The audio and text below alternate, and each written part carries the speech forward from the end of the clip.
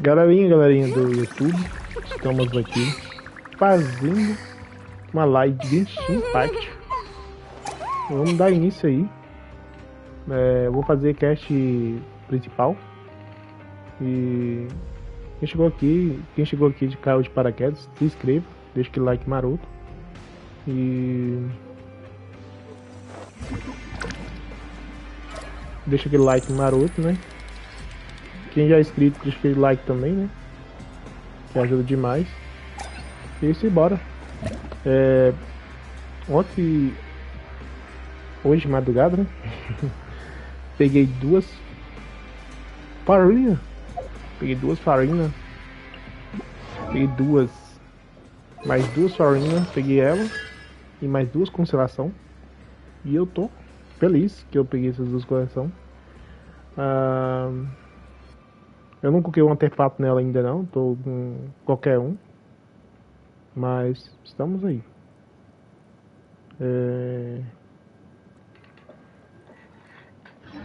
Eu vou dar de início aí a caixa dela. Eu vou colocar uns personagens bem apelão pra não dar merda, né? Que aqui complica.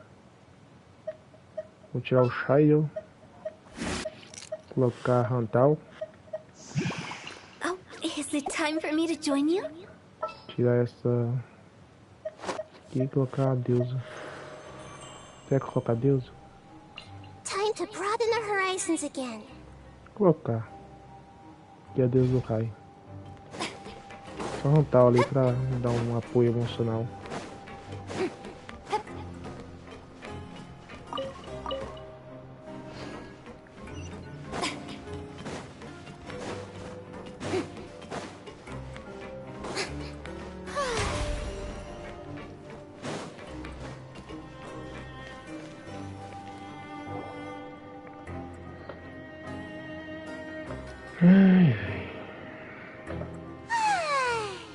Now for a little rest after breakfast. This is the life. Wait a sec. Isn't something important supposed to happen today? Oh, today's our big day! We're supposed to leave the Fortress of Mirapede! Come on, we've got to go complete the release procedures now!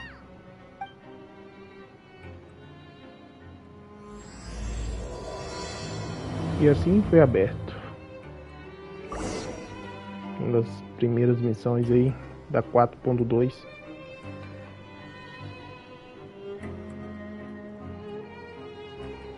Processando vídeo.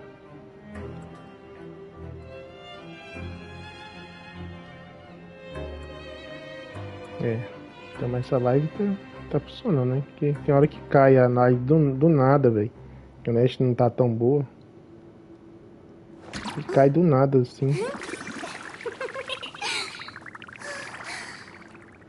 Ver se a live tá on aqui. Pode ter acontecido isso aqui. Deixa eu ver, conferir aqui se a live tá funcionando. Se tá no jeito. Tá no jeito, porque não sei porque tá assim. Tá de boa.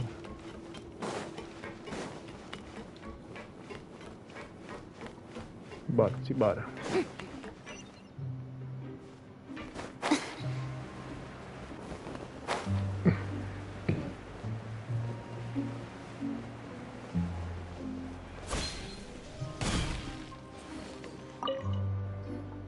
Please, sign here.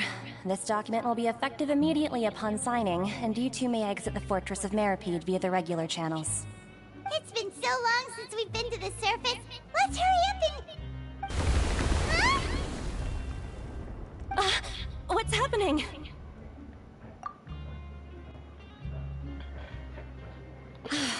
I'm fine, thanks. Mas but I wonder what that tremor was just now. Let's cross the Duke! Vamos ao Duque.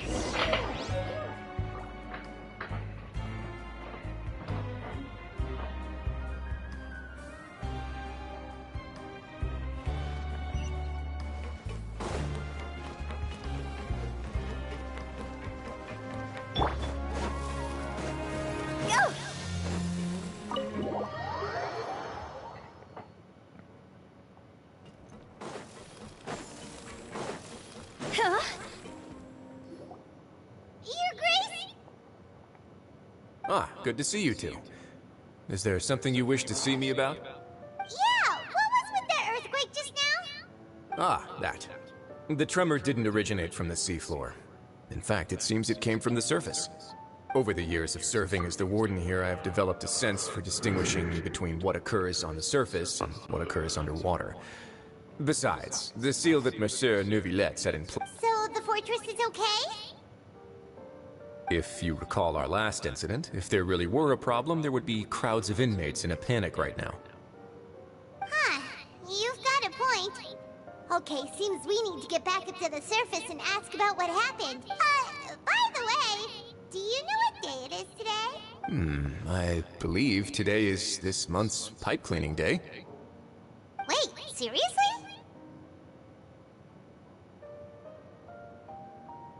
Ah, yes. Have you completed your release papers? Yep. It's you two. Are you the... That's right! Today is our last day in prison. But now that Paimon says that, it doesn't feel like we were confined here. It's actually been pretty nice. Oh yeah, Paimon feels fond of this place now. Then be sure to come back and visit. I'll miss you. If you've signed the release papers, then you're free to go. The guards will escort you out.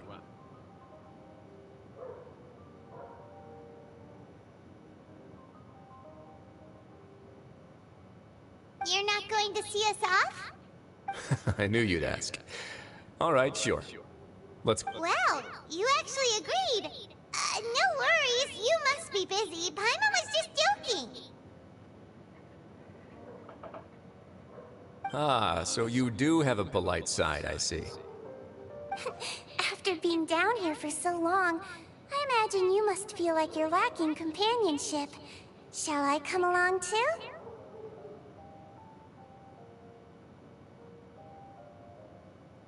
Yeah, don't worry, we'll come back to see you. Paimon really likes the cafeteria here. The chefs sure do know how to make good grub.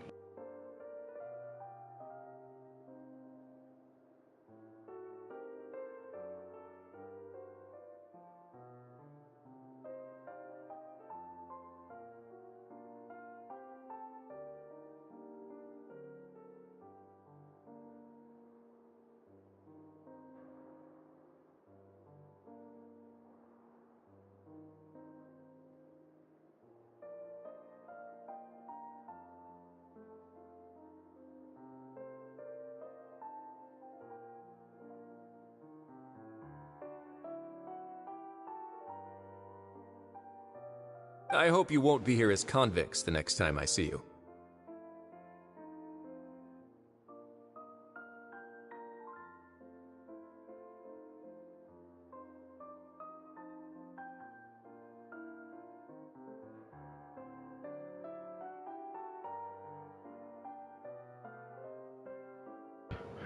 We'll do our best to stay out of trouble. Well, it seems our work in the Fortress of Meripede is finished. That's the end of another chapter in our journey. And since Neuvillette was the one who asked us to come, we should probably go report to him now. Next up, the Palais Mermonia. You're going to see Monsieur Neuvillette? Please pass on our kind regards. I'm sure just your regards will do, no? I believe it would be the polite thing to do. You're right. I've heard the Palais has been terribly busy these days. Tell him that I hope he hasn't been overwhelmed by the recent string of troubles.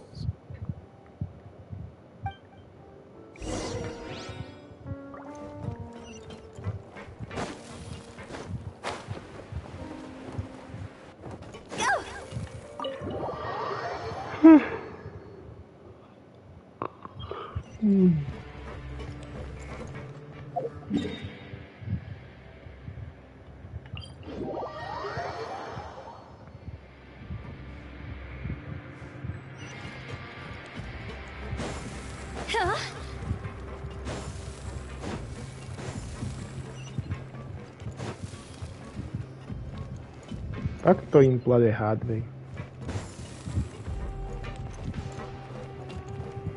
Maravilha, vim pro lado errado.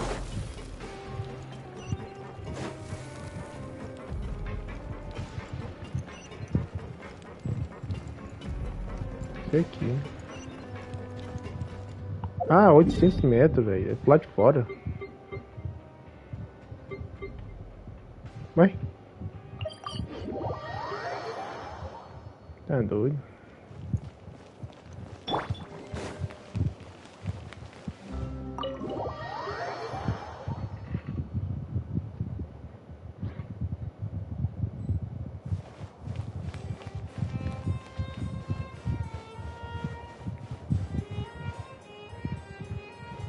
Cash aqui dentro. Cara, eu vou pegar essa cash aqui, caso.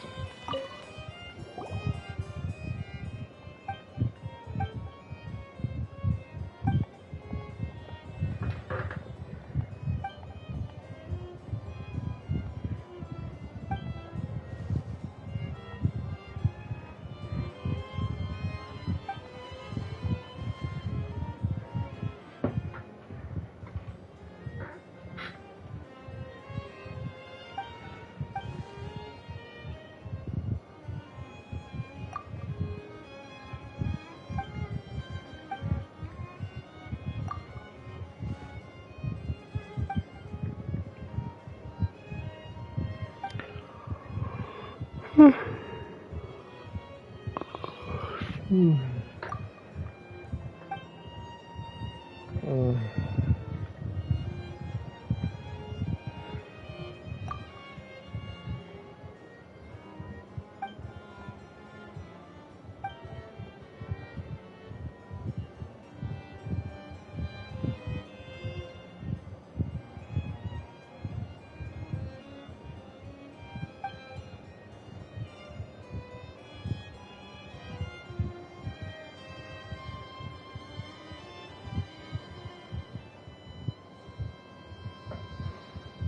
Então quem responde por isso?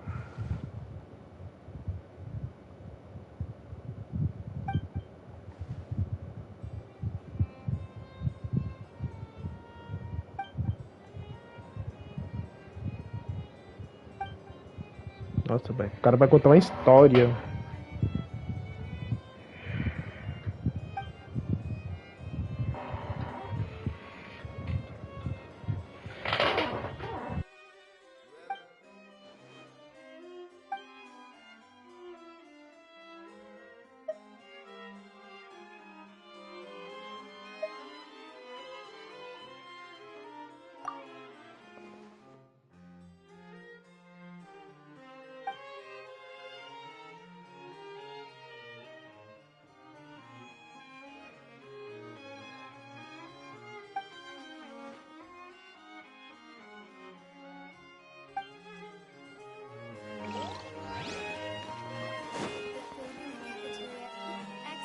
The Palais Marmonia sure is buzzing with activity today.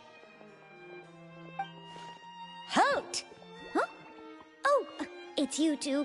Apologies. Monsieur Neuvillette did say you'd be welcome at any time. Excuse me, would you mind helping me take a look at this report?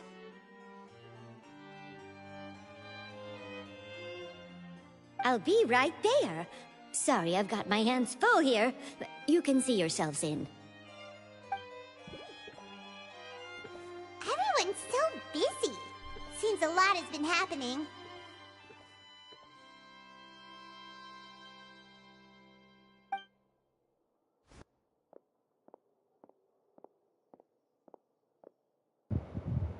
Tem alguém? Ah, precisa ter alguém vigiando nós. Desligar esse tornado aqui. Hello.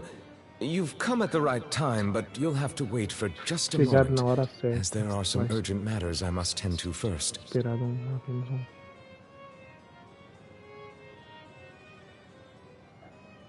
In the meantime, please, have a seat. If you'd like to have something to drink, let the Melusine outside know. That's all right. We just ate. Very well, then. Let's take a break over there while we wait for him to finish his work.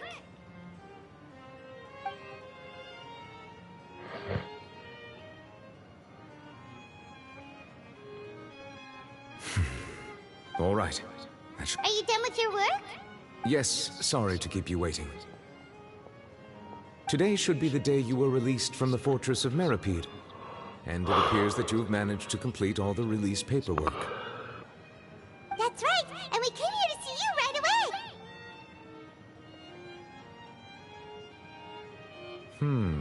A map. Do you have any idea what that might be? Judging from your description, that cannot have occurred in any ordinary waters, but rather something like the primordial sea. A whale of that size and shape cannot usually be found in the waters of Tivat. Uma baleia de Therefore, we tamanho can only tão assume que that não child is pode presently ser immersed in primordial seawater. por esse só pode assumir que o Shield está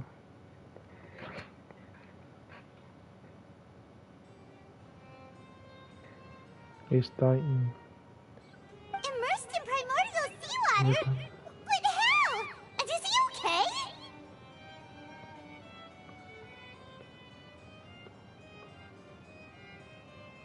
Most people wouldn't be capable of entering in the first place. I'm not completely sure how he could have gotten there myself.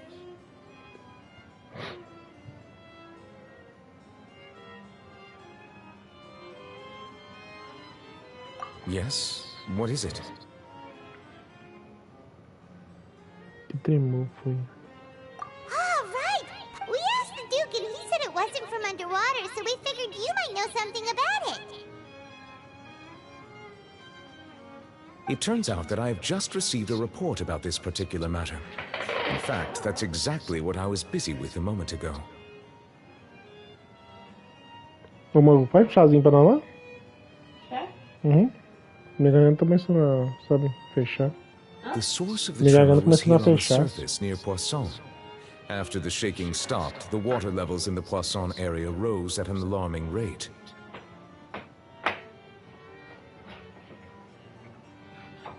A fonte do tremor está à superfície perto do Poisson. Mas após ele parar, o nível do Poisson aumentou em ritmo The water levels rose? Oh no! nível. What about all the people there? Fortunately, the water levels only rose for a short period of time and have already returned to normal now. However, I still have a bad feeling about the whole phenomenon.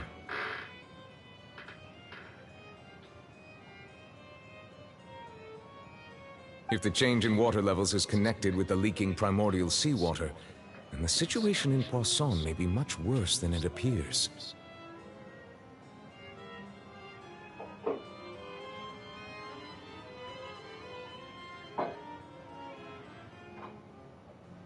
Navia should be in Poisson, right? We need to go check on her!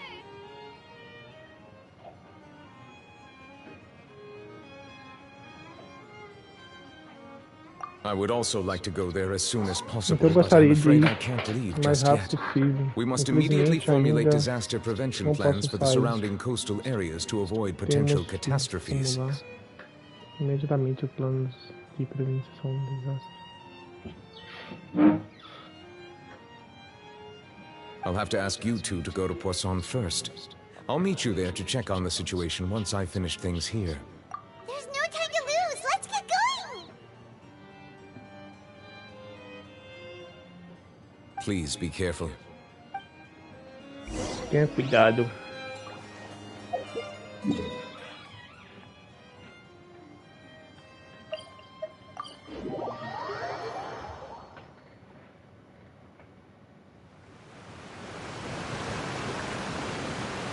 Oh no! What happened here?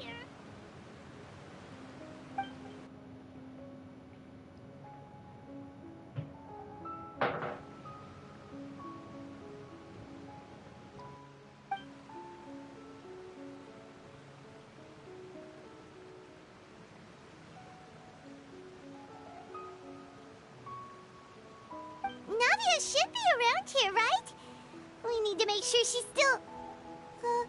Paimon means we need to check on her.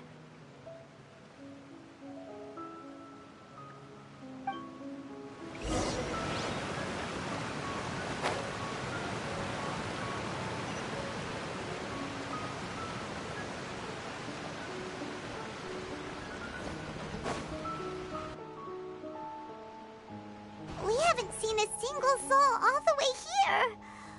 Oh, this is getting scary. What will I ever do now? Look, there's someone on the roof. Just stay put. We're coming up. Watch your balance. All right, just...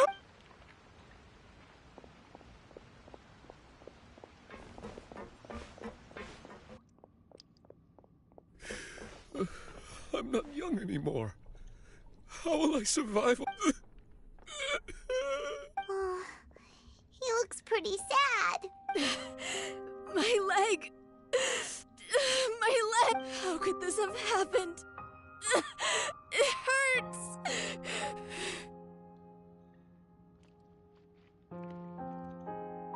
Just hang in there. Help is on the way. You can hold my hand if it makes you feel better.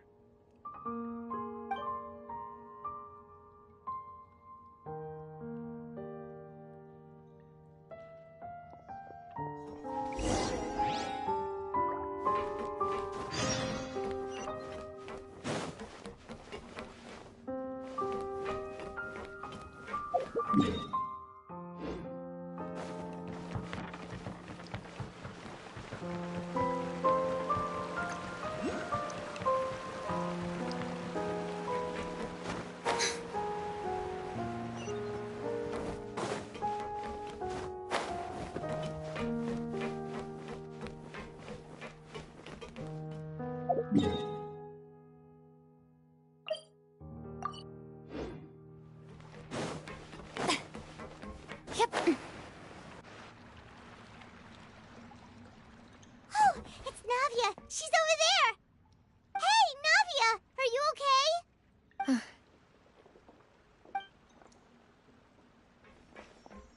You're here. We heard there was a situation in Poisson, so we came as quickly as we could. Yes. As you can see, the water level suddenly rose. It caused quite the disturbance, in fact.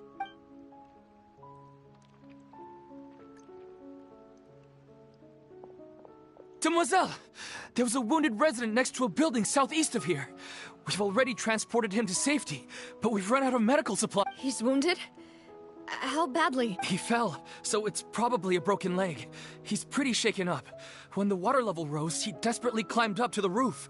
Once the water receded and he saw the ground, he became terrified and eventually...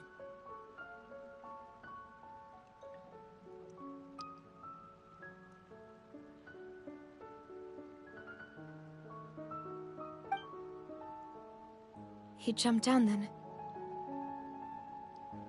Find the leader of Squad 1 and tell him to take the wounded resident to see a doctor. He should know where to go.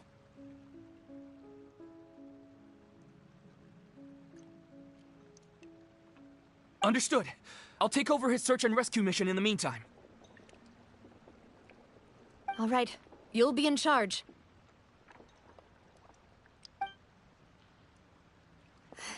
I'm sorry. Where were we? The situation in Poisson? Ah, right. Allow me... A little earlier, we suddenly heard a loud noise. At first, everyone thought that something might have exploded in the waterways. But before we knew it, the rushing water seemed a little odd, almost like the unique color of primordial seawater. Some people didn't realize the danger and thought it was just ordinary water, leaking from somewhere.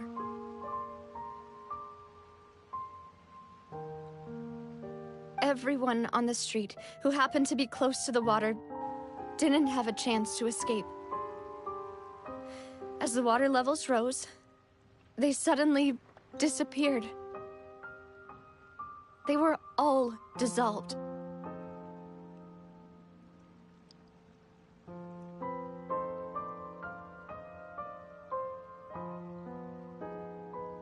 Those who realized what was happening started to flee in a panic, desperately trying to get to higher ground.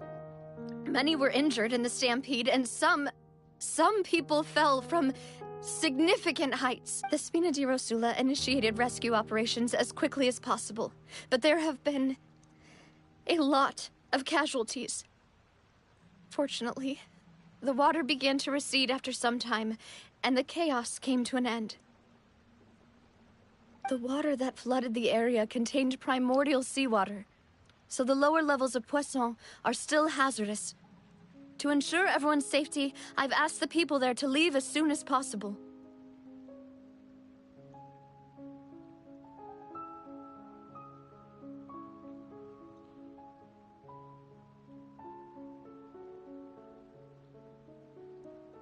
No one knows if this could happen again. All we can do for now is try our best to help evacuate the residents. We still haven't completed the head count, but we'll have some numbers soon.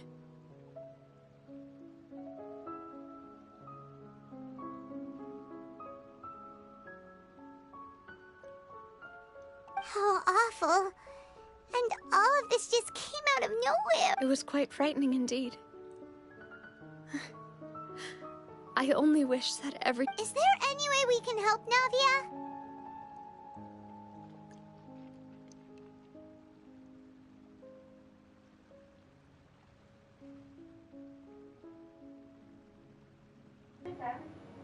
Ai, então tá.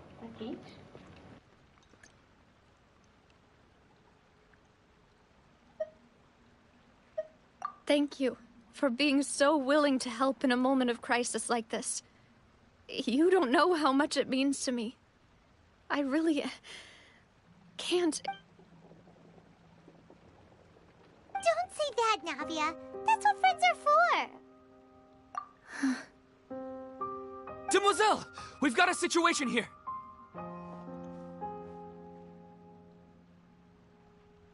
Fala assim. Demoiselle. Demoiselle.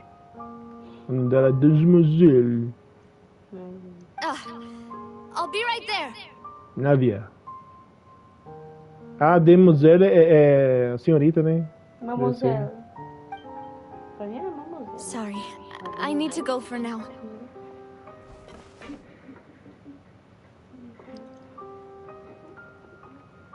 Cachorro. And out she goes. Seems it might be a while before she can take a break.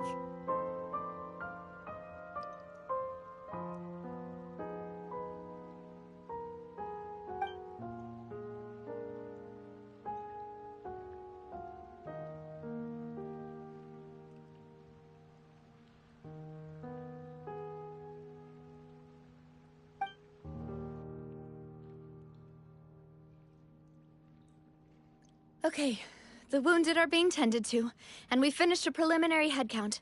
More support has just arrived, so I suppose I finally have a moment to focus on my own matters.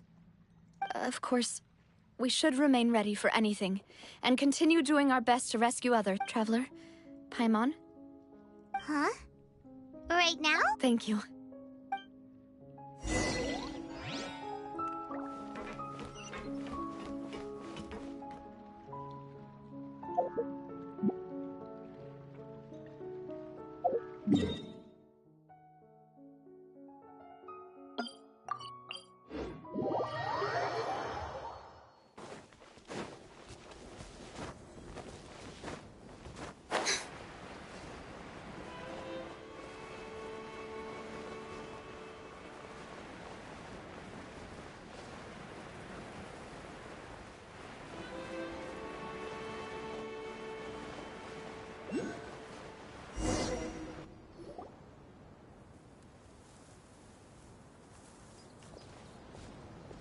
Not a lot of people here, huh? Well, given the time of day and the whole situation in Poisson, Paimon doesn't think there'd be a time. Right. That's...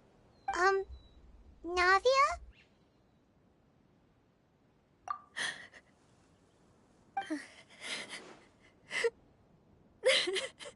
Navia, what's wrong? Sorry.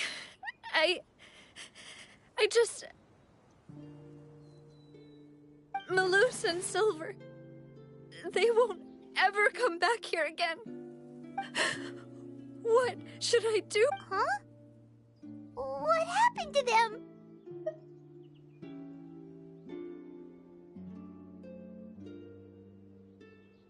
Everyone agreed on the rescue plan, but still, they were helping evacuate the residents, but they couldn't leave in time.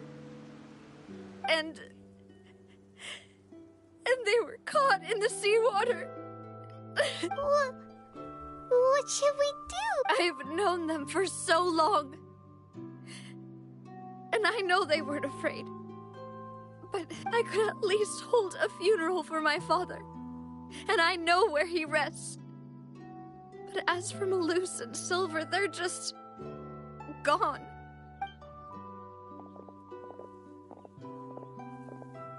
Everything looks so clean after it rains.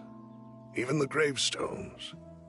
I didn't expect that you'd enjoy a glass of red wine in front of Master Callus's grave. I can understand. Besides, the scenery here isn't half bad. See, it's not just me.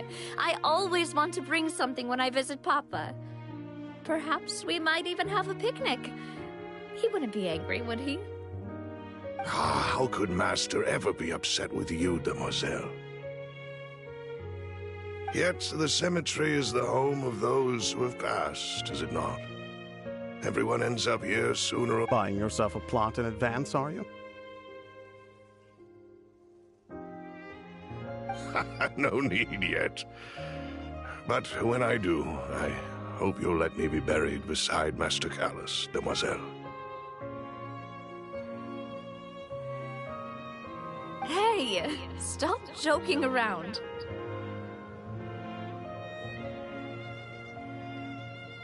I'm quite serious. That way, it will save us both the trip to see each other whenever you visit your father's grave.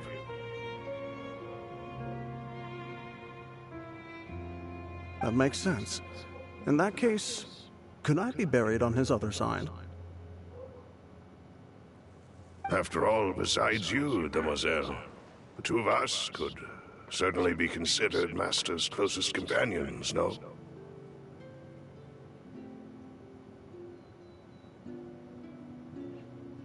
Personally, I believe we fill those shoes just fine.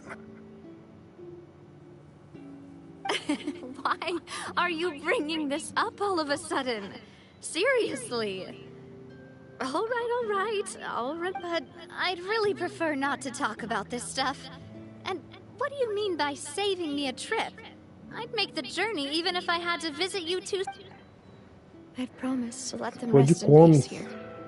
Bora eu. I'm sorry for letting you see me in a mess like this. I don't usually... Paimon doesn't know how to help you feel better. But, well... I had always thought I could make my wishes come true. But now that I think about it, that never solely relied on me. Many things can only be accomplished. Malus and Silver have helped me so much. But by contrast, I could do nothing. I'm so sorry.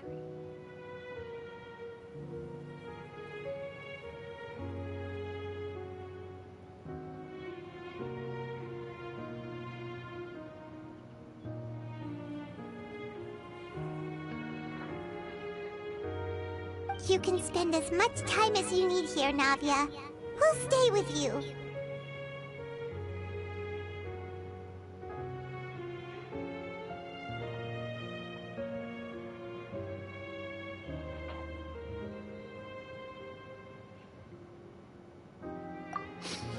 Thank you. Right now, you don't know how... By the way, you can have a look at this. It's a list of victims from the incident that took place here. Obena, Khan, Burnett, Giverny. So, everyone else is safe. It's okay. I know what you're thinking. And you're right. We lost Malus and overall outcome indicates that the O cost resultado geral indica. was worth it. Pena. Right. Don't think that way, Navia. One person might be saved that Malus and Silver were not the price for saving anyone. You're right. Thank you, Paimon. What you said just now was pretty amazing, actually. Oh! Seems you've become more eloquent in the time since we last met. Quem chegou? Ai, que momento, né? Parece que vocês estão. The knave? Sério? What are you doing here? Ah, is everything going well on your side? Yes, my people are carrying out the mission according to your request. All the residents of Poisson have been evacuated, and we're preparing to relocate them to higher ground.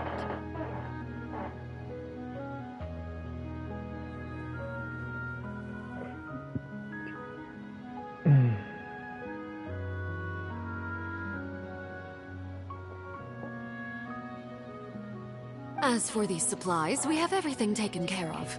There is no need to worry. Thank you. Very much. Wait, do you two know each other? We just met recently. Right, Miss Navia? Usually, I would call this a coincidental encounter. But that doesn't quite fit this time. Besides, it never even crossed my mind that a Fatui Harbinger would come looking for me. Thanks to the Knave, Spina di Rosula received generous support from the Fatui, which allowed us to complete the rescue and evacuation work so quickly.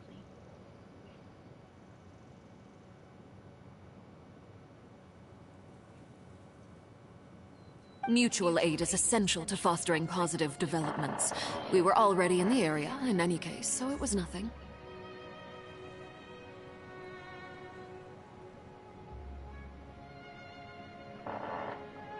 That said, I must say that you're a lot sharper than you let on.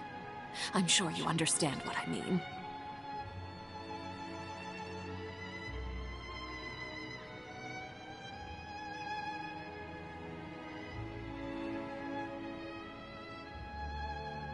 I apologize for all the ways in which I tested you previously.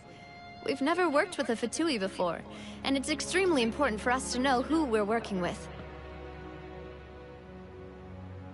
My subordinates have reported that Fatui soldiers have been observing water levels and taking head counts in various locations. I hear that they've also prepared a large amount of emergency supplies.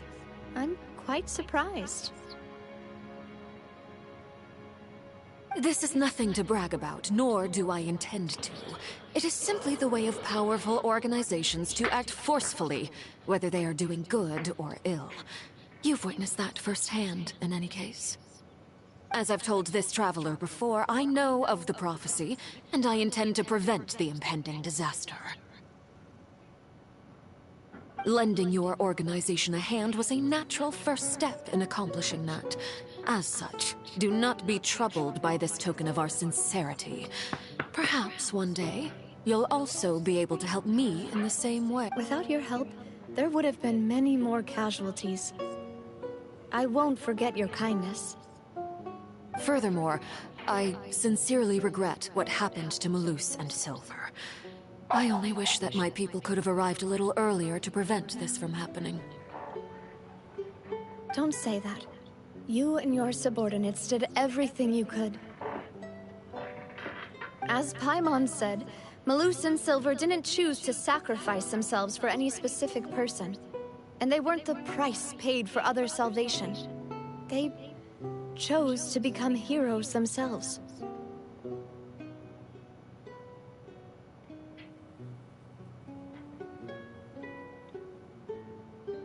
I've never liked hearing people put it that way. It's like trying to relieve pain by saying some noble-sounding words. Amor, você parece Nossa, velho, parece uma esmiladeira. Really did become heroes. Deixa lá, vai, deixa lá, Nana, pra eu como amanhã. Eu como amanhã.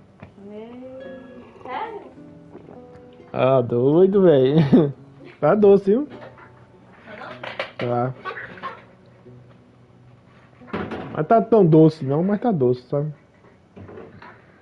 Eu gostei de ouvir as pessoas falando sobre a forma de tentar aliviar de alguns dizem que algumas palavras nobres, mas agora não há nada melhor que eles realizar se tornar. You're right.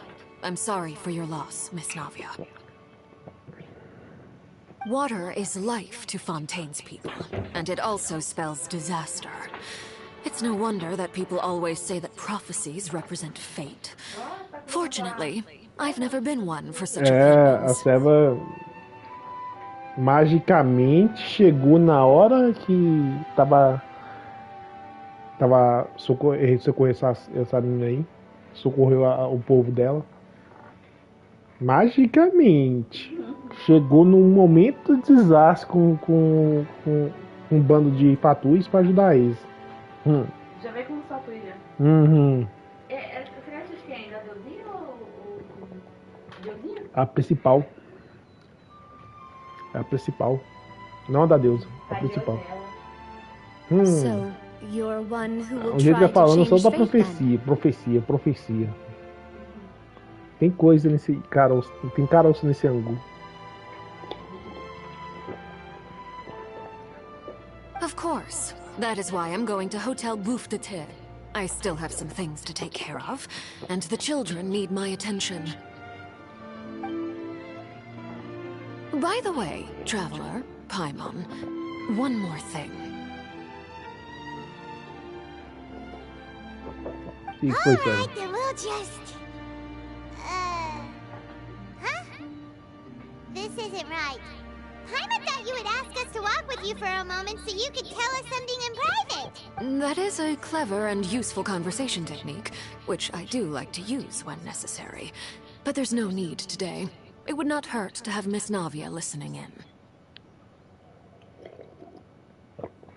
Traveler, I'm sure you remember that I said we could work together when we had the chance. You and I both know that there may be issues with the Primordial Sea. Previously, it was the Fortress of Meripede's sluice gate, and this time it was the water levels in Poisson. These are both signals.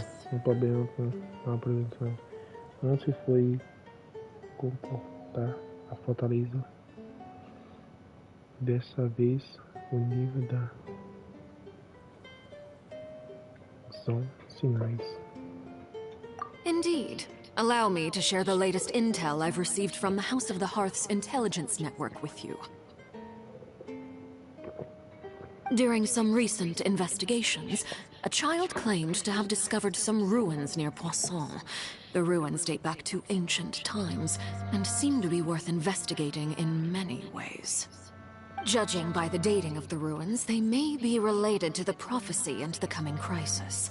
The situation is becoming more urgent, so any pertinent information will prove extremely precious.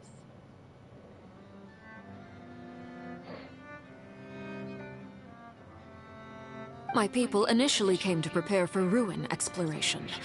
Unexpectedly, this disaster struck. And at present, we're all busy prioritizing the rescue effort.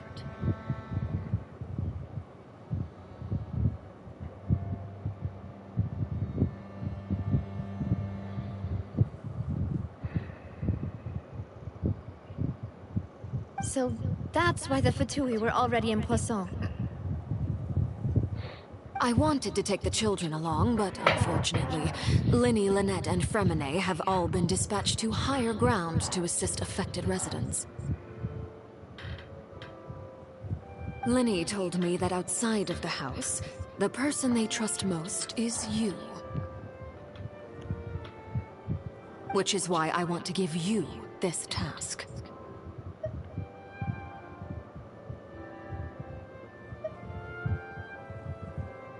The House of the Hearth's members see each other as family, but Linny, Lynette, and Fremine said that they also see you as such, even though you are not from the house.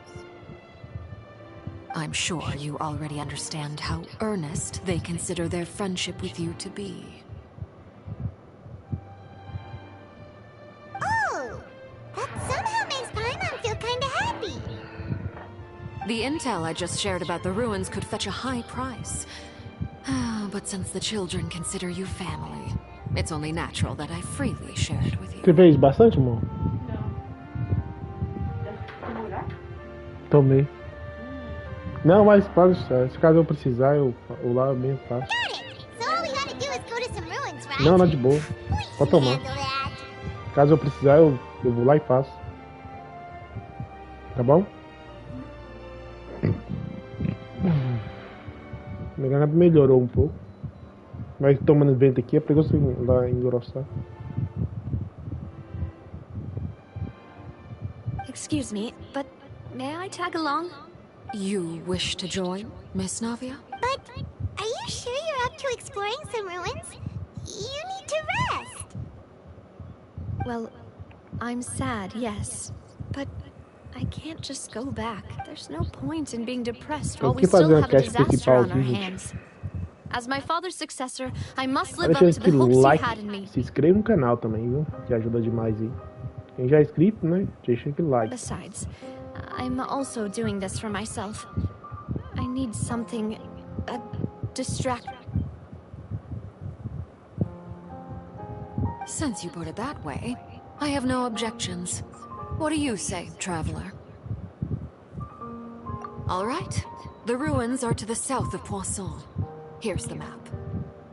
Okay, the three of us will handle it. Come on, let's pack up and get going.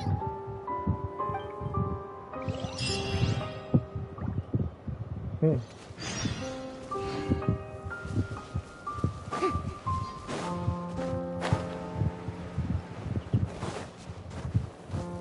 $300.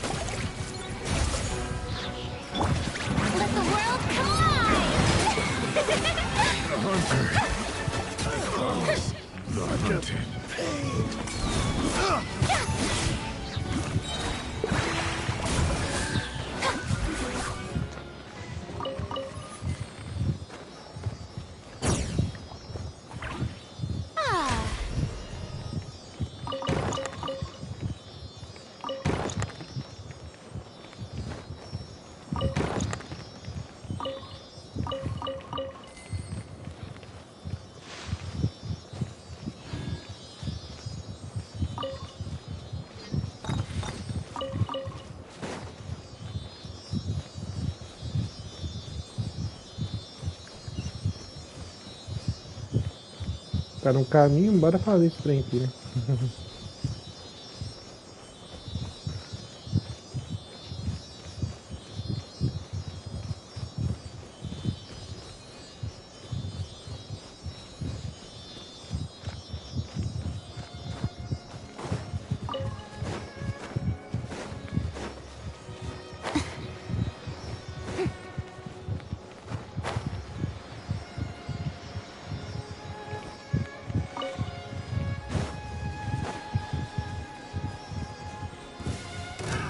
Another test subject. I see everything. Shine down. Test subject.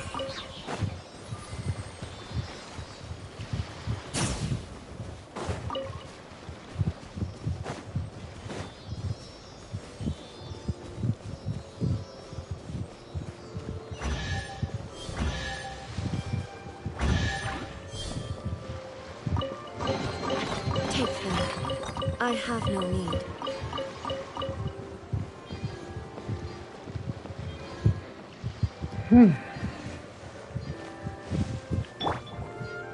Shower me with praise.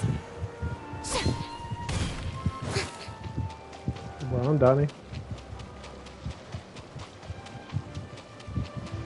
Que é legal demais andar pela água, né? So, Are these the ruins the knave was talking about? Whoa, talk about old. They seem to be pretty ancient. Let's go in and just be careful.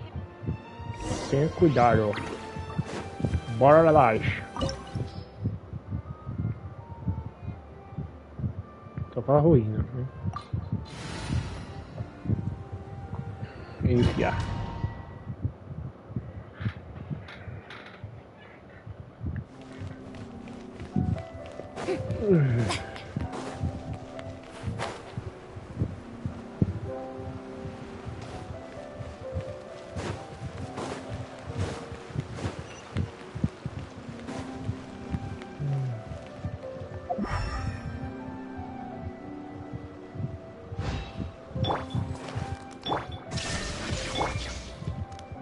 everyone hold hands. Let my name echo in song! Time to go!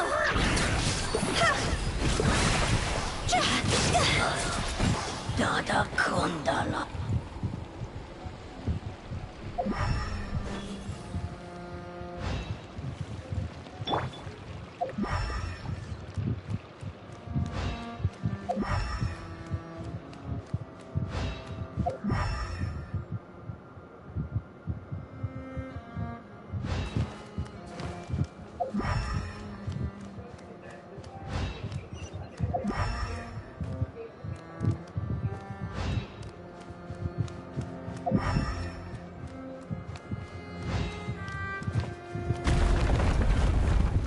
Watch it! The floor here isn't safe!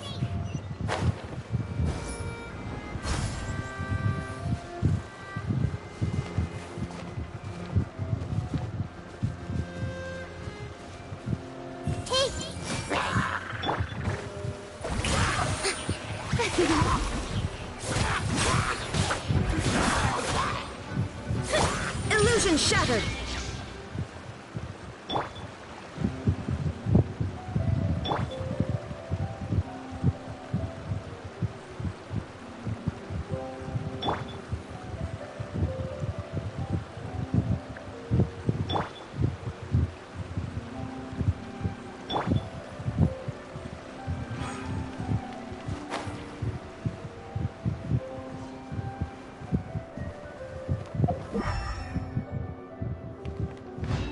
Mentira, que eu deixei um baú lá.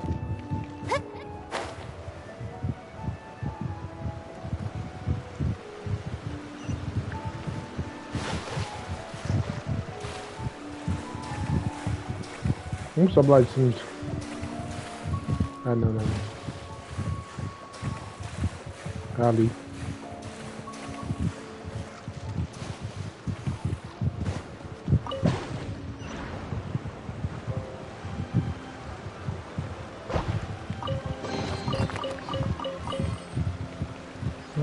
Esquecendo o baú, velho.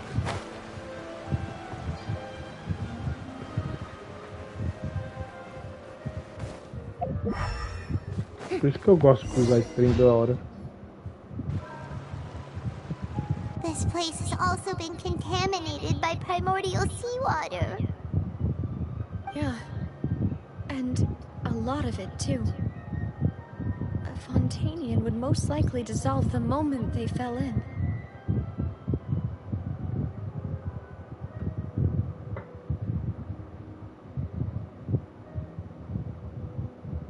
Right! You can't go down if there's primordial seawater. It's too dangerous, and it won't be any help for you to just stay here.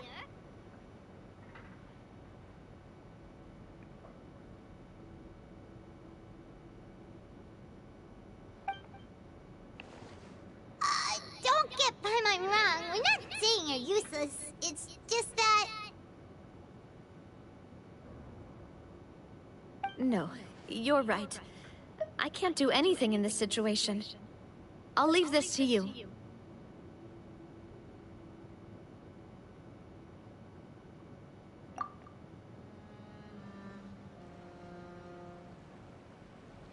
That complicates things. Maybe the only way left is forward. In that case, do you want to wait for us here? The water levels here are unstable. and there's a chance the water will rise. So staying here wouldn't be safe either. I'll go together with you. Perhaps we'll find the exit just up ahead.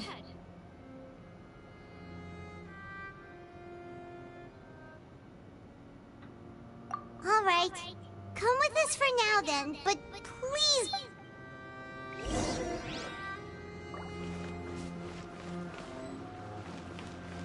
Oh no, it's a dead end! Let's try climbing over from the side.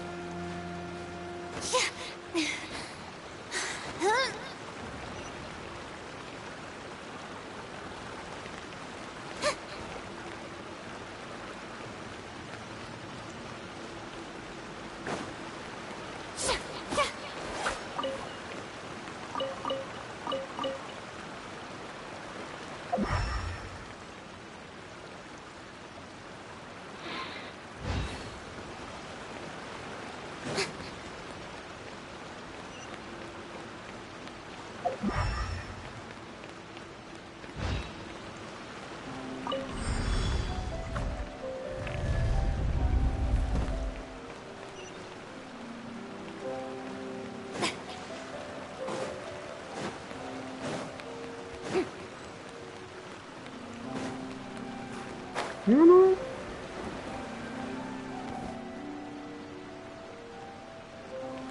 Ainda bem que voltei.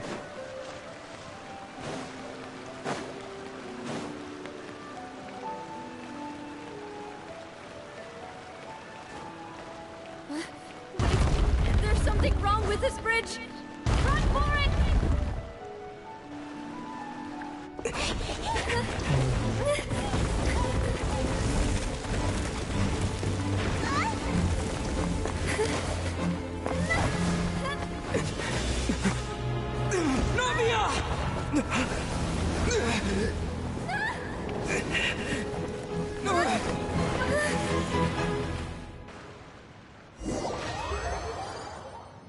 É, foi de comes.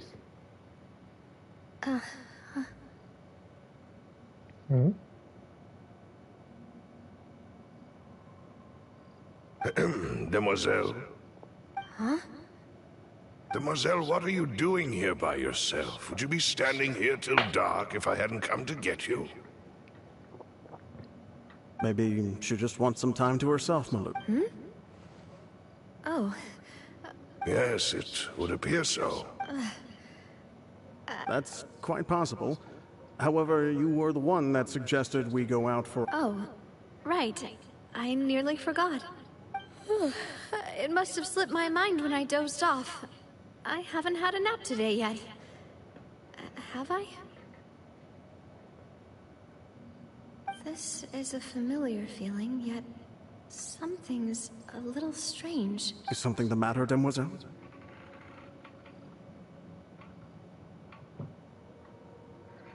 Oh, no. I was just trying to recall... Do you remember Mr. Giverny? He'd requested our... We were headed to see how things were going with him at the moment. Ah, right. Yes. Oh, Miss Navia. Ah, Mr. Malus. And Mr. Silver, too. How have you been? I've been great. Thanks to your help, those bothersome merchants finally realized that I wasn't the one they were looking for. They were knocking at my door day and night. Even my neighbor, Obina, was getting fed up with them. Sometimes force is required to calm... That's right. Oh, by the way, Burnett, what was it that you wanted to give to Miss Navia again? Oh, yes. Miss Navia, these are some flower seeds that I prepared. Please take them. They're very... I don't know what we would have done without your help. So this... Did you cultivate them yourself? Thank you so much. Why, we can have as many pots as you'd like, Demoiselle. Perfect. In that case, we'll swap out some of the decorative plants for some of Mrs. Burnett's flowers.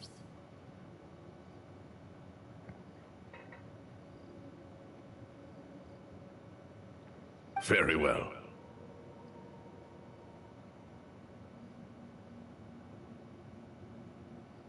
Wait. Something seems to be off here.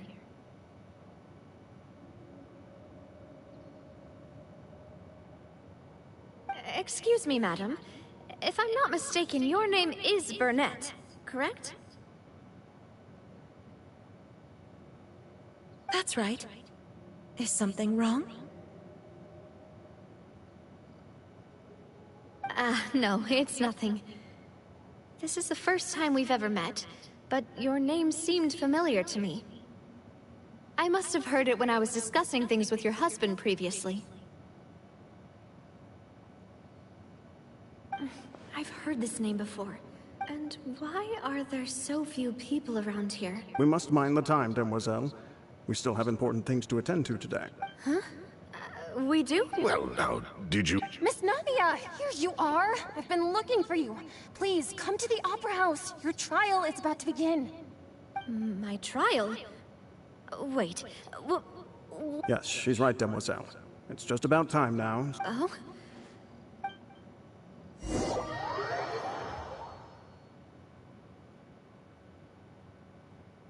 Look, it's Navia!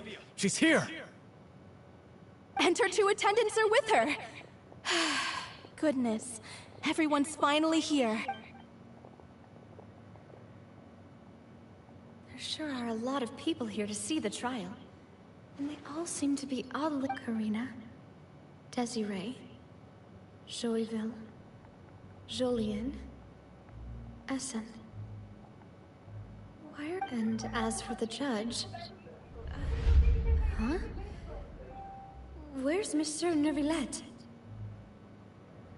Please sit in the defendant's seat. Don't worry, Silver and I shall accompany you.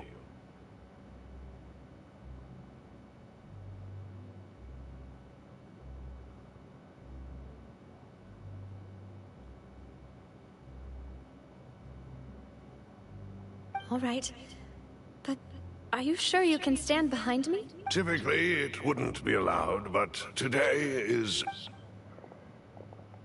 Hey, what kind of place do they think this is? Come on, do they have any idea what they're doing? Seriously.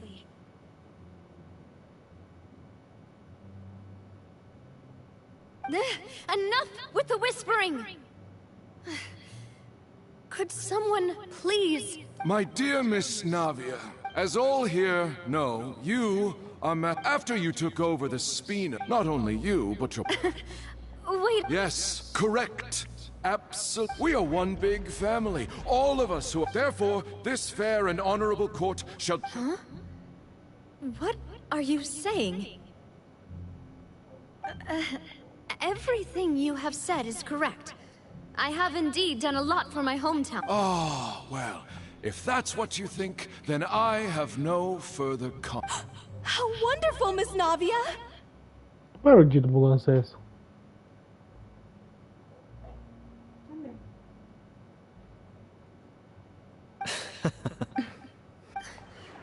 I know all these people. Why are they laughing? I seem to remember now. Yes, I get... Wait just a moment. This isn't right! Malus? What was that, Mr. Malus? Our conclusion is very clear and unanimous. Let the court judge her now. She's... Stay here, Navia! You're one of us! Demoiselle, don't admit guilt. This trial means to keep you here forever. I wish to exercise my right to defend Our Lady. Mr. Joinville, you only know of Navia's goodness, but nothing... She was born a free and independent spirit. Her actions cannot serve as proof that she identifies herself as part of any group. She merely acted as an individual, extending... Please do not mistake her actions as being otherwise. Really? As an individual, you say? Don't forget, we are all Fontanians here. Even if Miss Navia owns... Everything is measured here and then. Now, I speak for everyone. Our opinion is consistent. Navia should stay. And you would call this justice? Preposterous. Have you forgotten how much you all once longed to become individuals? Do you mean to defy our justice? If your justice is flawed, then why should we acknowledge it? As you said, we can also have our own justice. Silver and I shall defend Demoiselle. Será que aconteceu alguma coisa na rua? And that is how we will enforce justice. Não. Ugh, my head... It hurts. Demoiselle. Silver, it hurts. My head is spinning. I remember now. Everything that seemed odd from the very beginning.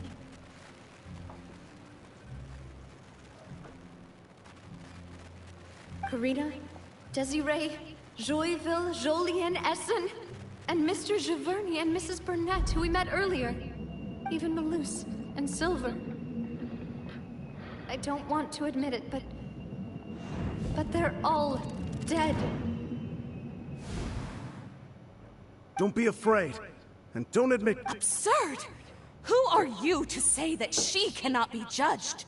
We are the majority, and in the nation of trials, don't let them escape! We shall keep Navia here with us! Mr. Malus and Mr. Silver, must you be so stubborn? How could the two of you possibly hope to stand against the collective? Do not resist. This judgment is fair and just. Navia belongs to us. After all that happened, she should not be left alone in Poisson. What are you saying? No more excuses! She says we're jealous. Jealous? How could she possibly be? What's with these people? Who's jealous of her? She belongs to us! Miss Navia. Silence!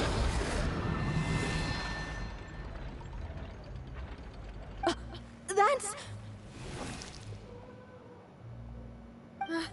Monsieur Neuvillette! Such commotion is prohibited in the court. The accusations you just presented are nonsense and cannot constitute a proper trial. The court will adjourn for the rest of the day. In this, I shall hear no objections from any unauthorized party.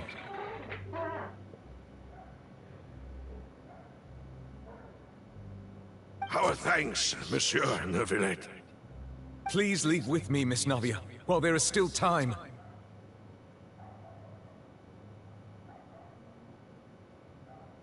But... Go on now, Demoiselle.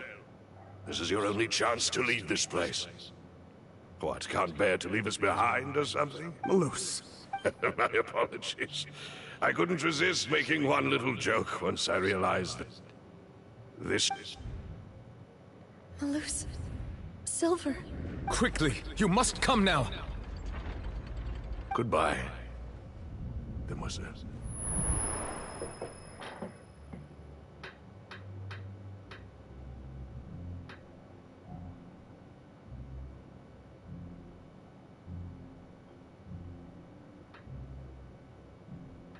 Farewell.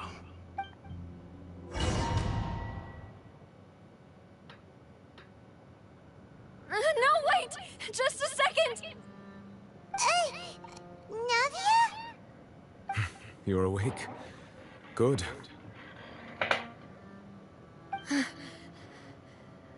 I must have been dreaming.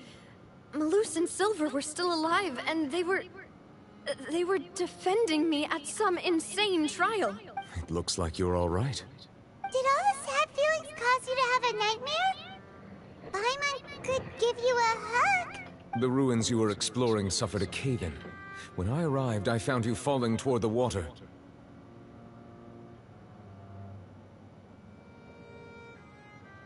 You were just about to be dissolved within, but I think I saw two Oceanids protecting you. It was only for a moment, perhaps even a fraction of a second, but they gave me the chance to retrieve you.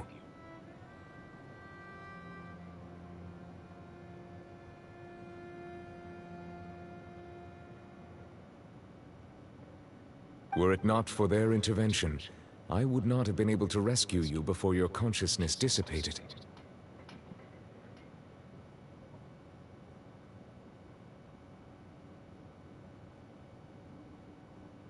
Wait, did you say Oceanids?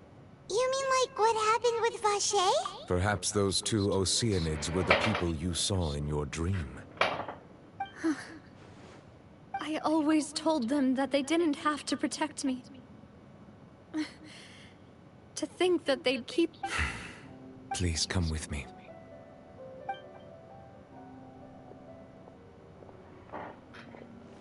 Neverlet, are you okay?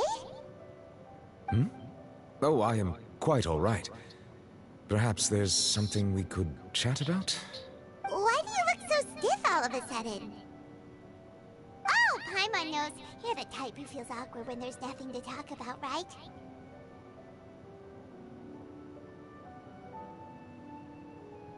I merely thought that we should give Navia some time to herself.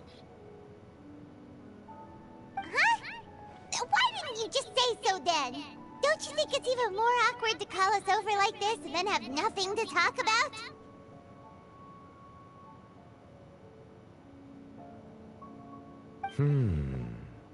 I suppose so. Ah, Sigewinne. I hope all is well with her these days.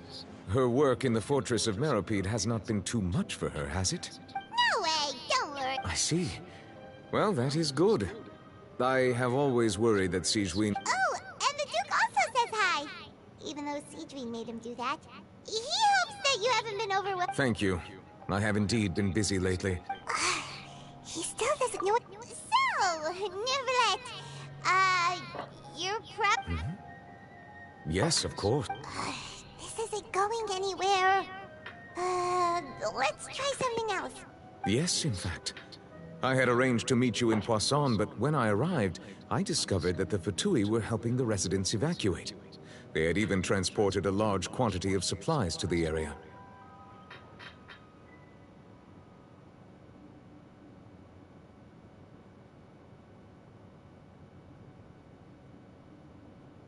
Amid my astonishment, I ran into the knave, and we had a chat.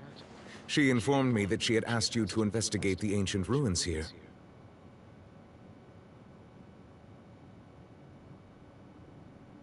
Yeah, we originally planned to meet up with you, but we thought you might still be busy with all those official documents. We didn't think exploring the ruins would take very long, and who would have thought you'd wrap things up so quickly?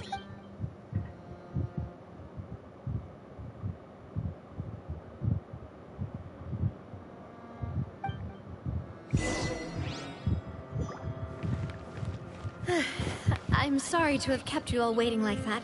I'm feeling much better now. I guess we should get going again. Will you come with us, Monsieur Neuvillette? Yes, if you wouldn't mind my company. All right! Another one joins the party! Let's get going then!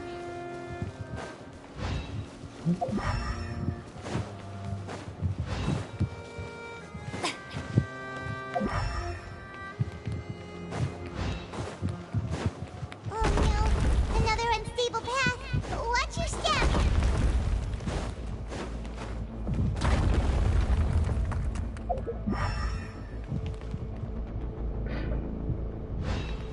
Sim, vai dar merda.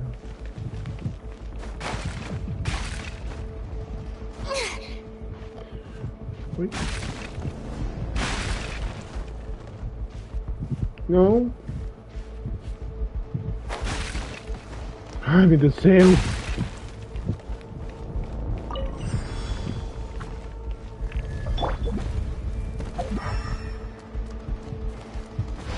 Watch out! There are rocks falling over here!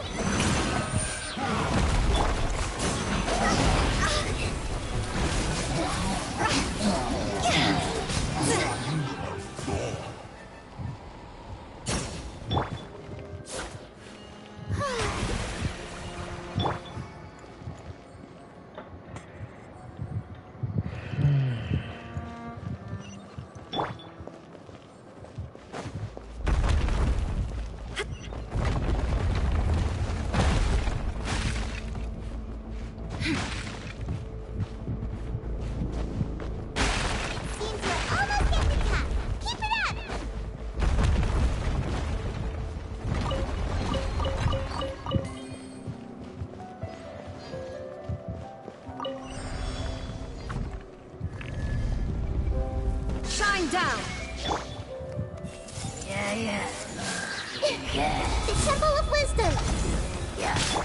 Time to shine! The show begins! Toss over!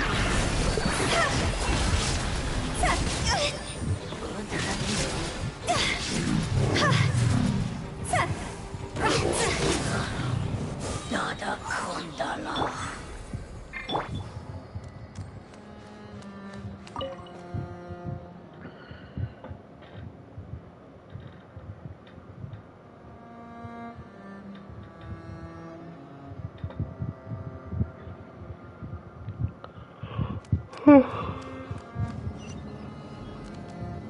Assim.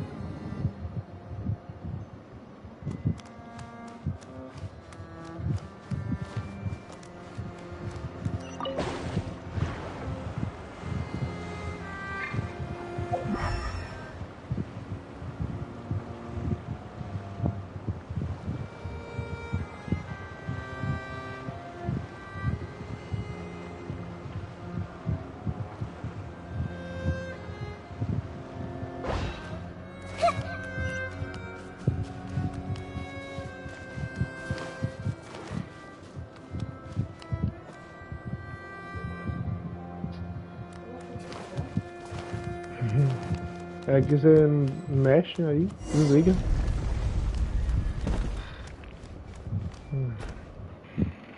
Nossa, velho.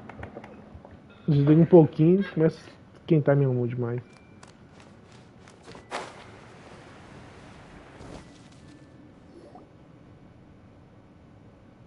Looks like we've reached the end. This is the place? There should not be any other hidden spaces in the vicinity. The path sure had some twists and turns, but it turns out that this place isn't actually that big.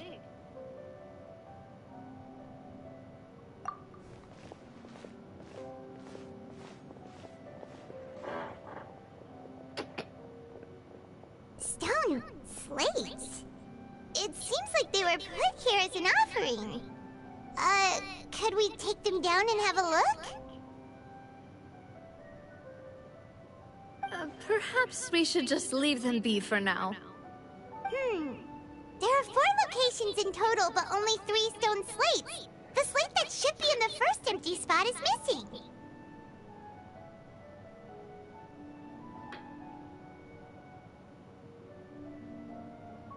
The surrounding walls also show signs of damage.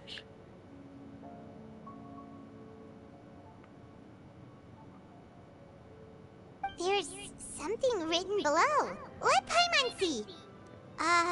Reason dictates that this nation be destroyed. I shall record the history of its future here in its past. It feels like someone left these slates and these words here for a purpose. But does he mean that Fontaine should be destroyed?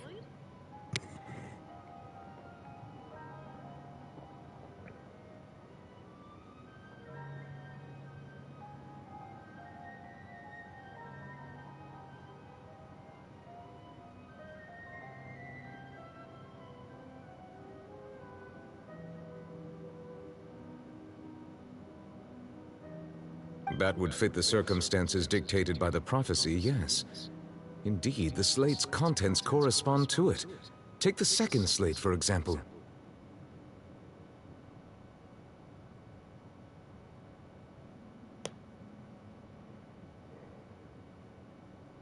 There's a person kneeling here.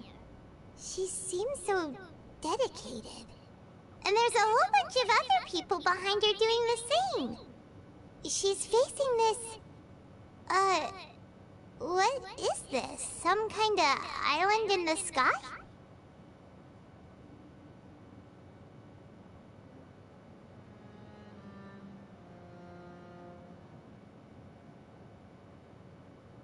And is that Lady Farina in the third image? Did the Hydro Archon fall into the water?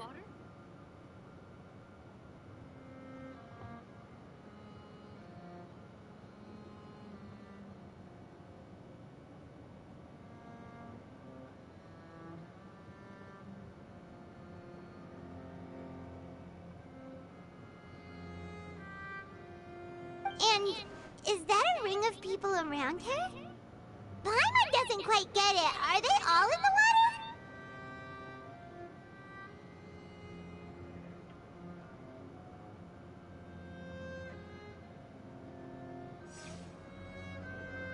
The fourth image. I know this one. This exactly matches the content of the prophecy.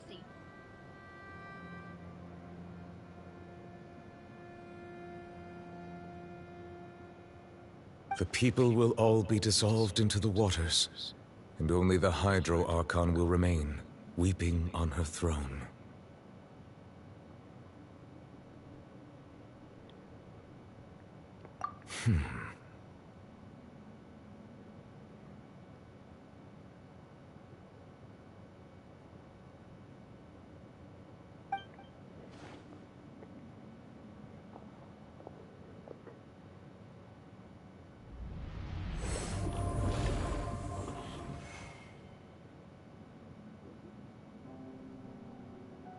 More information should be hidden in these slates, but I fear I cannot easily uncover it, most likely due to us missing the first slate.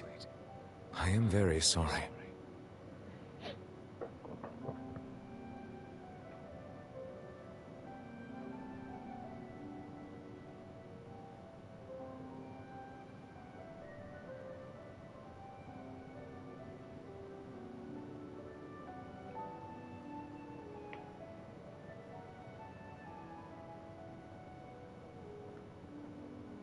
Don't blame yourself, Monsieur Neuvillette.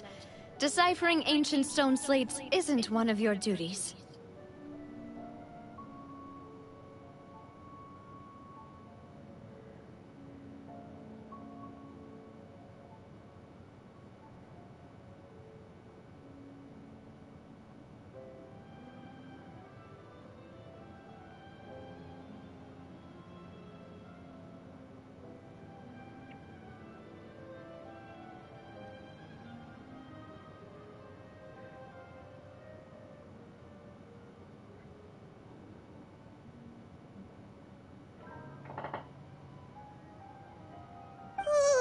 Paimon's getting the chills just looking at these slates.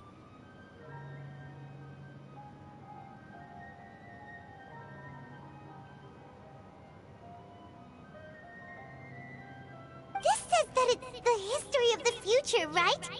That means the prophecy's sure to come true.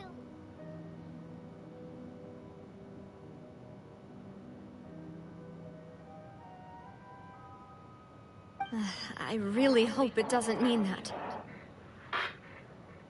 Still, Paimon feels like these images are kind of weird when you look at them together.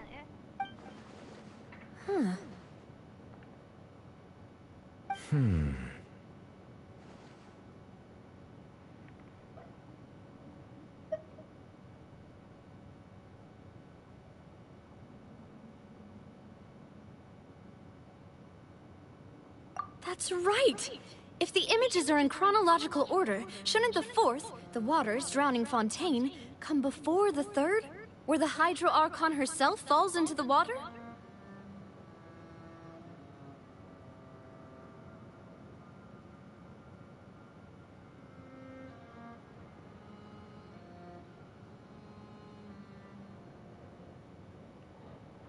And yet the order is reversed here.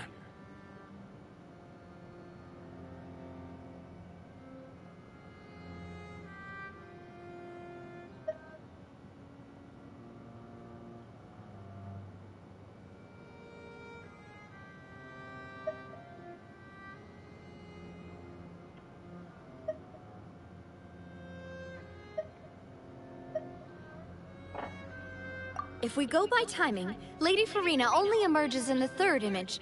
That means that the person in the second image might be the previous Hydro Archon.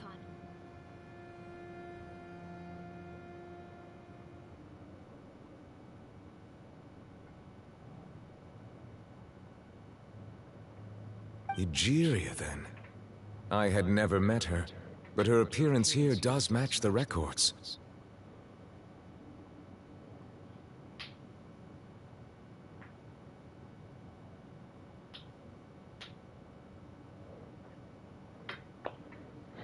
The previous Archon kneeling before the floating island in the skies, as if confessing a sin.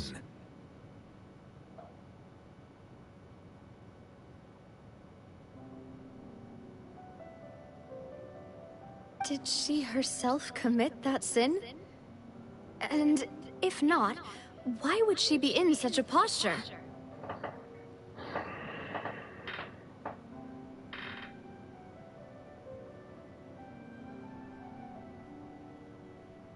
Also, I'm still wondering why these ancient stone slates are here at all. Judging from their contents, could this place be the origin of the prophecy?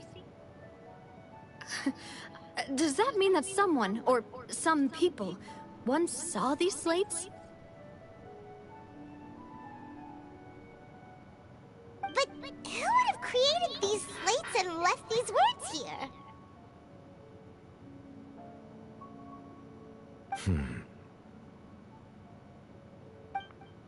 It seems that any further clues will have to come from Farina.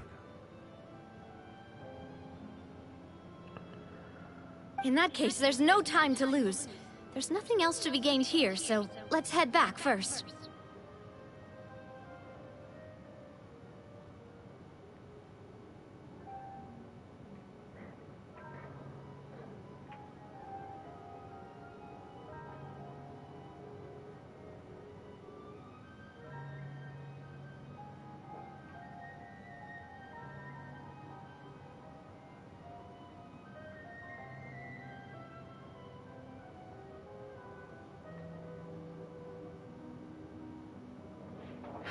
Yeah, we better get somewhere safe for now.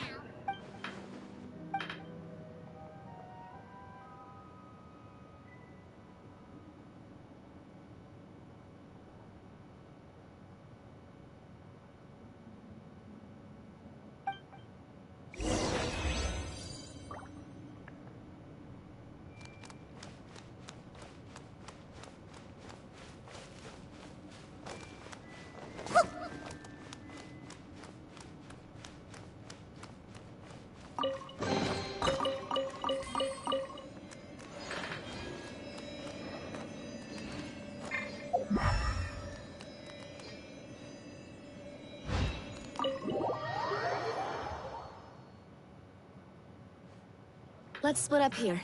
I'm going to check on what's happening with the Spina. You know how it is. There's some things you just need to be there for yourself.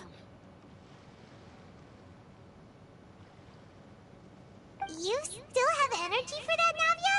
Paimon's already beat. Just head back to the Fluvsandra and have a rest then. Thanks for keeping me company all this time.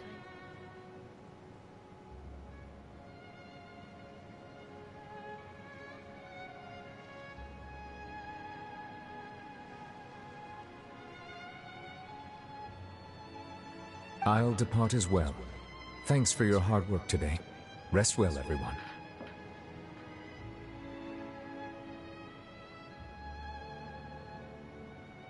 Traveler, I will go talk to Farina tomorrow morning to ask about the stone slates. I'm sure that you're concerned about this matter as well. If you have time, drop by my office. I will share the results of our discussion with you.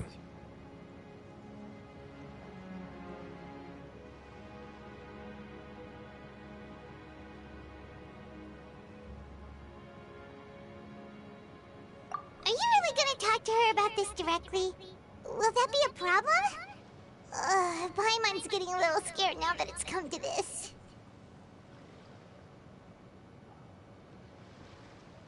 She has long been harboring secrets, and will not give them up easily, which makes it all the more my duty to ensure that she understands the present situation.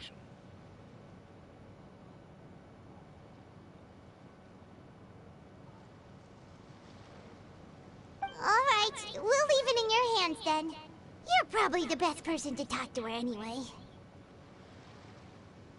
I will be carefully considering my words tonight. Traveler, Paimon, our safe house at the Fluvsandra is always open to you, as ever. So please don't think you're an imposition.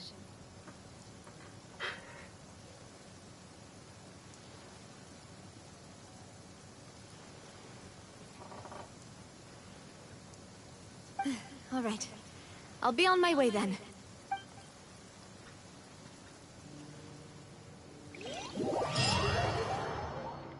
Vai embora e você e pai não.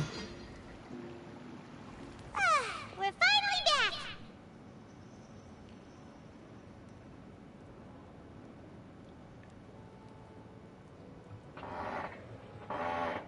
Welcome back. We've got a special menu prepared for you two tonight. Yay! And there's good food too! No, the boss is the best!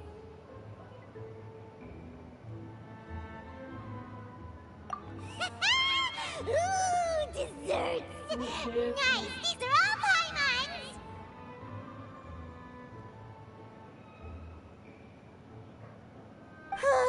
Paimon's already starting to forget what happened today.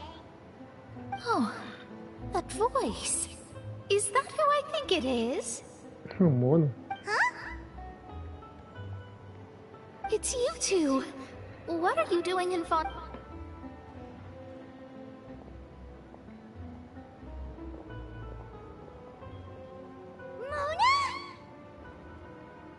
Quantas horas de live?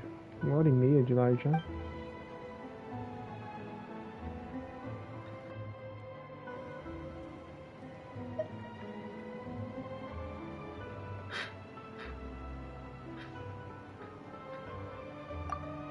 Seriously, nobody just uses a scry glass whenever they've got time to just see who they'll meet on the road.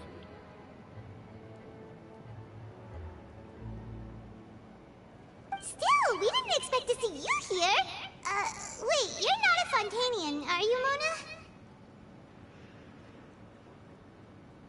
Well, I have some business to attend to here, so I booked a hotel in the city. I was just out for a stroll when I bumped into you. Quite unexpectedly, if I might add.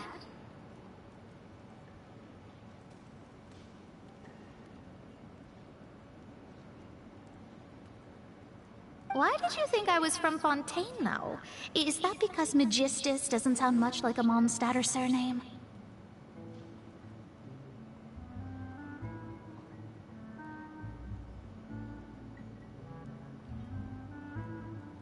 Yeah, let's go with that.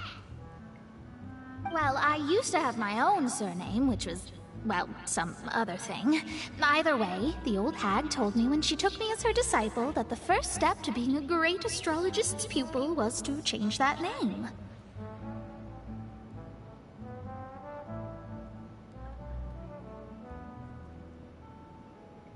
There was nothing for it, really. She really is amazing at astrology, so I changed my name to what it is now according to her wishes. To my surprise, however, Magistus is not the name of some ancient house or clan.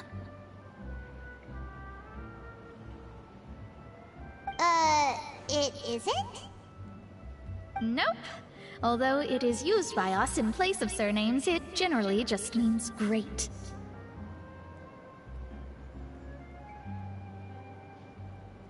Wow! Imagine including a boast in your name. Wait, are you gonna have to put that into your genealogy as well?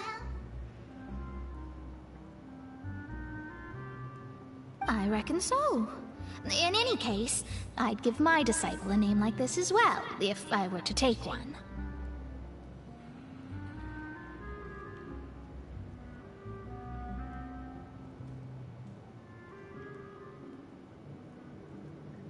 Astromancer Barbeloth Trismegistus.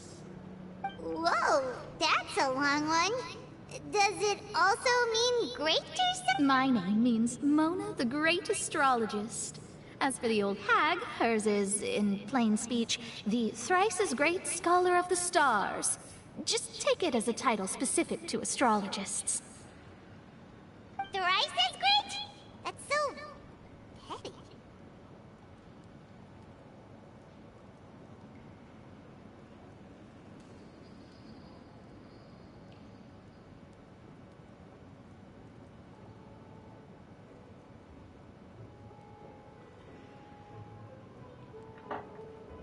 I know, right?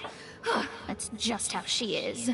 She used to call herself Magistus, actually, but when she took me in, she changed her name to Trismegistus.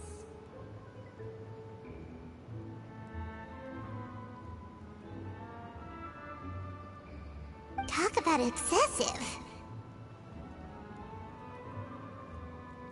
Magistus is thus the calling card of our school, so to speak, which makes it about the same as a surname. It's all right if you don't get it. You can look into it further should you need to study astrology more deeply.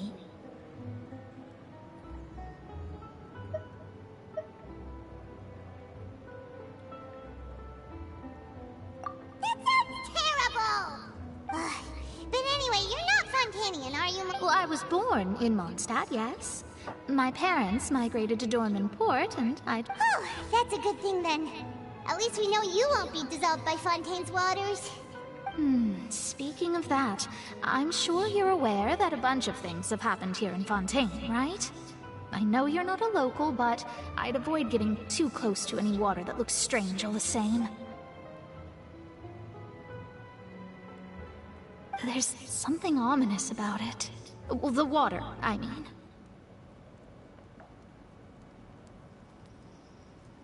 That was the main reason, yes. Just a while back, the Steambird invited me to take part in a panel and speak about the circulation of the prophecy as an astrologist.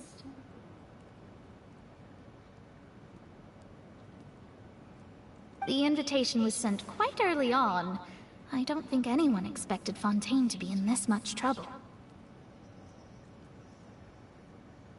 What do you make of that prophecy, Mona? Just tell us what you think as an astrologist. What I can tell you is that I'm an astrologist, and that this prophecy concerns the fate of Fontaine. I'm afraid that this is not something that just anyone can do. If I could do it, you would no longer call me an astrologist, but a visionary. But on the flip side, the prophecy is so huge and powerful that it must surely come from a powerful visionary. Its contents involve the... A visionary? Sounds really powerful and all, but does such a person really exist? Of course. The old hag could do it, and I bet there are others amongst those Hexenzirkel colleagues of hers who could do something similar.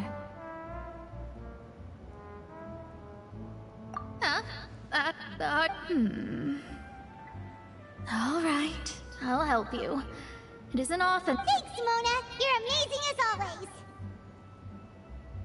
Oh, well, this is something... That's the greatest of astrologists for... Indeed, indeed! Oh, sorry. I came to see what all the commotion was about. If there's anything you need... Oh, whoops. Guess we were getting a little too carried away there. Well, I'll go tend to my own business now. If I receive any news, I'll be sure to come find you two again. And there she goes, quick as rushing water. And here we are with the Spina guy giving us suspicious looks.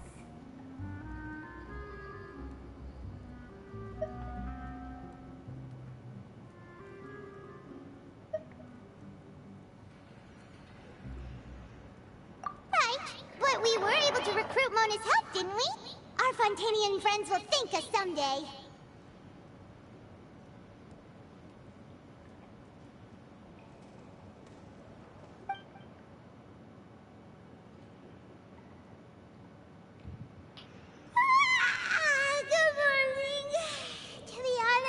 I'm still feeling kind of...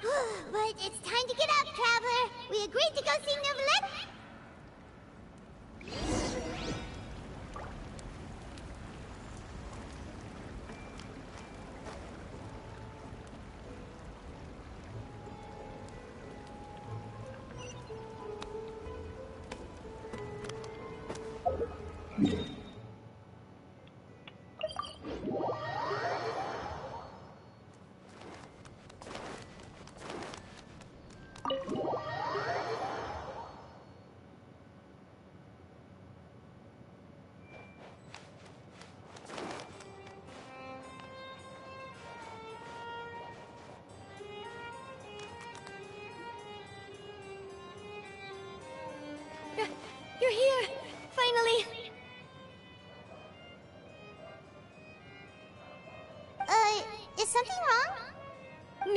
Sire Valette and Lady Farina, they...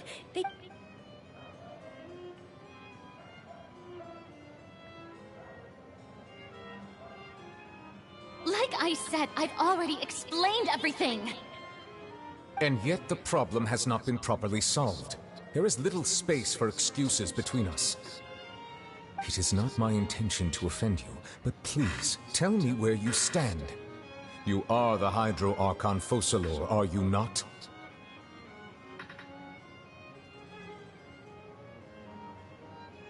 Look at this. This is a list of the victims from the recent Poisson incident.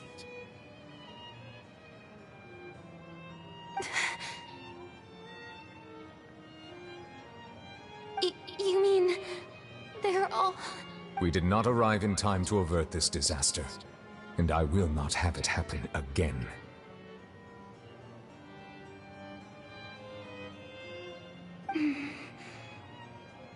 I will say this once more. You must tell me everything you know. Yesterday, I found 3 stone slates in some ancient ruins near Poisson. Do you know anything about those?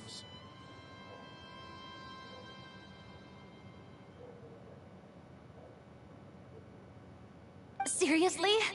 You're questioning me like this is a court case now. I don't know anything about that. But you found them in some ancient ruins, you say? That's correct, which is why I came to ask you some questions. There should have been 4 slates, but one of them was missing. The other 3 featured different images that seemed to correlate to the prophecy.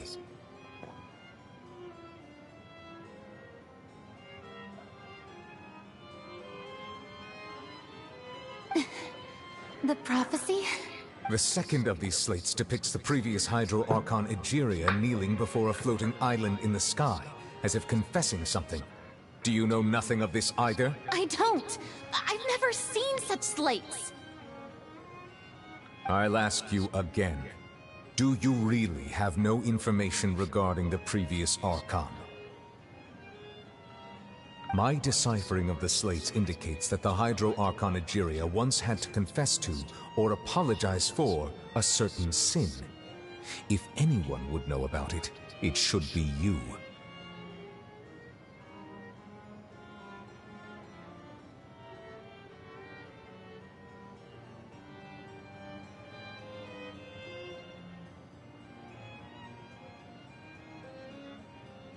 All gods don't have the same secrets, you know. She was herself and I'm me. Is it really so strange that I know nothing?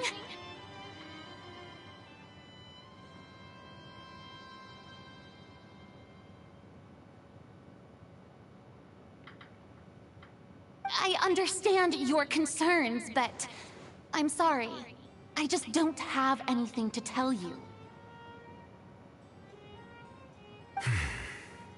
Forgive me for saying this now, Lady Farina, but I have long known of your various secret investigations into certain matters. There are several indications that you have been investigating the prophecy on the sly.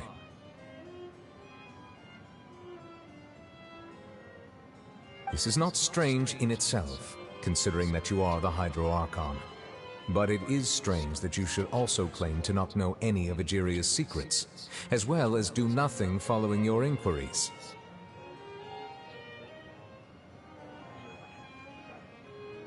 You have never been as superficial as you have presented yourself to be, nor are you a fool. And yet, your behavior is very inconsistent.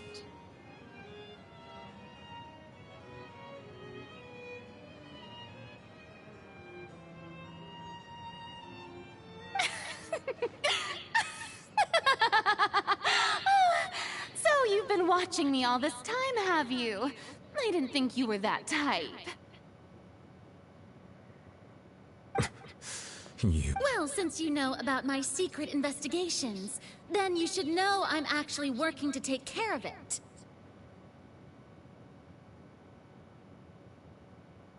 There's no point questioning or suspecting me. You're the Eudix, but you're still my subordinate. You should be following my lead.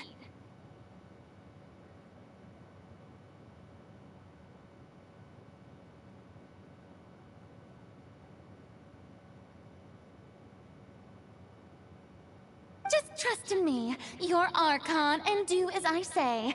Never mind whether you can truly convince yourself to or not. It'll all turn out fine.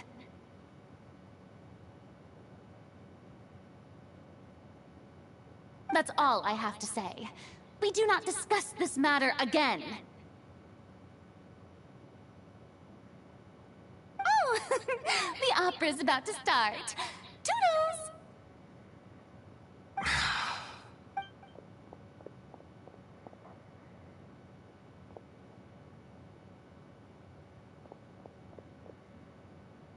Did Farina not notice us standing by the door?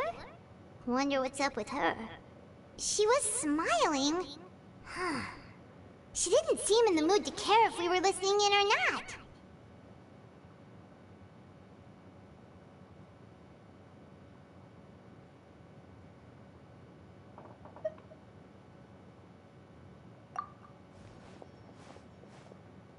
I assume you've been outside for a while now? Oh, you noticed. Seems Farina didn't even realize we were here.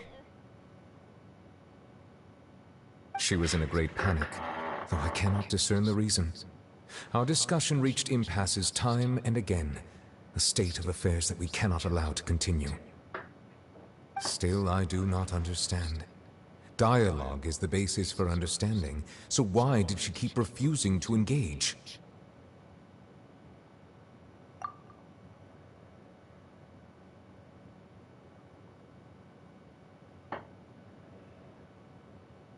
Everyone in her inner circle has noticed that she is hiding some secret. The issue is her attitude. I fear that she will not reveal anything unless absolutely forced to.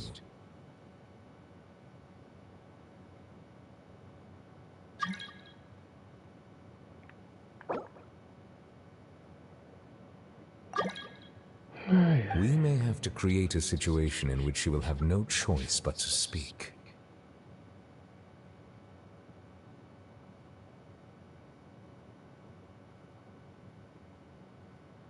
Oh? Like what? Normally, people will only reveal the truth when standing trial.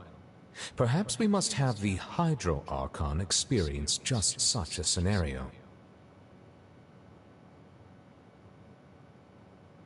But Farina's seen so many trials, and she's really good at dodging questions. How do we make sure that she won't just slip away at the first chance she gets? We will need to consider this thoroughly, join forces with various parties, and then do what we can.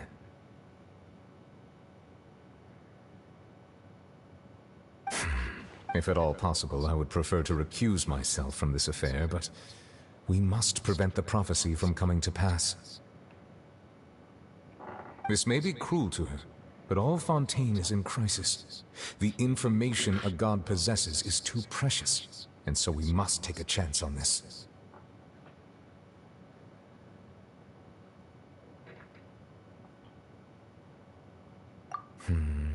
But who will lend us their aid to do such a thing?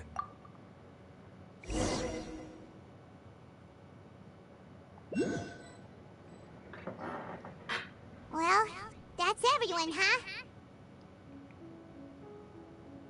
Speaking of which, it was pretty smart of you to think of hiding here. Poisson was just involved in a disaster, so it's presently devoid of people.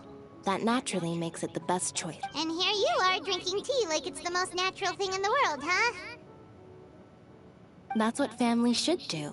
Sit and enjoy a leisurely time together. It's nice to enjoy tea here, you know? Care for a cup? Lend me your ears, everyone. Or perhaps one of you might like to start us off. How about you? Me? Then, how about you, good sir? I fear that I will cause the mood on this boat to become as somber as it is in court. Well then, I guess we're lucky we've got a local like me to organize things. Wonderful, the spotlight at last. I guess I'll be facilitating things from here.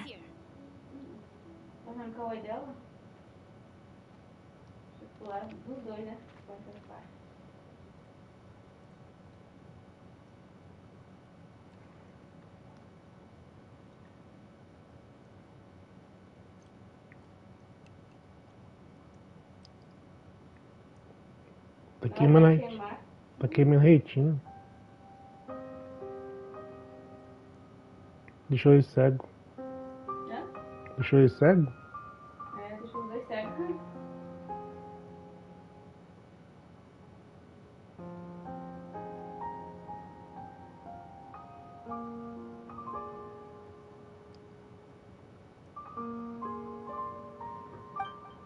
That was a little long-winded, don't you think? Oh, you might be right. Anyway, to cut to the chase, our friend here, the Traveler, as for what that is, well, let's start by saying that we'll be pooling our efforts together to create a series of traps.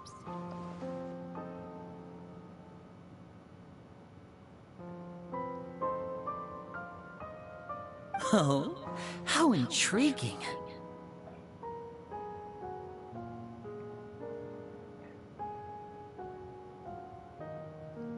Ué, estão cegos e tá morando na casa ainda? Estão cegos e tá morando na casa ainda. It's just an expression, really. One that I just learned from Glorand. And used Mas on the ele spot. pediu pra queimar os olhos Let's dele? invite her to explain in detail. Ela vingou ou ele quis queimar os Ela olhos? se vingou. Ela que se vingou. É que é assim. Huh? Didn't you say that you would be facilitating this?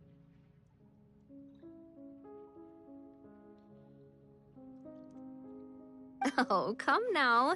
Your work doesn't involve much public speaking, right? This is a good chance to practice.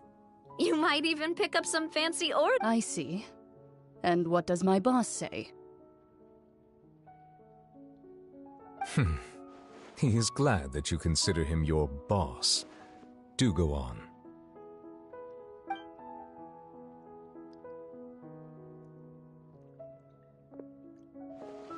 In that case, do any of you have experience? Not that I recall. Fremine and I once used a wooden stick in a basket to catch wild rabbits when we were younger. I've also gone diving to catch some fish before. Does that count? I'm afraid not.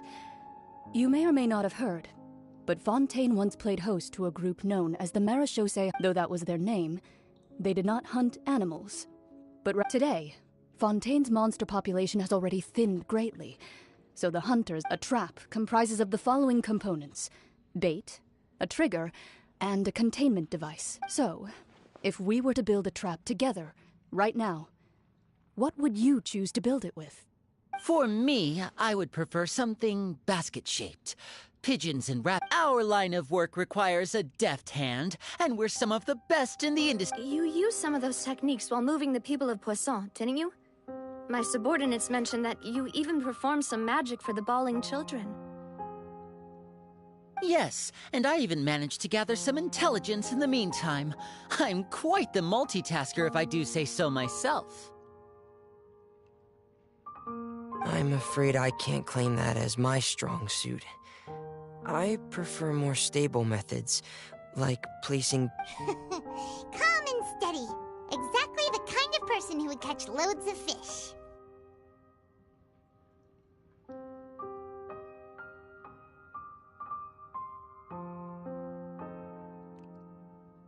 And I can be their assistant. With discretion, I'm sure. I'd probably use some sort of mechanical animal. Papa once bought me some small clockwork squirrels, mice, and such. When placed in the forest, they can attract others of their kind. I remember that you liked those too, didn't you? I did. And that would be a good way to go about it. If they're realistic enough, animals of the same kind will follow them all the way to the trap.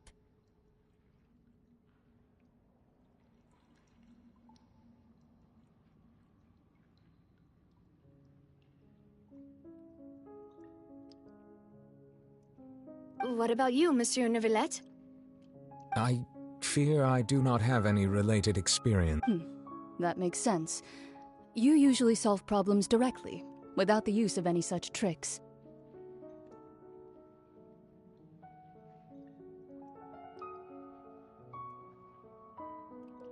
But I do have one more question for you, monsieur.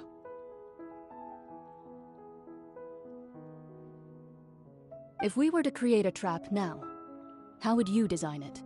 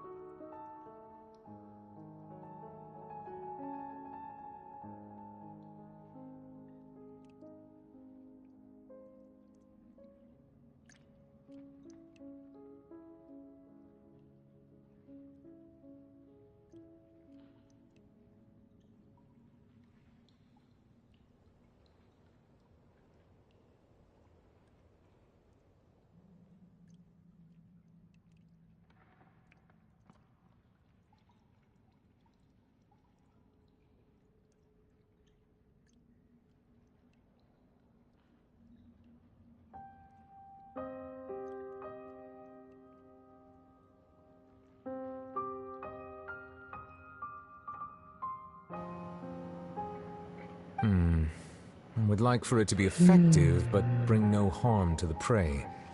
A more gentle trap would be ideal. Kind as always. However, our intention doesn't necessarily change the containment device and the type of implement we need.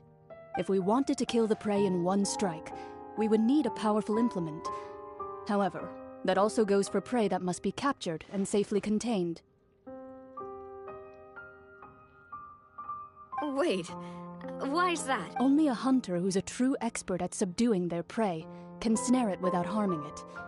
The line that divides life and death is often exceedingly thin.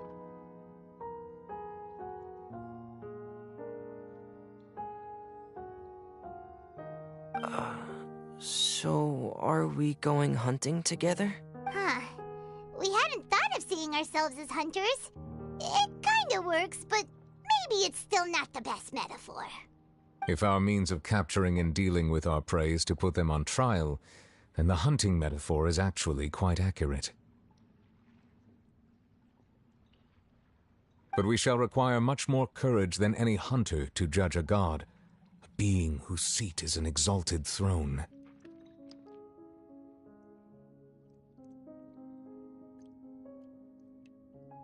Oh, so that's what's going on.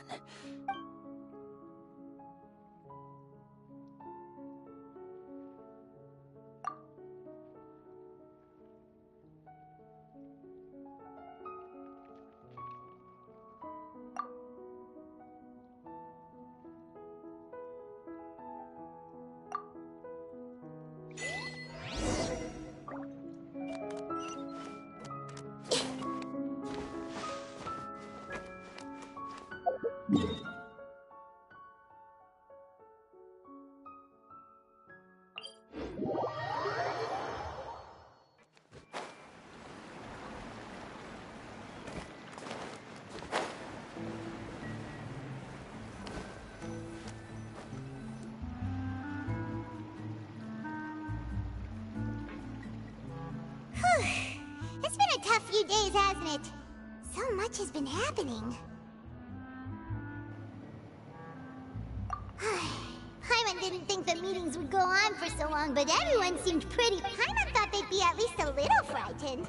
Well, Fremine was, now that Paimon thinks about it, but everyone else just looked a little surprised. Well, it's hard to say. Paimon doesn't have any experience with this sort of thing. But with you around, Paimon sure will do. After all, you're the most reliable person in the world, aren't you? Huh?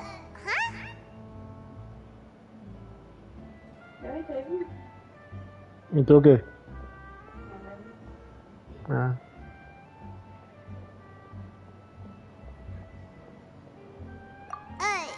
Did you just pour some tea? Paimon didn't notice you doing that at all. Then what's that? Paimon's never seen that cup before. Don't be frightened. I'm just joining you two for tea. I merely refrained from saying anything till now. Who's that voice? But there's no one here. Aw, have you forgotten me already? Wait, you are familiar. You're the voice we heard from the sky in Sumeru.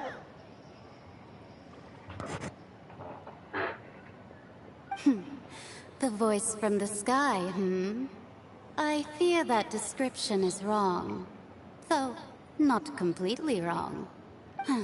You're feeling lost now, just as you were feeling previously. I sensed that confusion and thus came to you. Ele Schlitz. Guiding people is an irresistible hobby of mine, after all. Boa. Fone.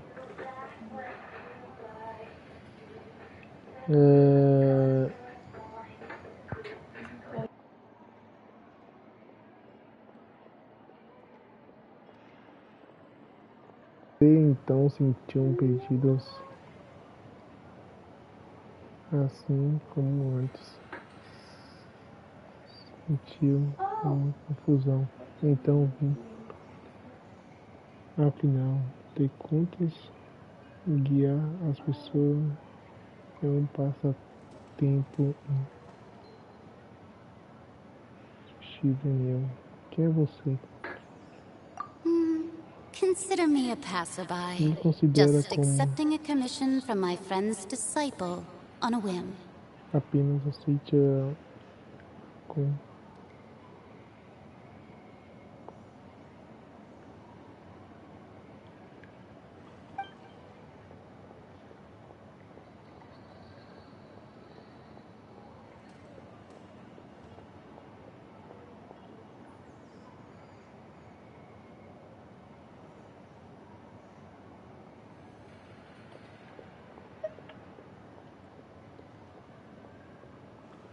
The prophecy.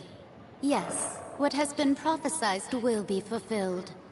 You may view such things as the history of the future. What? Then is there any way we can stop it? I believe you have witnessed a failed attempt with your own eyes. Can everything in Tevat so easily be changed?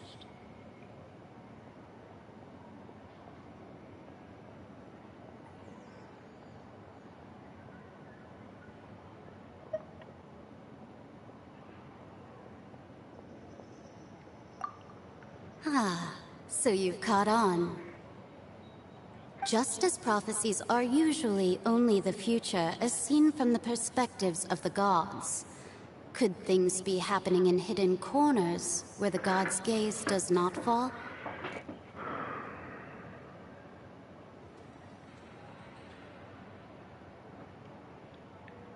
Are the things that you shall see different from the fate that the gods perceive?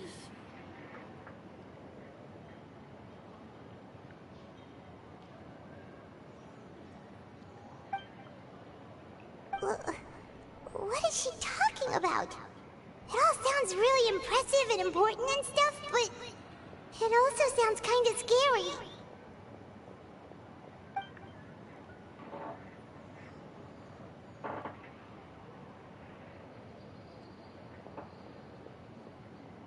I believe that you understand, right? Some things are insignificant, but others you must reach out to change.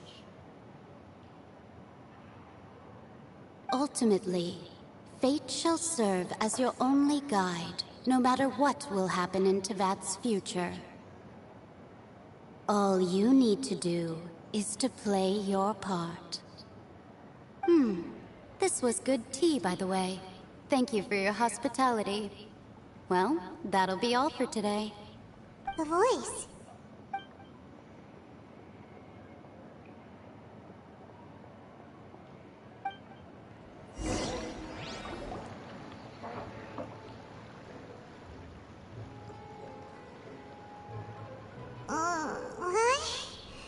I want to hear someone all right, coming! Hey, it's you who's getting lazy, okay? Well, I see I've walked in on some lively banter. Mona! Fine, just fine. I went to take part in that Steambird panel. It turned out to be more interesting than I expected. Not all Fontanians are pessimistic about this. One journalist mentioned that sitting around and waiting for the inn to come would be wrong, and that they should make their own rescue preparations. I agree. Did she have pink hair by any chance? Why, yes! It was Charlotte. You remember her, right? That daredevil journalist? I'm in full support of her view. Prophecies are very important, but how can people allow their lives to be commandeered by just a few words? That's right! Paimon's glad to hear something sensible for once. Ah, yes. About what we had discussed before. I did try, but I'm afraid I couldn't reach the old hag. I'll try again tonight, but I wouldn't get your hopes up.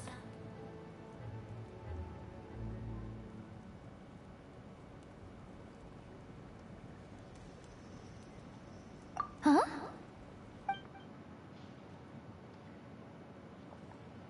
Goodness gracious. Are you serious?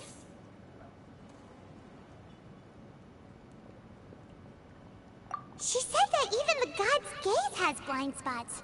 Pretty bold if you ask Paimon. Most people would believe the gods to be all-knowing, right? The Hexen Circle members are certainly anything but ordinary. As for the mage named N, but I've never met her, and if she were... Whoa. The Hexen Circle sounds like a scary group. Você quer que eu conte spoiler? Stay in shape to live so long. Ai, ai. Their abilities alone are pretty terrifying. If she came to see you Uma coisa personally, importante. the problem you're facing must truly be of great importance. Well, it's not like Paimon could understand anything she Lembra do said. evento da reunião das bruxas? Lembra dessa? Yes, she was quite cryptic, Lembra? but I suspect she means that there is still a way to turn Então things você vai. around. Tem que ter uma ilha flutuante ali no mostrar, lembra? Dessa ilha? Se lembram. Eu acho que vai lembrar. Perhaps it is something that you cannot know right now.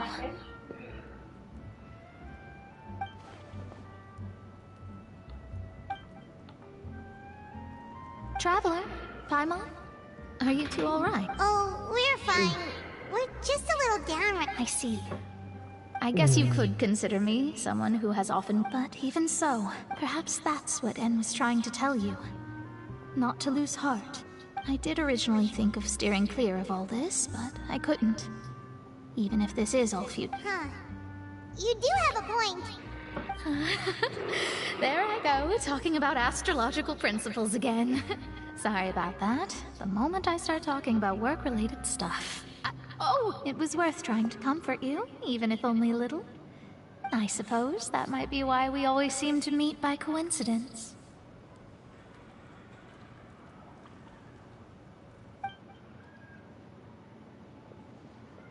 Paimon feels kinda moved by what Mona said. But also kinda sad, too. Hey, Traveler. Paimon suddenly feels like going outside for a walk. Let's walk around the city, shall we? There's a few spots we always like to walk by.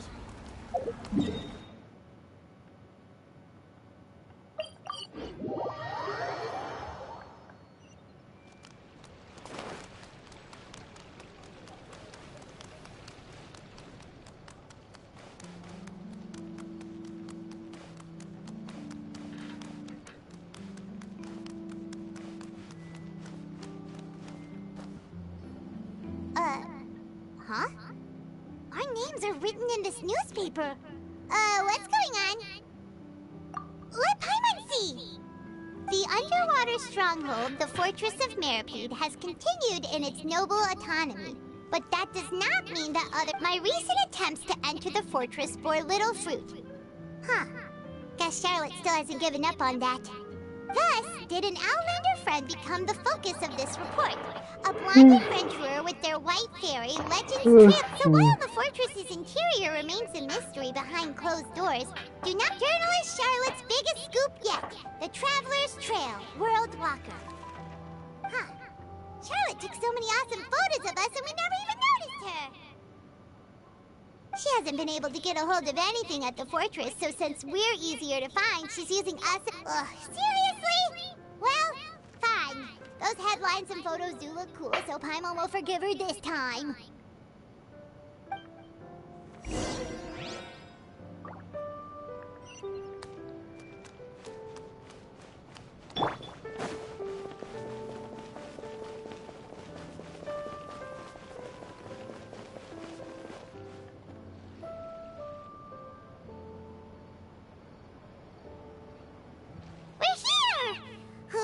Paimon's hungry. Should we go?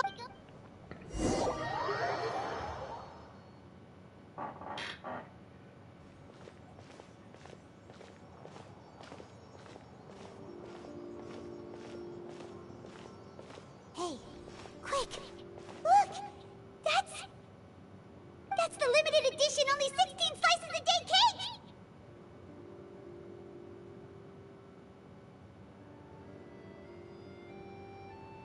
It was so delicious the last time we tried it, despite the 10... One slice of cake, please. Someone showed up after all! Oh, wait, you're the one from the Palais Mermonia. Oh, are you here to buy cake too? It seems Monsieur Nervalette was right. You really can eat. Wait, did he really say something like that? That's right. Even he has his own preferences when it comes to food. As for me, I love the cake and coffee here. Do you come here often? Usually every day. Every day? It's part of my daily schedule, apart from work. I shall have my cake and coffee. Then what if someone told you one day that this place would be closing soon, and you wouldn't get to eat cake here anymore? What would you think? But why would it... Well, Paimon doesn't know either, but... Maybe the waters will rise tomorrow. You know, like it... Oh, the prophecy. To be honest, I haven't paid much attention to that. No, still, even if there'd be no more cake tomorrow, that wouldn't keep me from having some today. No, it's the same for eating... Huh. Don't be sad. Excuse me, could I have two? These 2 slices are for you. Sijuin said that this kind of expression... Oh, you know Sijuin? I sure do. She was born before me, and she sometimes comes to the surface to teach. She said that I've got something else to do, so I'll be going now. You two try to stay... And there she goes. All right, let's dig in. Paimon... It's more delicious than what? Sure would be nice if we could always eat delicious.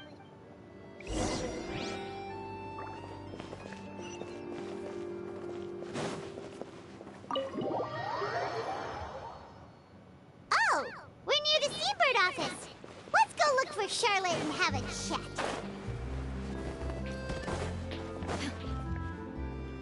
Wow! If it isn't the Traveler and Paimon! Ha! You've got some nerve! Oh, you needn't worry about it. It's all right, though. I've set aside... Really? You're almost... Oh, Paimon knows you're not like that. Still, what brings you here all of... When Mona Eu mentioned acho que you, eu we botei thought não expliquei. I see. Nossa, It seems isso you've é uma already peça bumped grande, hein, essa aqui. So, she mentioned me? What did she Já tem 2 horas de live já. Nice. In which case, can... Huh? So you're Oh, of course it doesn't. That was... Yeah. Are we even... Why not? If I... Oh. In that case... Oh, so that's a yes? Ooh, splendid! So much to get done now. Wait, Charlotte. Paimon's still got a question for you. And what's that? If, just for example, Fontaine were to be flooded tomorrow? Huh. That's the prophecy you're talking about, isn't it? I mean, I do hear about it often, but I've never once thought that the day... If you're seriously asking, then I might try and think of a way to leave Fontaine. Oh, but I'm still a journalist, first and foremost. That means I have a duty to be reporting from the scene. And secondly, I wouldn't forsake my homeland that easily.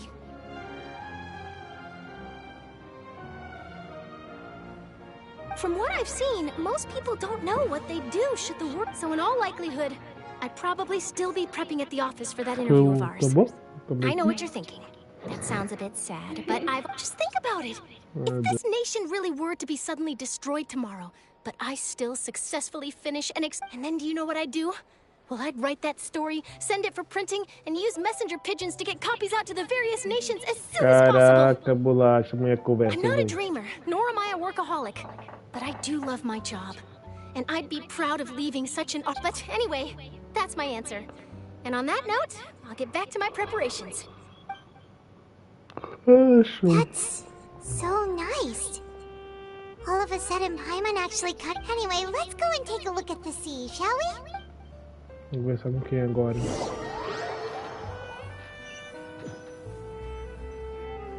The sea breeze and scenery can be a pretty soothing...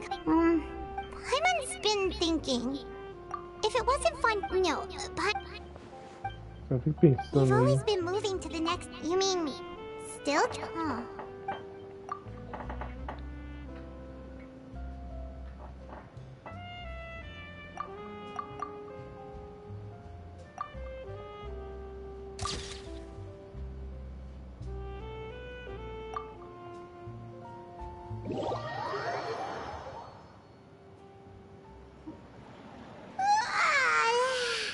Feels like you'll grow more. But it's still better than the Fortress of Mirapede, that's... Ah, so the two of you are still here.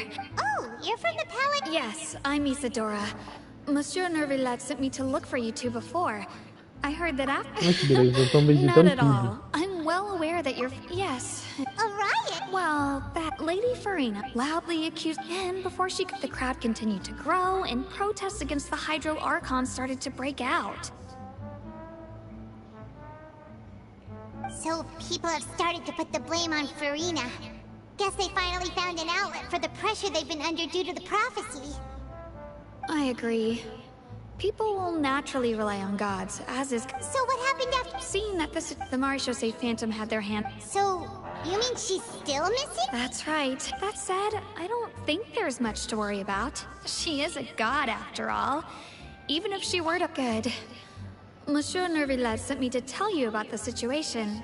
Don't worry. This is more than enough to go on. Thanks for keeping us informed. Ah, is that... Well, sounds like we should hurry over to Poisson then.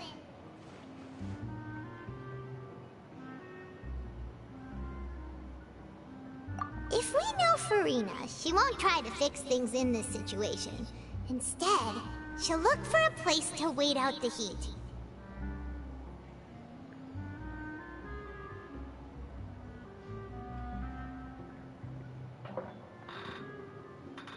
And, as we also know, she may be loud and dramatic, but she doesn't have a heart of stone.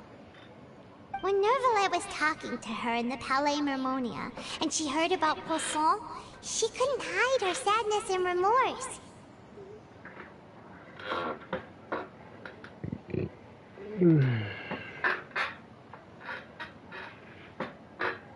It would be hard for her to ignore being accused by the... Paimon thinks Farina's probably taken the opportunity to slip away to Poisson and try to relieve the sense of... Huh.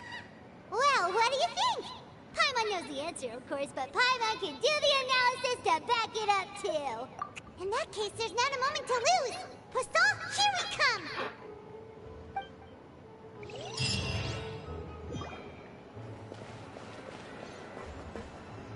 Encontra a Farina no Porsche.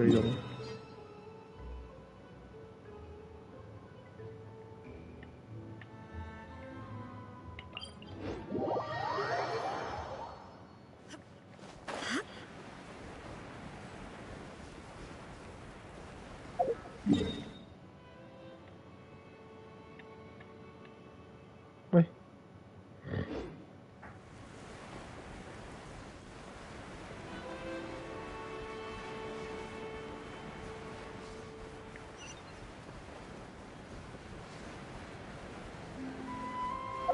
Lá embaixo.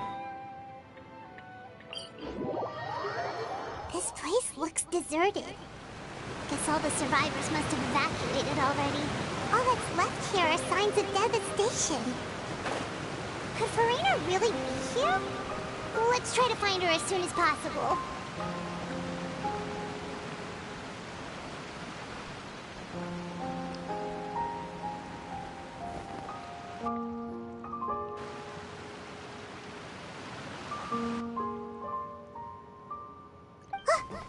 That's Farina, right over there. She really is here all on her own.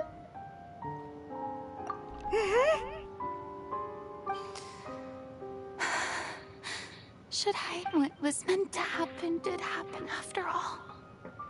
Everyone's dead. I'm sorry. I am so... Give up, Farina. There's no point in holding out.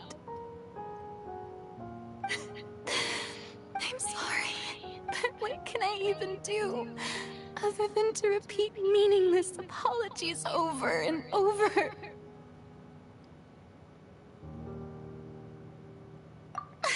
Who's that? Don't worry, Farina, it's just us.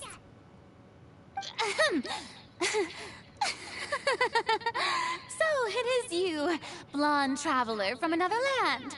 Why, I almost thought you were someone from that mob of my ignorant subjects. Come to kneel and beg for my forgiveness.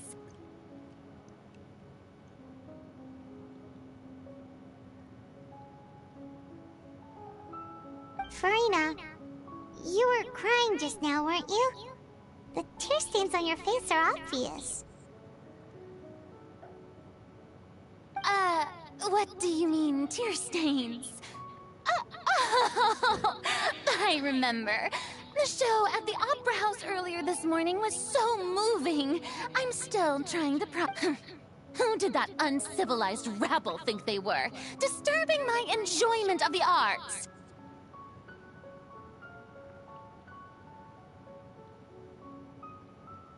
They even dare to tout their Archon! I must teach them a lesson. I can just imagine their... Oh, and I'm sure Nouvellette and those people from the Maréchaussée Phantom are freaking out right next to them, too!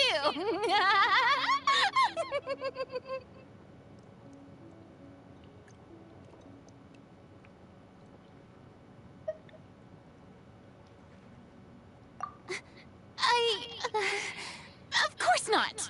Hey, there she is! The Hydro Archon's over there! Quick, after her!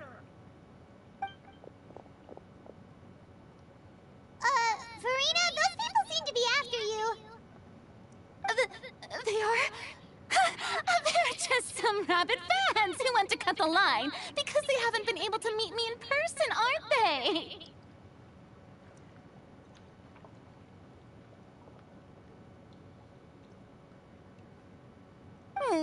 That's against the rules. I can't let them get their way.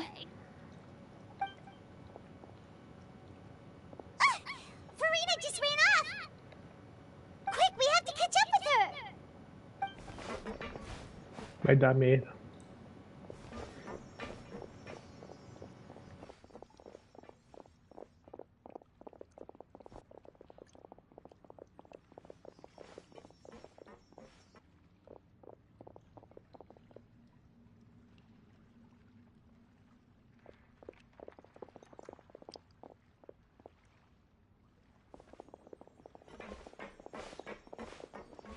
This should be the place, right? Hey, Farina! There's a good hiding spot over here. Quick, come to Paimon before the rest of them catch up to you. What? Hurry, they're almost here! Fine. I suppose haste is warranted. Lead the way.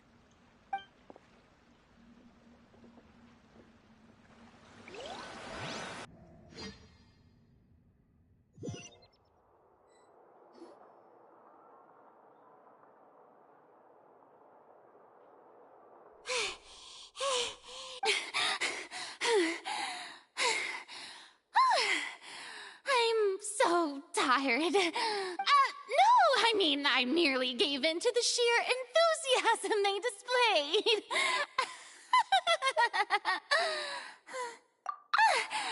You're right. Yep, that's a good girl.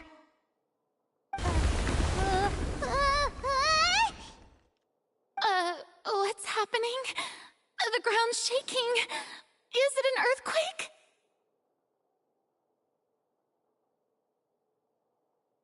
Yeah, a quake of this kind preceded the flooding in Poisson, didn't it? It can't be. It's happening again? Well, there's no need to worry too much about that. Neverlette's made some emergency plans, so the evacuation should go a lot smoother this time.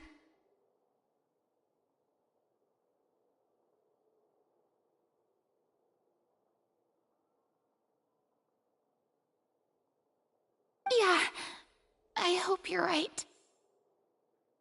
But the people of Poisson, they've already...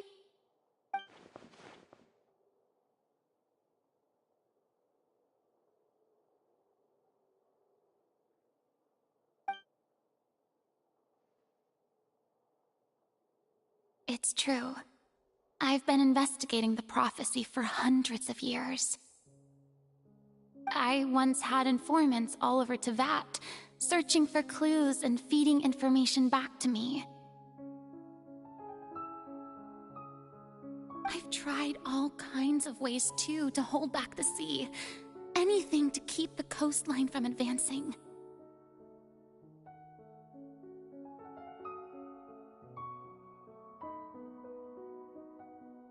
But all my efforts proved to be futile in the end. Really, the truth has been clear to me for a very long time. We cannot make an enemy of the divine. No matter what we do, the will of the heavenly principles will have its way, and the prophecy shall be Não importa fulfilled. que faça, a vontade dos princípios celestiais vencerá e a profecia será realizada.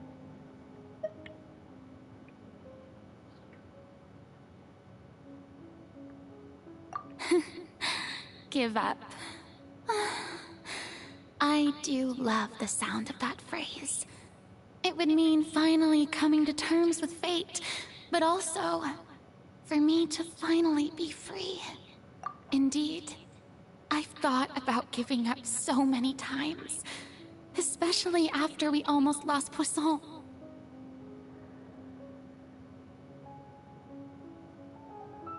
Fate is really unreasonable, isn't it? It has no heart and obeys no rules. The prophecy has only just started to come true, and so many people have already lost their lives. Só começa a se realizar, há muitas pessoas já perderam But sua just vida. now, it all became clear to me. I still don't have the right to come to terms with fate on behalf of everyone else.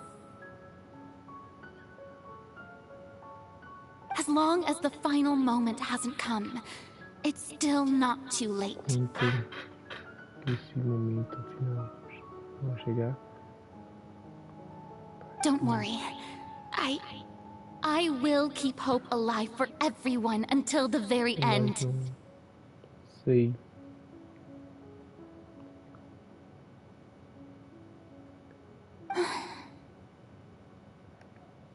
Well, that's enough for now. I got the impulse to play the stricken maiden, but honestly, considering my rank and station, that wasn't a good fit at all.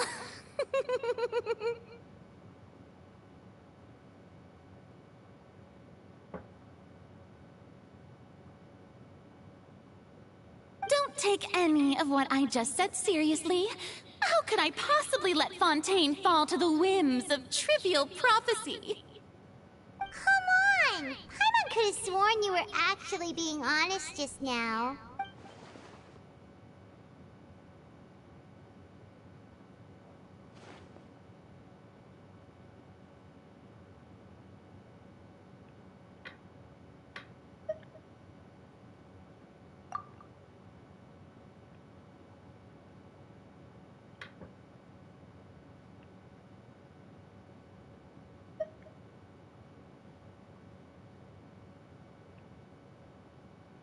Share my burden. That's impossible. It was fated right from the start that this would be my duty alone.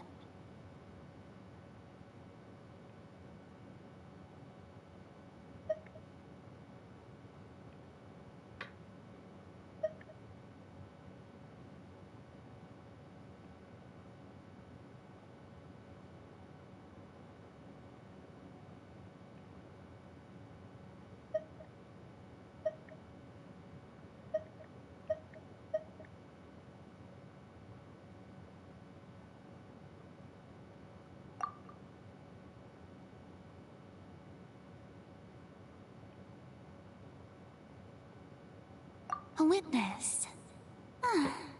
Yes, I've heard that you came to Tevat from beyond the stars, yes. In other words, you never belonged here. And if Tevat is, in its entirety, a show on a stage, then you're just a spectator, aren't you?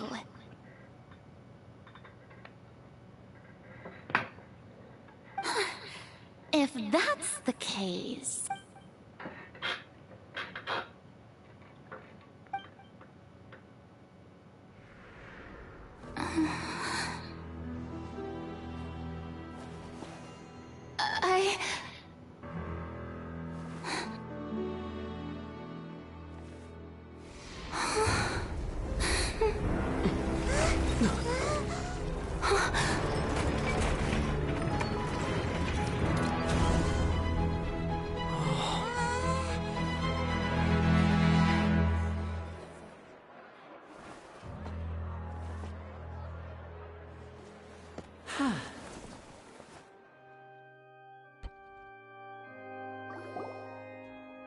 Ladies and gentlemen, this concludes my opening performance. Now, without further ado, we may proceed to the trial of our god. So this is what it is.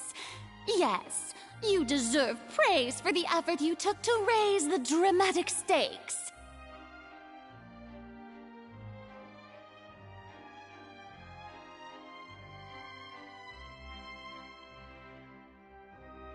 Do not forget, however, that I am Fosalor, the god of justice, the embodiment of justice itself.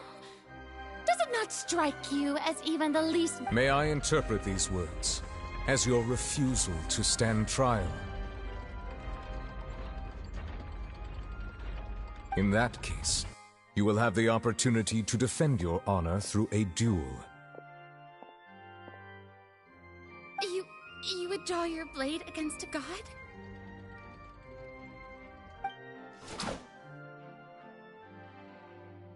I see. It seems like you have made up your mind.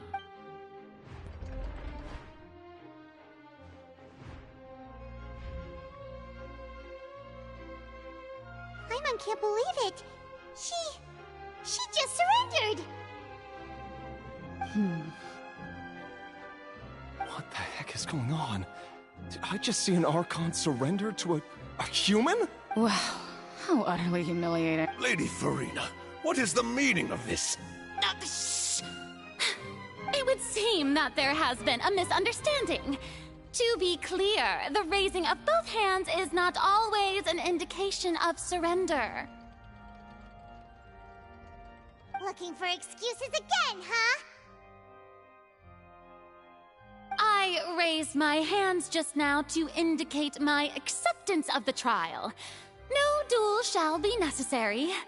I will admit that I've been running away for a long time. I'm sorry, everyone.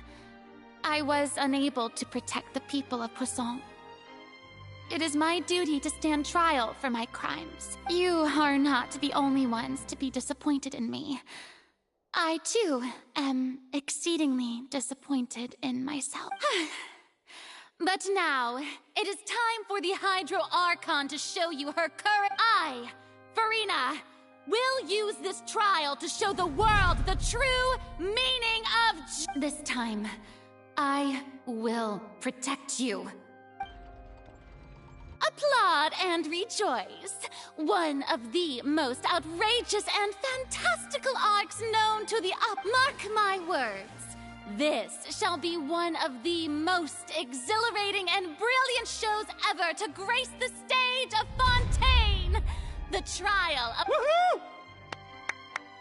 Oh, now we're making history. Why does it feel like Farina just took over the whole thing? Like, come on! Didn't she just get forced to stand trial for her crimes? Also, even though she's still acting super dramatic, she is taking this seriously this time, right? All right, then. Who will will be my opponent in this trial? The court asks the prosecutor to please take the stand.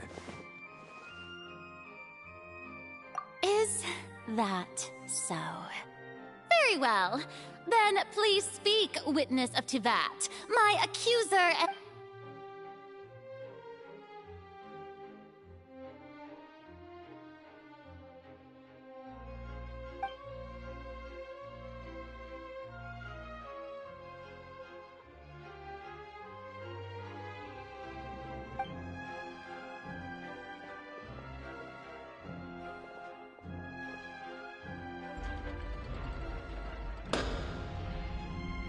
Also, please allow me to ask, as a final question before the trial, just how much work did you do? Well, we did do a lot of prep after the meeting that day.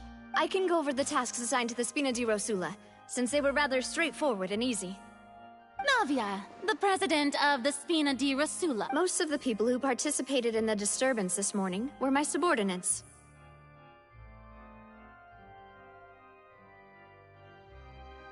They changed into plain clothes and came to the Opera House as regular audience members.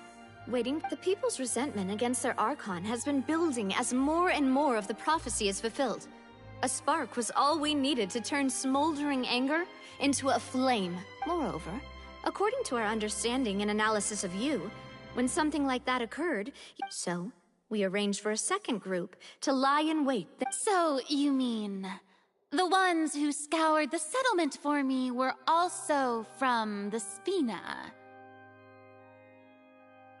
And their goal was to force you to step into the giant magic box so you may personally participate in the greatest magic performance in all of Fontanian... That's right. That house was a magic box, rather than someone's residence. As the super ultimate version of the setup that I used when I first performed at the Opera Epiclese, the volume of the box was increased by a whole order of magnitude, and the distance it traversed was the entire gap between Poisson and Aranias. Its cargo, of course, was an Archon instead of a human. My thanks, Farina. Without your help, we could never have pulled off such an extraordinary performance. You're welcome? Of course, this performance was only made possible with Father's support. The House of the Hearth spent a massive amount of labor in Mora to pull this off. We had to select a location, construct the giant magic box, dig a tunnel, and So, in other words, the earthquake that we felt within the giant magic box was just a normal tremor? That's right. It wasn't a sign of another disaster to come.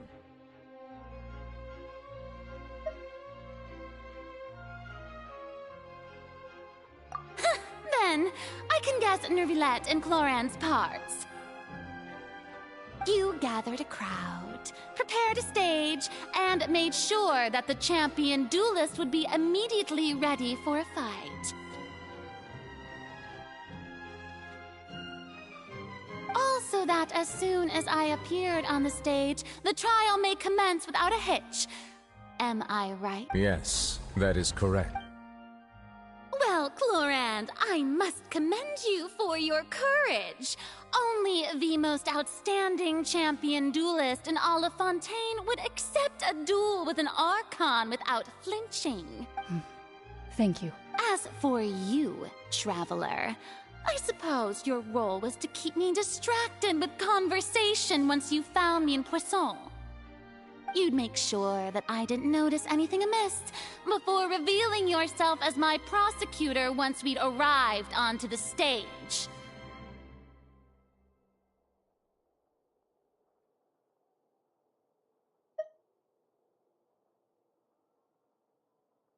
Oh?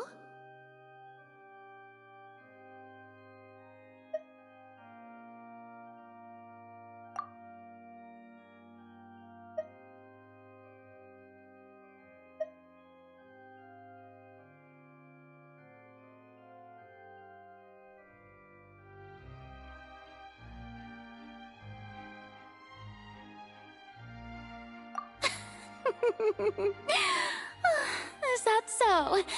Then I suppose I must have missed my... It's fine. It matters not. What's done is done. The stage is already set, so there's no reason to disappoint the audience. Let's see this trial through to the very end.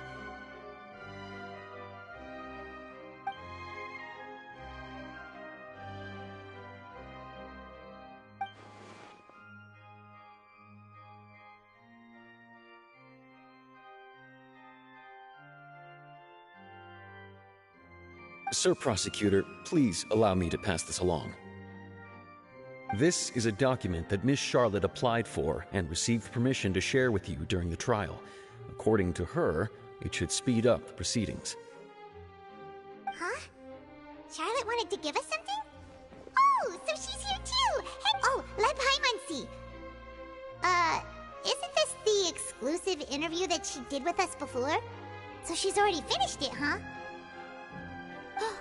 Wait, then that means this document is a perfect timeline of everything that's happened ever since we stepped foot in Fontaine! So in other words, we can refer to this anthology of evidence every time we want to use something from our journey as evidence for an argument!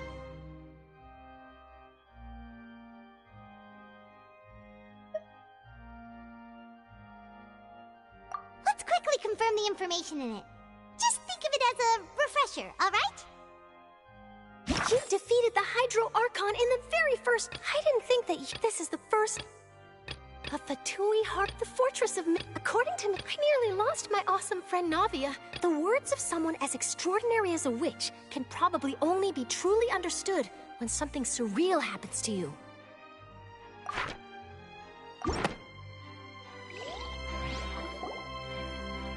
The prosecution and the defense are both in position. The trial shall now begin. Oh, come on, Nervylette. There's no need to repeat all the... Just fast forward to the part where the prosecution lays out my offenses. As the defendant and the lead actress of this performance, I still haven't... Of course, it is only natural for humans to struggle to understand... That's true. But my charge here is unrelated to your conduct as an Archon. Instead, I would like to charge you as a fraud who's never been the Archon in the first place. Wait, what was that? Lady Farina's a fraud? Hey, I came here thinking that we were going to try the Hydro Archon for forsaking her duty, but did I hear that right? She's not our Archon at all? Charge accepted. Lady Farina, do you plead guilty to the charge?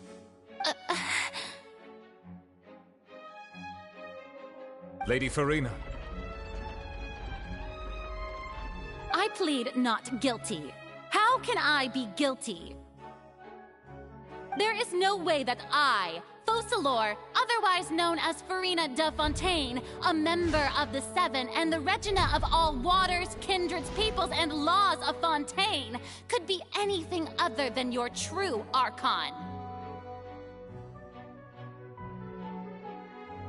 Yeah, even though Lady Farina can be rather eccentric, isn't it going too far to doubt her very identity?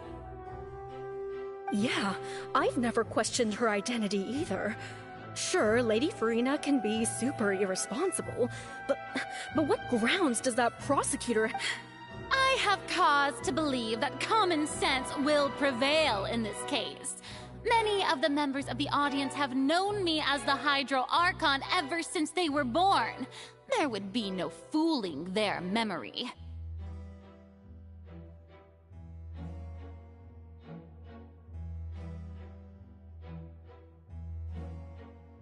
See? Even the Oratrice has decided to show me its favor. Are you sure you want to commit to a charge that will never be upheld? If you wish to drop the case, I can promise you as the God of Justice that you will not have to face trial for making a false accusation. We will treat everything that's happened as a dramatic... An argument with near impossible odds, huh? You have to not only refute Farina's claims, but also overturn the long-held beliefs of the people.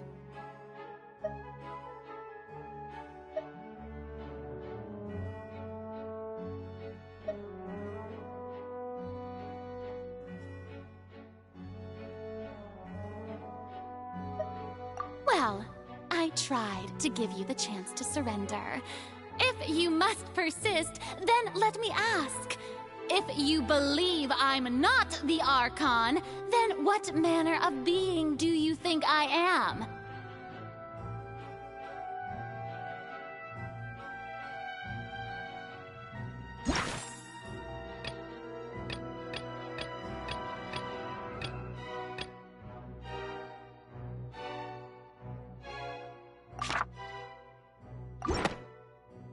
And if I was not the Archon, then how did I manage to live for over 500 years?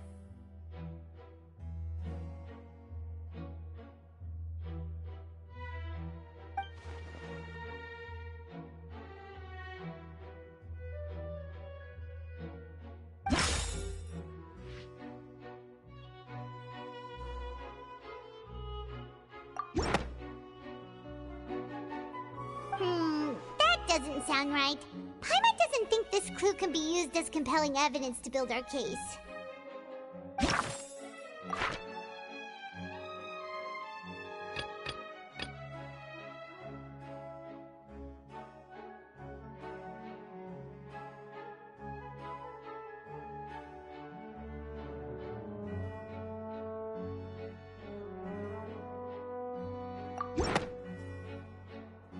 First of all, you may be a member of another long-lived race, which would allow you to naturally possess an extended lifespan. And second of all, even if that wasn't the case, there could be other ways to Who gave you that idea? Was it the knave? You'd sink so low as to use a harbinger's words against me.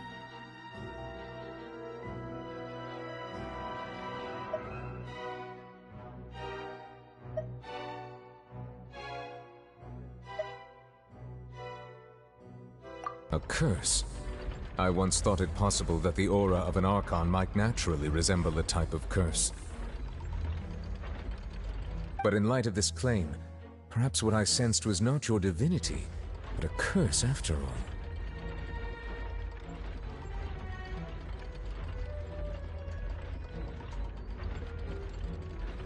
You sensed it too, huh, Nervalet?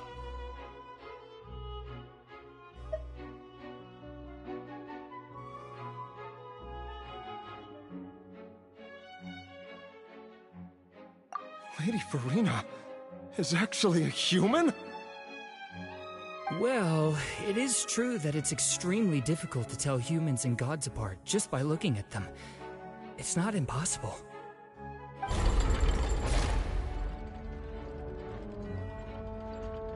Well, don't start celebrating too early now.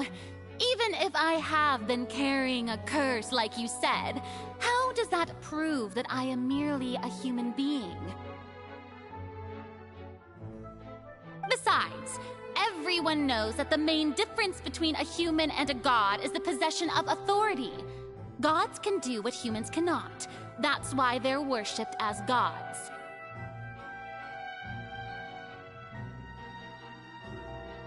For centuries, manifestations of my authority have served the nation of Fontaine. One need only to turn their eyes towards the Oratrice Mécanique d'Analyse Cardinal in this very opera house, or consider the endemnitium that is used in every aspect of life.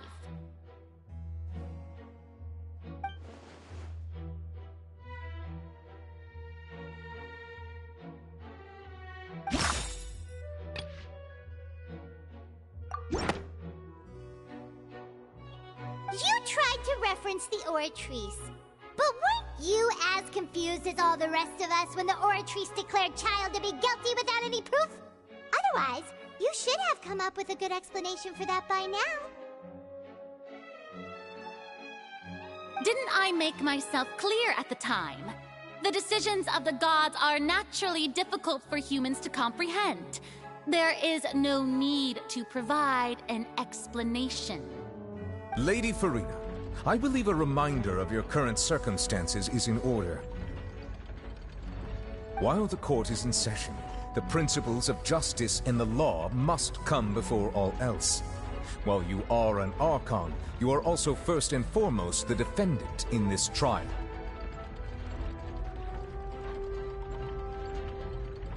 You will prove yourself unable to defend against the prosecution's charges if you continue to withhold vital information against the rules of the court.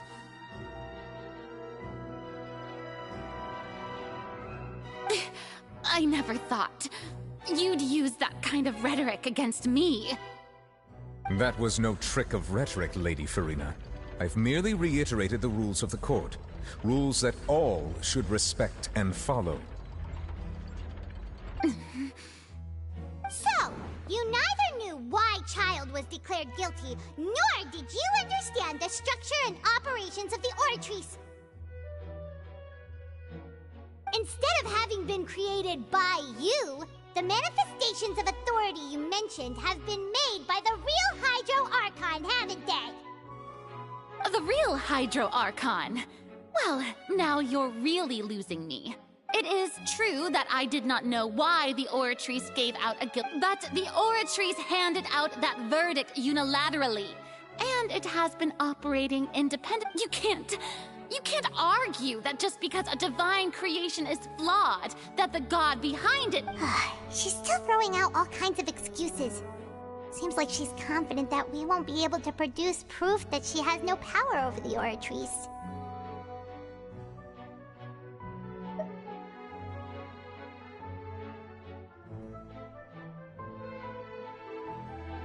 My power as an Archon.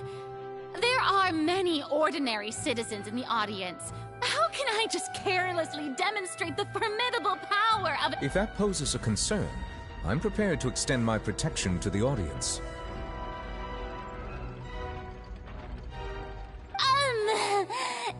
You don't need to go that far.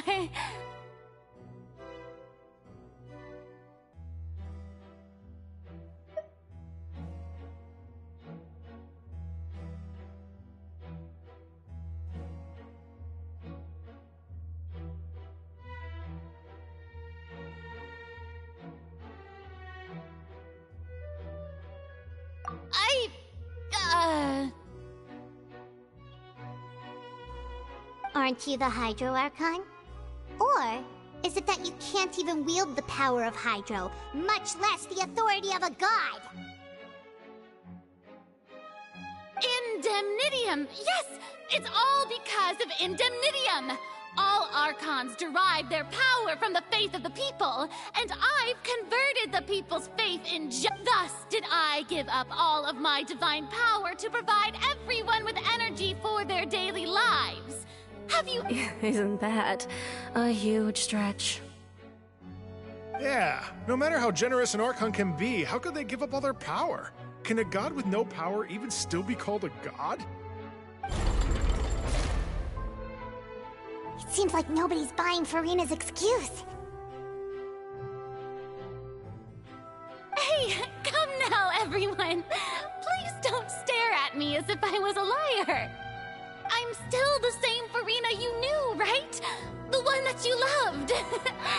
Shouldn't you want to believe in me? Please? You've got to believe me! If what the prosecutor said is true, she really has committed a grave offense. Did she deceive all of us? And all of our parents and grandparents too? And all of our... Enough! That's enough! Tell me then, if I'm not the real Hydro Archon, then if you have no evidence of another Hydro Archon's existence, nor can you find anyone who can back up their claim to be such, then what grounds have you to say that I'm not actually the real deal?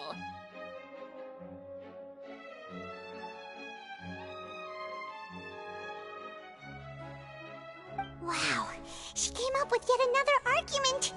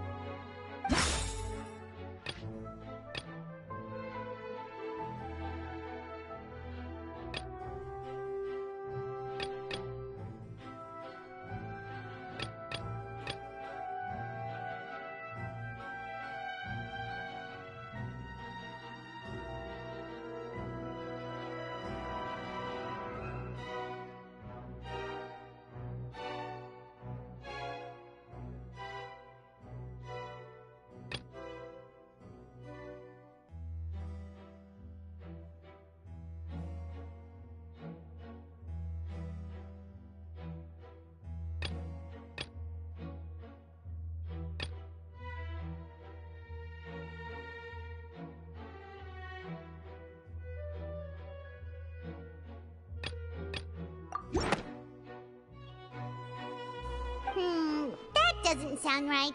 Paimon doesn't think this...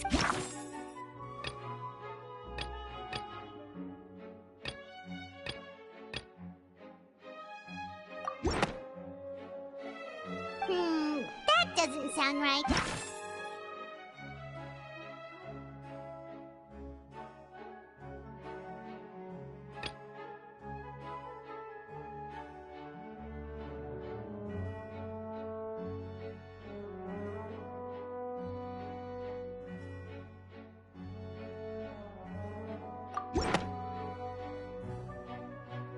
It has been established that all Fontanians can dissolve in water from the primordial sea. And that means... Since you insist on claiming to be a god and not a human, then there's a method that you can use right here and now to eliminate all suspicions of you Miss Navia, please apply to serve as a temporary attorney for the prosecution before addressing the court. Though you act in partnership with the prosecutor, you must still adhere to proper procedure. Super sorry, Monsieur Chief Justice. I swear this really will be the last time that I'll speak out of turn. Now, I've brought some seawater from Poisson. As everyone knows, a massive flood struck the area not long ago, taking many lives, including those of some of my closest friends. So, Miss Farina, would you dare to touch some of this seawater? If we are to believe that you are indeed the real Hydro Archon, touching the seawater would have no effect on you. All it should do is strengthen your case.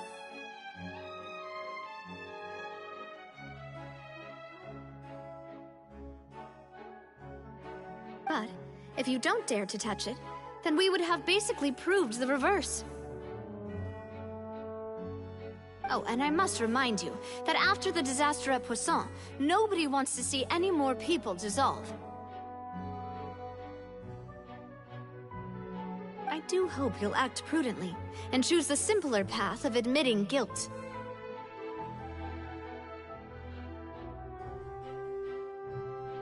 Navia from the Spina di Rasula. The Spina has governed Poisson for many years. I guess her suggestion is valid. If Lady Farina is indeed just a human, she's probably Fontanian like all the rest of us. Would she really dare to try?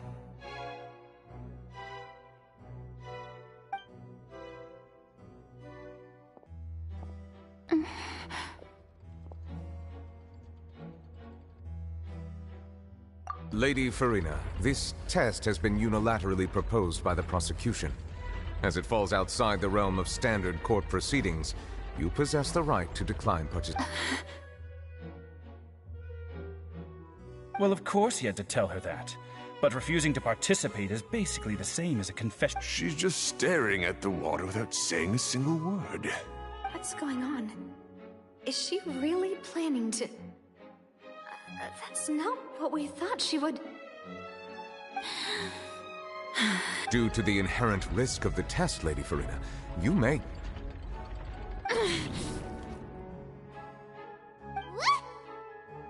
me!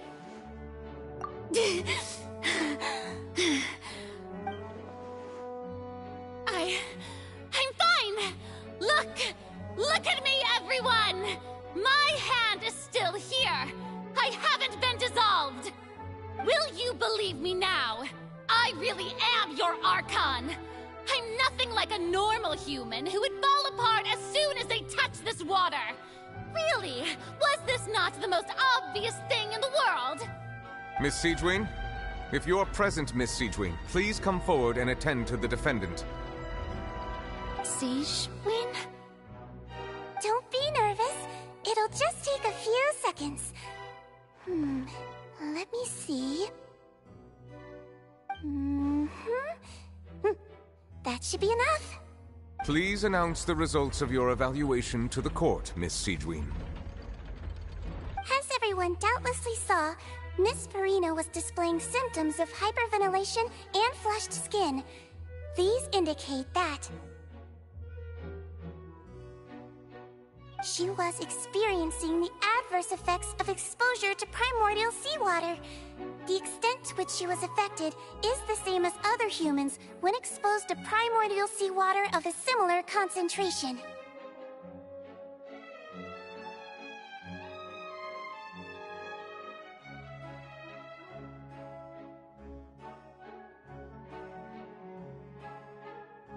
Thank you, Miss Siegewin. Lady Farina, you may return to the defendant. Oh, wait. What did she just say? I didn't get dissolved. Shouldn't that be enough to prove my innocence? Well, considering your tendency to run from your problems, we did originally prepare a direct sample of the seawater around Poisson.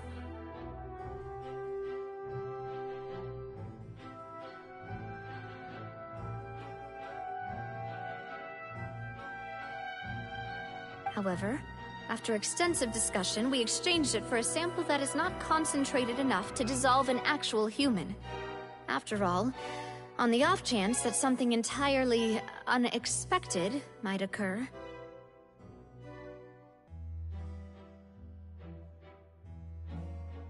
We don't want anyone else to lose their life to the sea.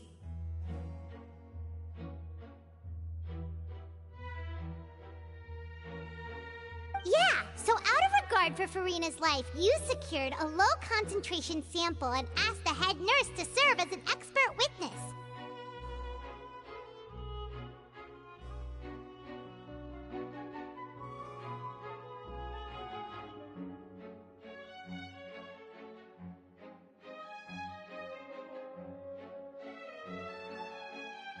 It's a great thing that the direct sample wasn't actually used. Farina could have...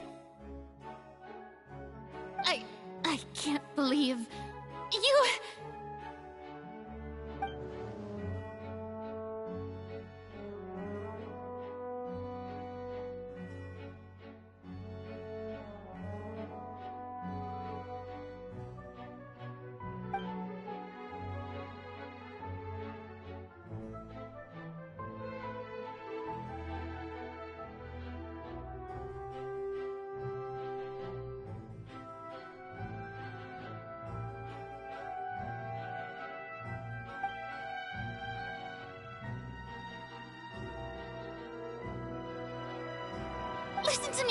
Listen to me, everyone! Please don't give me such cold and disdainful looks!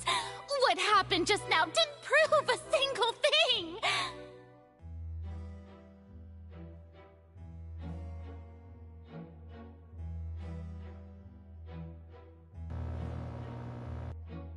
Think about it! How can you conclusively prove that an Archon can't also be affected by the primordial seawater?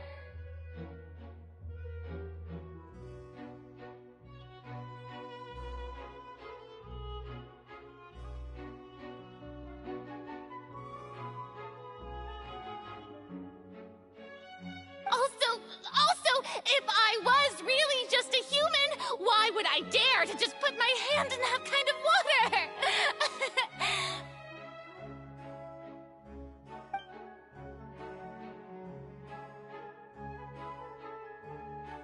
Please, everyone, anyone, just listen to me. I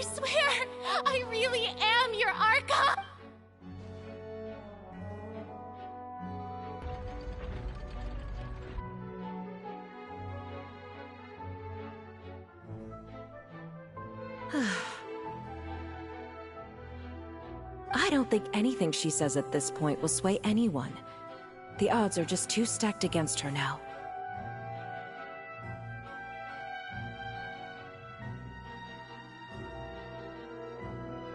With all the things that have been said, Paimon doesn't think there's any way left for Furina to win.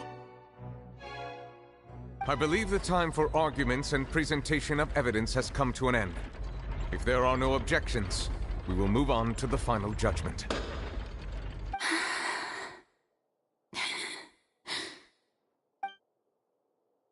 I don't think anything she says at this point will sway her. She's too stacked against her now.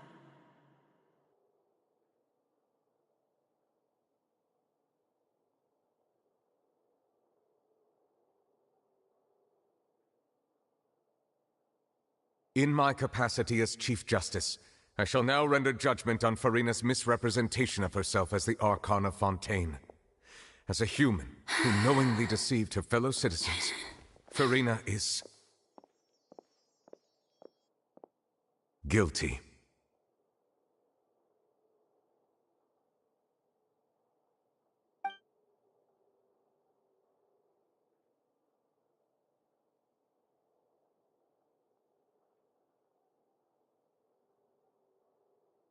We shall now turn to the Oratrice Mécanique d'Analyse Cardinale to render the final verdict on the charges.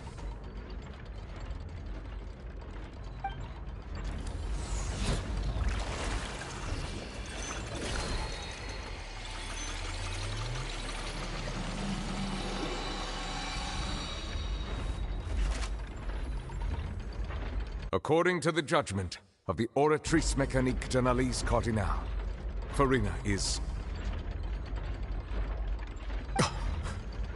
Well, what's wrong? What's the Oratrice's verdict? No, the Oratrice also displays a guilty verdict.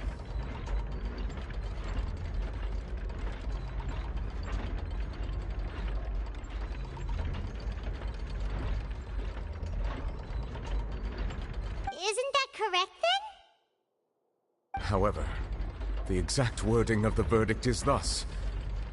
The Hydro Archon, guilty. To be punished via the death sentence. The death sentence? That's actually one of the available sentences?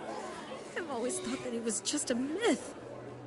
The one and only time the death sentence has been handed out at the court, and it's been given to the very person we've worshipped as the god of justice? What an unexpected twist. Furina's been sentenced to death by the Oratrice? We just wanted to use the trial to show her the seriousness of things so she'd tell us the truth. How did things escalate this quickly?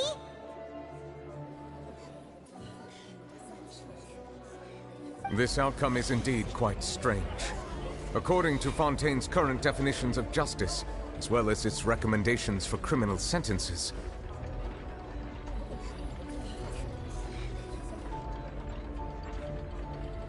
is this sentence really appropriate for the crimes that have been committed?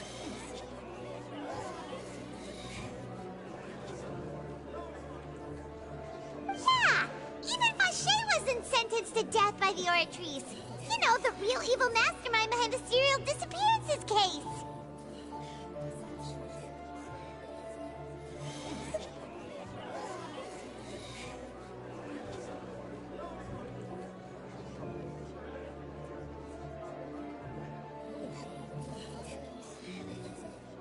Indeed. Not only is Furina's sentence overly excessive, the very point of our trial today was also to prove that Furina has never been the Hydro Archon in the first place.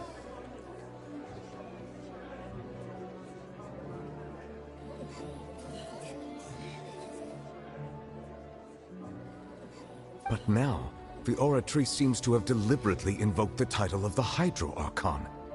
What does this mean?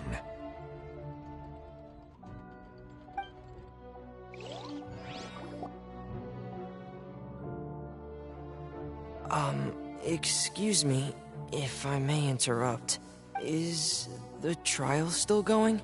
Fremine! You finally made it. I assume this means you've completed your mission? Mm-hmm.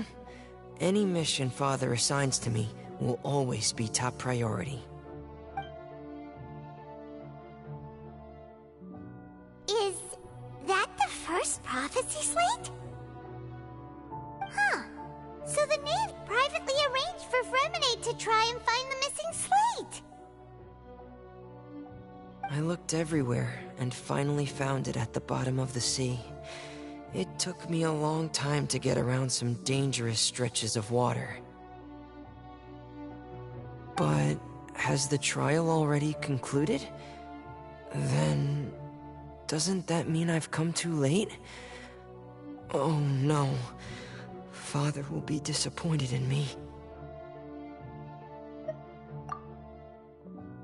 Thank you for your hard work, Mr. Fremenade. Please allow me to review the record left on the slate.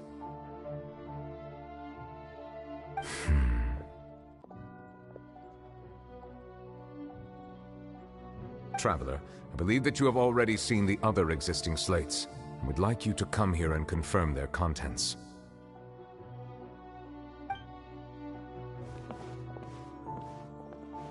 Huh? So what do you see? What is it?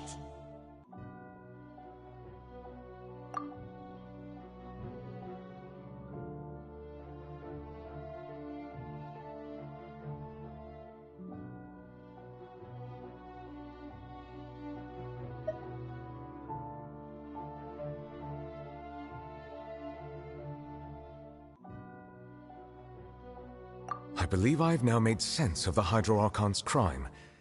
It has to do with Fontaine's lost history. Huh?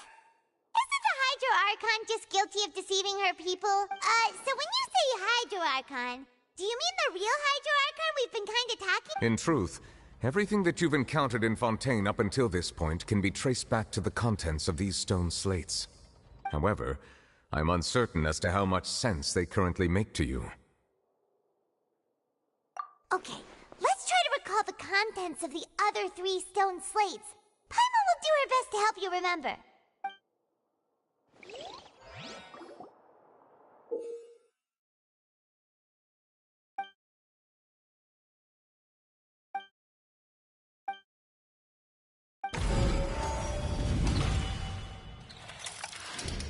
The first stone slate describes what you just said.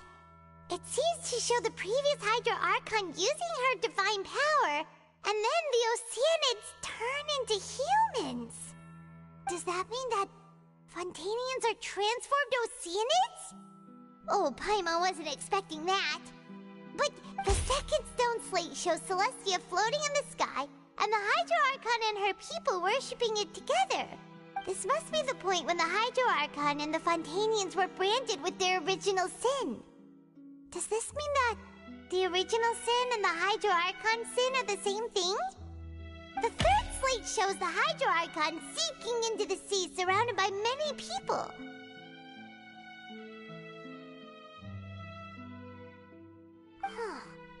That reminds Paimon, didn't we also watch that happen to someone else? Well, the fourth slate is the prophecy the Fontainians have been talking about. People dissolving into the sea, the Hydro Archon crying on her throne, and so on. We didn't believe that such a crazy disaster could happen at first, did we? But after that incident, it was...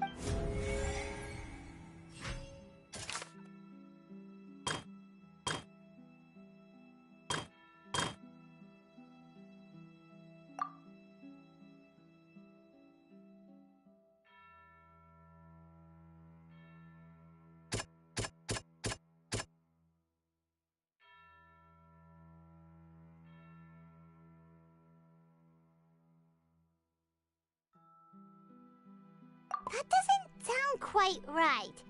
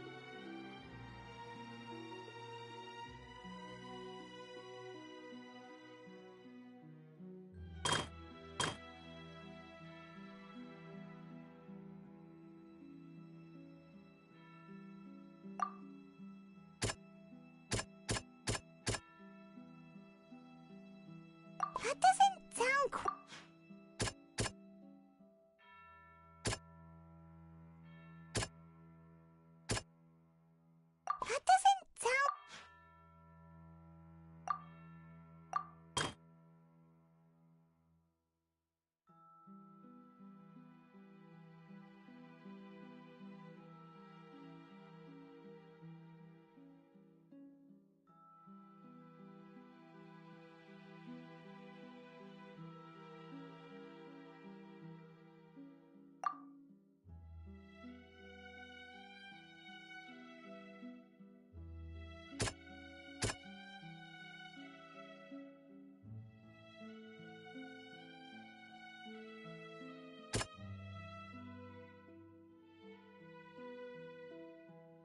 That doesn't sound quite...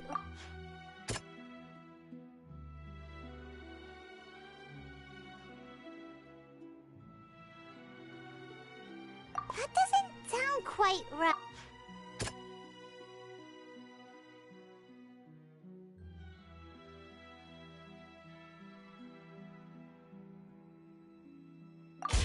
Perhaps what is about to take place has all happened before. The true sin of the Hydro Archon that Nervalet mentioned, and the original sin cast down on the people of Fontaine by Celestia, as recorded on the stone slates.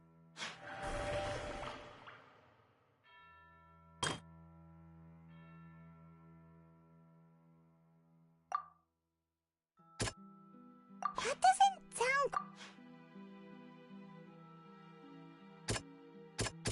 That doesn't sound...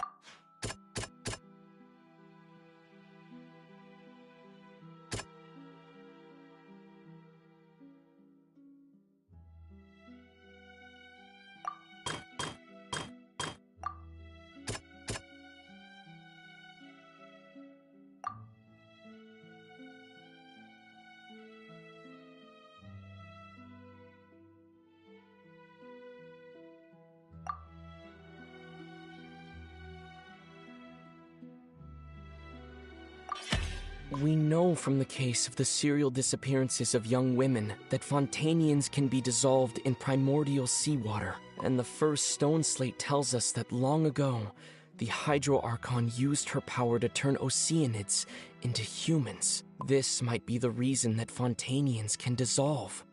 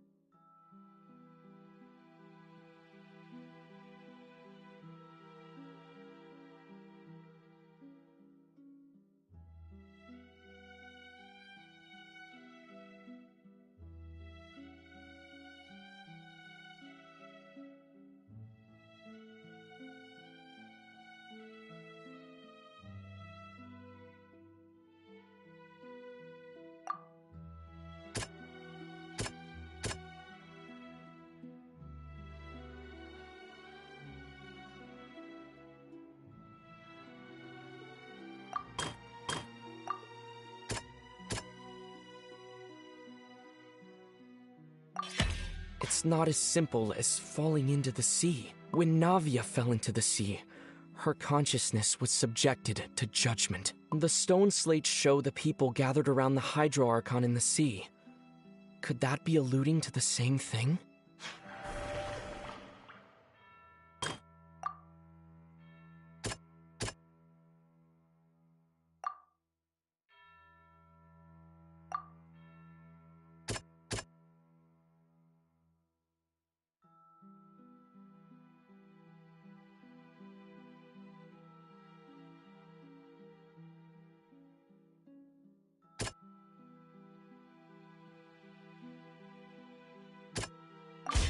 The prophecy from the stone slates found its way into society, but not many people believed it at first. The fortress of Meropide was nearly flooded with primordial seawater, which we know can cause Fontainians to dissolve. It seems increasingly likely that the prophecy may come true. If we hadn't dealt with it in time, things could have gone very badly. They'll dissolve into the primordial sea but won't cease to exist.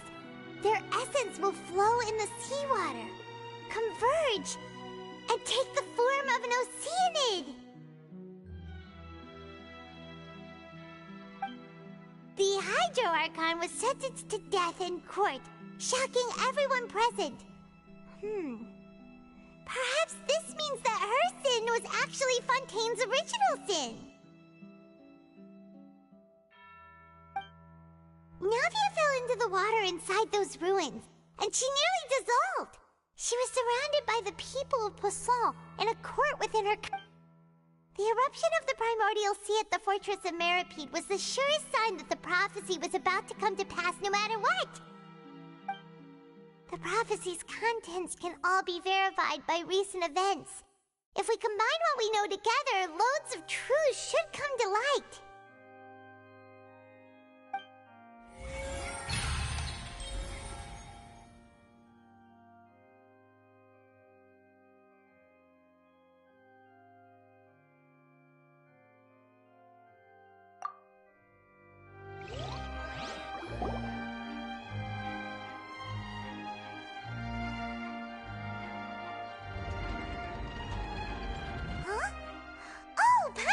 It now, so that's how you can make sense of it. But then it feels like we're going to have to share some truly shocking revelations. Let's hear them.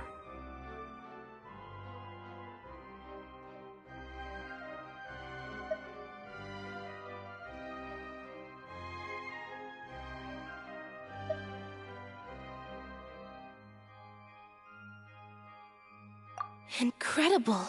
Linny, did you hear that? We're not real humans.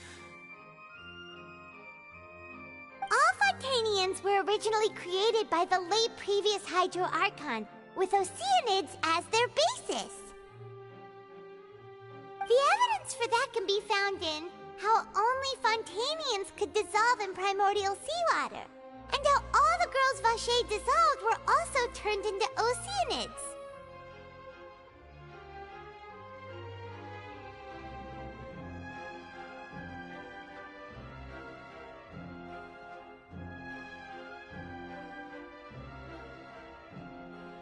Oh, and according to Navia, when she was about to get dissolved, she also saw everyone gathered around for a trial. All of them in the shape of Oceanids. Indeed.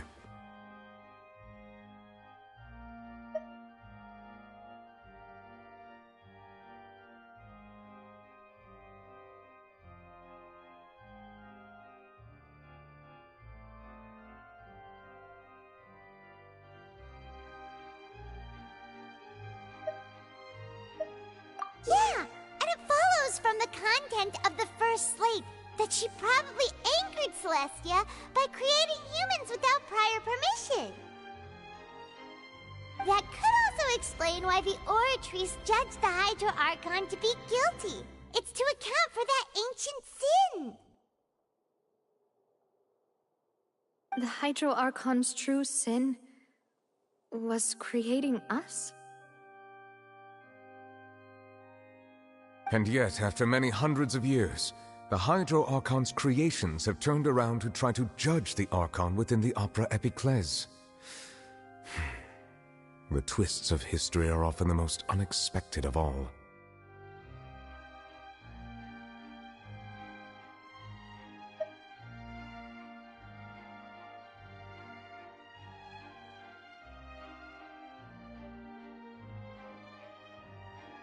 Yeah, isn't the image here just like when Navia fell into the sea?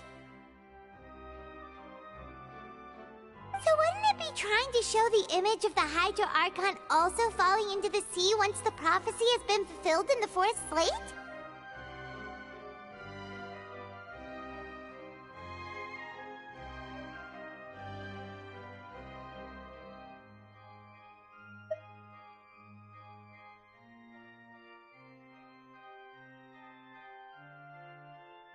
In the end, the people will all be dissolved into the waters, and only the will remain weeping on her throne. Only then will the sins of the people of Fontaine be washed away. Did Paimon get all that right? You've made some keen deductions. I must say, given how much you still don't know, it is impressive that you've already managed to connect so many pieces of the truth. However, while you were able to decode all the information on the slates, they've also been etched with an additional layer of hidden information using a different power source.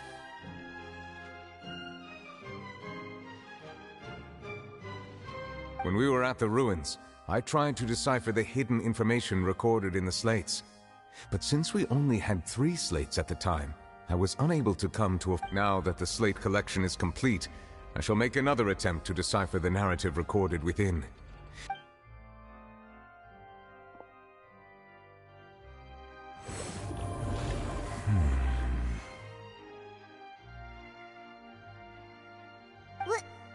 Well?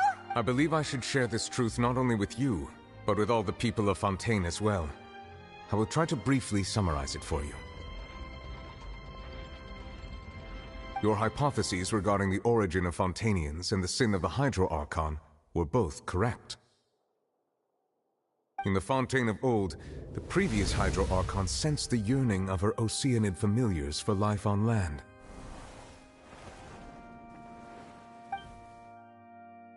The Oceanids were enamored with the beauty and romanticism of human beings, and wishing to have those experiences for themselves, expressed to the Hydro Archon their desire to become of a similar kind. However, even though water as an element is intricately linked with the power of life, the Hydro Archon, as one of the 7, did not possess the authority to create a new form of... Not one to give in, she eventually found a way to create permanent humanoid bodies for her familiars by appropriating the power of this planet's primordial sea.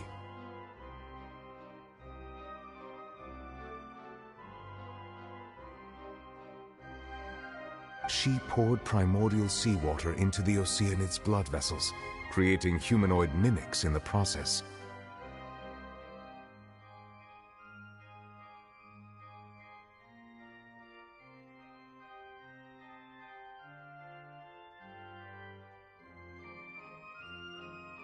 But if Fontainians were to ever come into direct contact with water from the primordial sea, the power within their bodies would escape these artificial restraints and return to the sea. As a result, their forms would collapse, and they would be reverted to their original forms as Oceanids.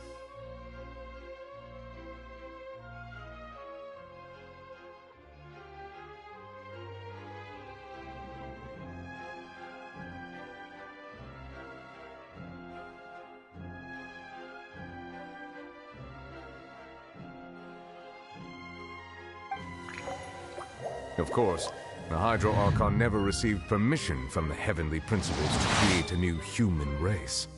And thus, the Hydro Archon and all of her creations came to shoulder the original sin of appropriating the power of the primordial sea.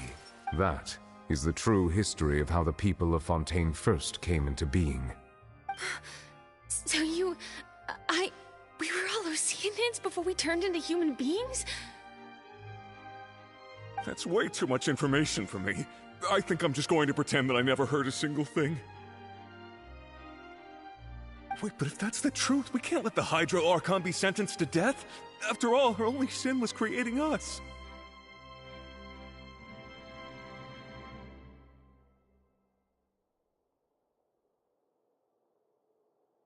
This really might be too much information for your regular Fontainian, but it does answer a lot of our questions. Alas, your hypothesis regarding the 3rd and 4th stone slates was inaccurate. The slates' respective positions are, in fact, correct. A key point of the visual on the 3rd slate is how all the individuals depicted in the water are humans rather than Oceanids.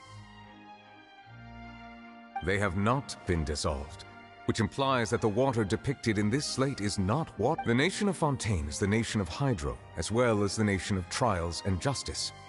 Instead of being the literal element, the water in the... You may also recall Navia's experience. When she fell into the sea, her consciousness was surrounded by that of many others who intended to hold a trial to determine her fate. Therefore, the meaning of the third slate, that the people of Fontaine shall try the Hydro Archon at the court of justice. Yes, it refers to our present situation. I think I'm following now. So, what you're saying is, even though we decided to put on this trial to avoid fulfilling the prophecy, in truth, everything we've done has happened exactly as the prophecy foretold. So now, it seems, we're the ones making sure it comes true. What should we do? Huh. No matter what, the prophecy will be fulfilled. Is this what it feels like to be a— If that's the case, does that mean the scene in the fourth slate will also be fulfilled soon? Traveler, I would like to point out another small fallacy in your deductions. About the fourth slate, you probably thought that the eruption of primordial seawater beneath the fortress of Meripede served as the surest sign that the prophecy was about to come to pass, yes? However, I believe that rather than being a sure sign, that eruption could in fact only be a small warning of something far worse to come.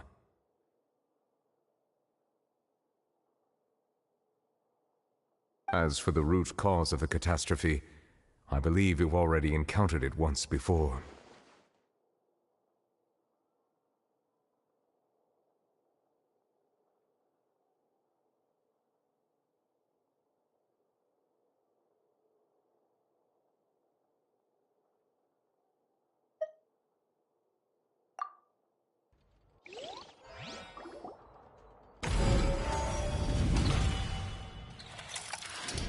This eruption was just a small warning of the things to come. We must find the root cause of the disaster.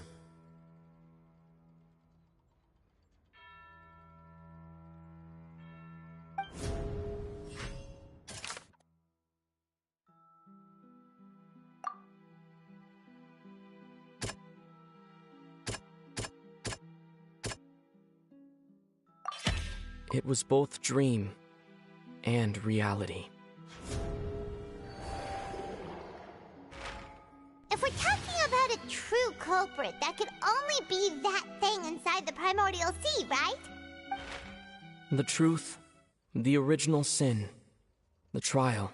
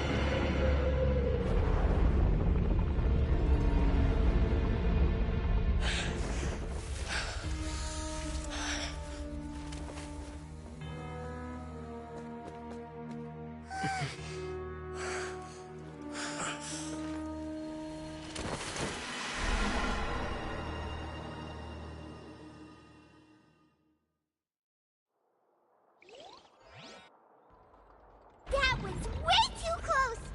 How did that thing just burst into the Opera House? Wait, was that the huge whale you saw in your dream?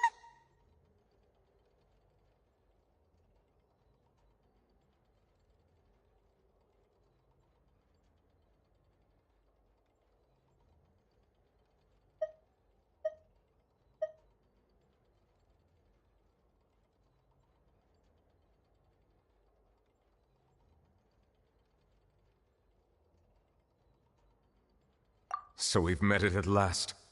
I understand very well why it has chosen to make an appearance here. That whale does not belong to Teyvat. It is a monster that has traversed the stars, weeping all the while. It has been greedily consuming the energy from the planet's primordial sea, using it to grow. That is the main cause for the rising sea levels.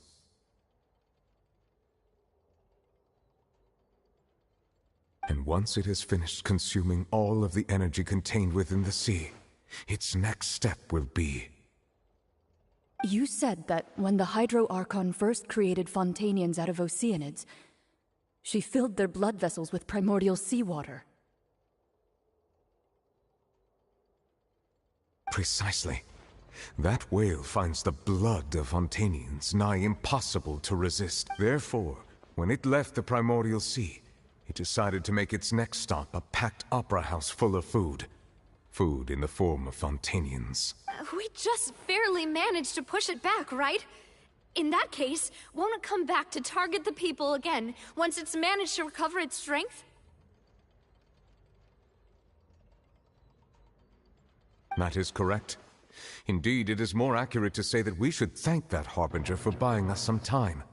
Without him, from the way he looked, he must have been fighting the creature. That battle maniac.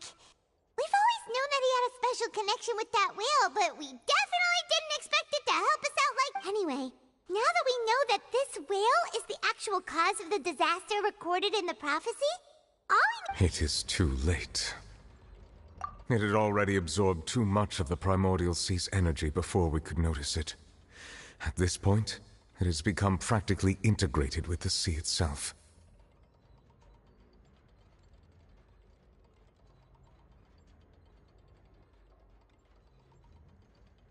Even if the entirety of Teyvat were to be destroyed, it could still survive and swim off towards some other world. That's not something I will accept. We've already done everything we can, and we even found the true culprit. We've come so far. You can't just tell me that the last hurdle is some impossible foe. That's just not— Indeed. That's not how a grand performance should end. I'll fight it to the end. No matter what. So the prophecy will be fulfilled no matter what, huh?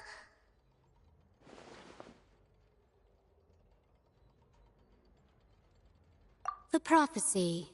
Yes, what has been prophesied.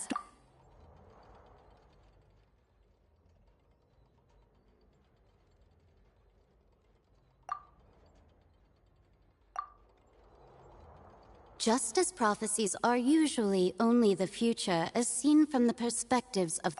Ultimately, fate shall serve as your only guide, no matter what will happen in Teyvat's future.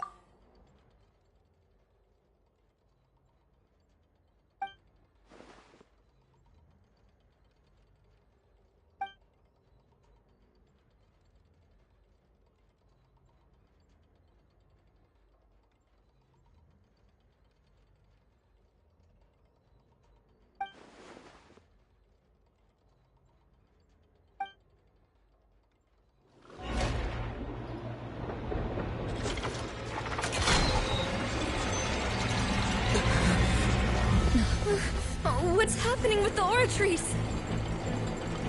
I believe it is preparing to carry out the death sentence.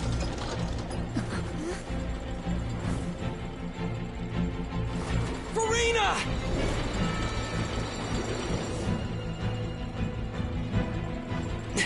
No, I still need answers.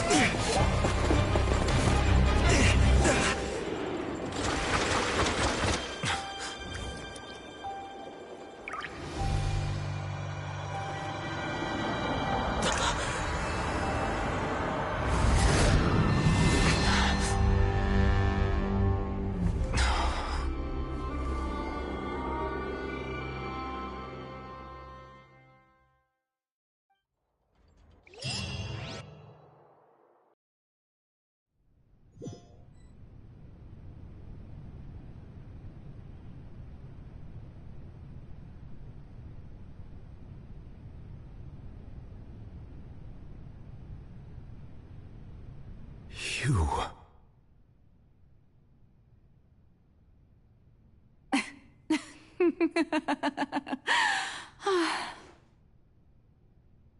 Sorry.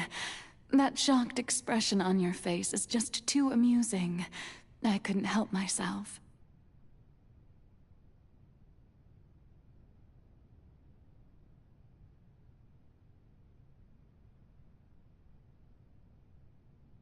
You are not Farina.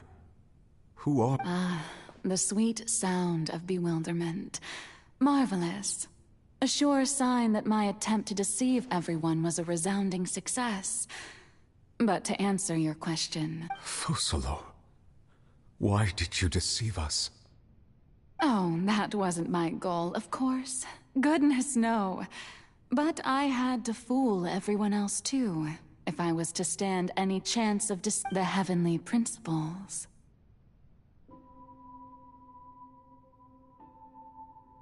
Deceiving the heavenly principles? It's all because of that pernicious prophecy. Dreadful, wasn't it? Everyone doomed to dissolve. Fontaine condemned to be flooded. One was not amused. In fact, one was positively bemused when that problem was thrust upon me by my dearest predecessor. She knew full well that the prophecy would surely come to pass. And as one of the seven, she also knew full well that one defies the heavenly principles at one's peril. So yes, as you have no doubt surmised, it was a rather impossible situation. I spent a terribly long time mulling it over, alone on the ocean floor. And I was almost growing barnacles by the time I finally realized there was only one possible solution to this confounding conundrum. I had to outwit the heavenly principles, allow the prophecy to be fulfilled, ostensibly at least. Whilst I'm a genius, I know. I can only assume that's why Egeria chose me as her successor. Although, looking back now, it was hardly the inheritance one dreams of. Between the task of saving the nation, the quotidian duties of the Hydro Archon, and not to mention the original sin of creating a new race of humans. But one can only play the hand one is dealt. I did not choose this, any more than I chose to be. So you were also once one of the Oceanids, transformed into a human by Egeria's hand? Yes, I was. I always dreamed of becoming human. And I still do, even now. In my eyes, to be human is to be part of the great after becoming a god. I separated my divinity from my body and spirit, leaving behind only a self that was as naive and bewildered as my past self. The me you see before you now is that divinity. And the human, she could feel joy, sorrow, and everything in between. She could be as vain and conceited, or as meek and vulnerable as she wished. Her strengths were of a kind only a human could possess, as were her shortcomings.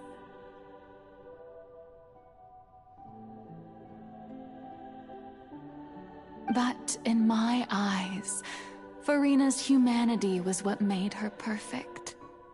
She was perfectly human in every way. The person I always wanted. Anyway, so then I cursed her. All part of the plan, of course. The plan to deceive the heavenly...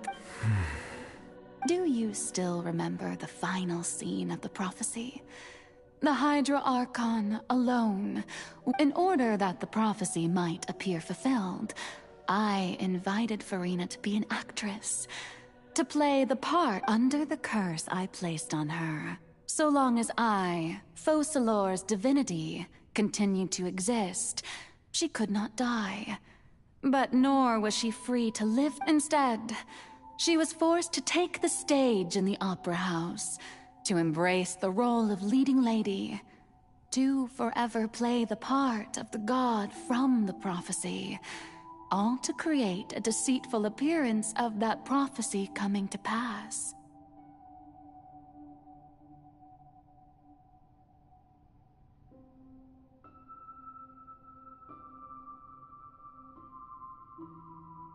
I suppose now you probably understand why your court is called the Opera Epiclese.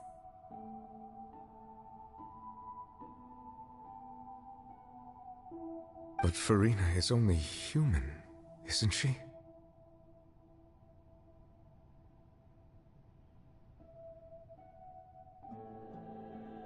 Even though she has had a long life, her mind is no stronger than that of any other ordinary human being. I cannot begin to fathom what she has had to endure. It must have been torture for her. It has indeed. And although she is, in a sense, me in human form, it's been 500 years. And all along, she's been playing her part in the most unimaginably long, unbearably lonely, and agonizingly painful opera of all time.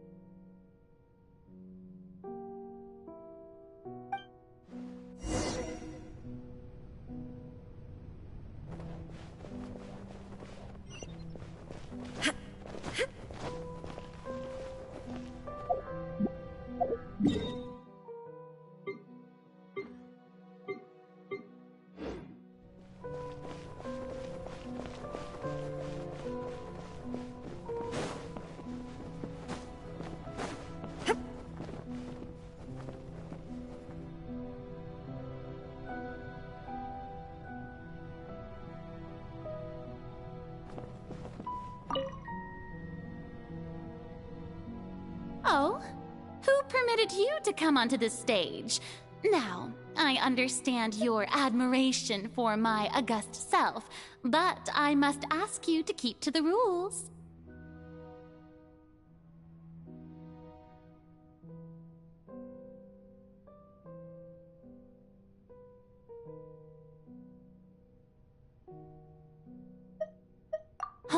All right. It is not my intent to reprimand you. There is no need to state your name. Just be off with you. Do not distract me from my performance. Oh, do not jest. Can you not feel it?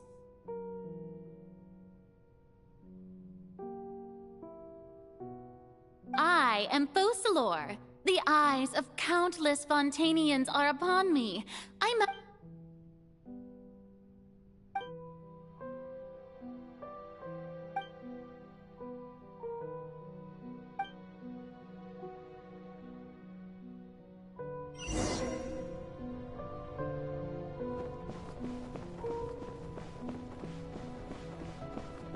Dear audience, the performance is experiencing a technical difficulty, but worry not. The guards shall resolve it soon enough.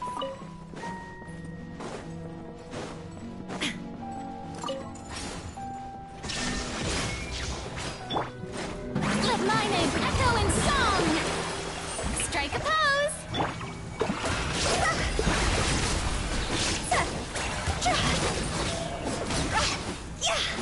Hey, what gives? Prince is still watching me, you know. Guards! Wait, where are the guards?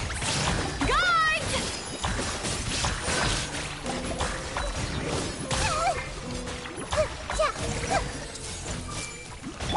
There is no escape!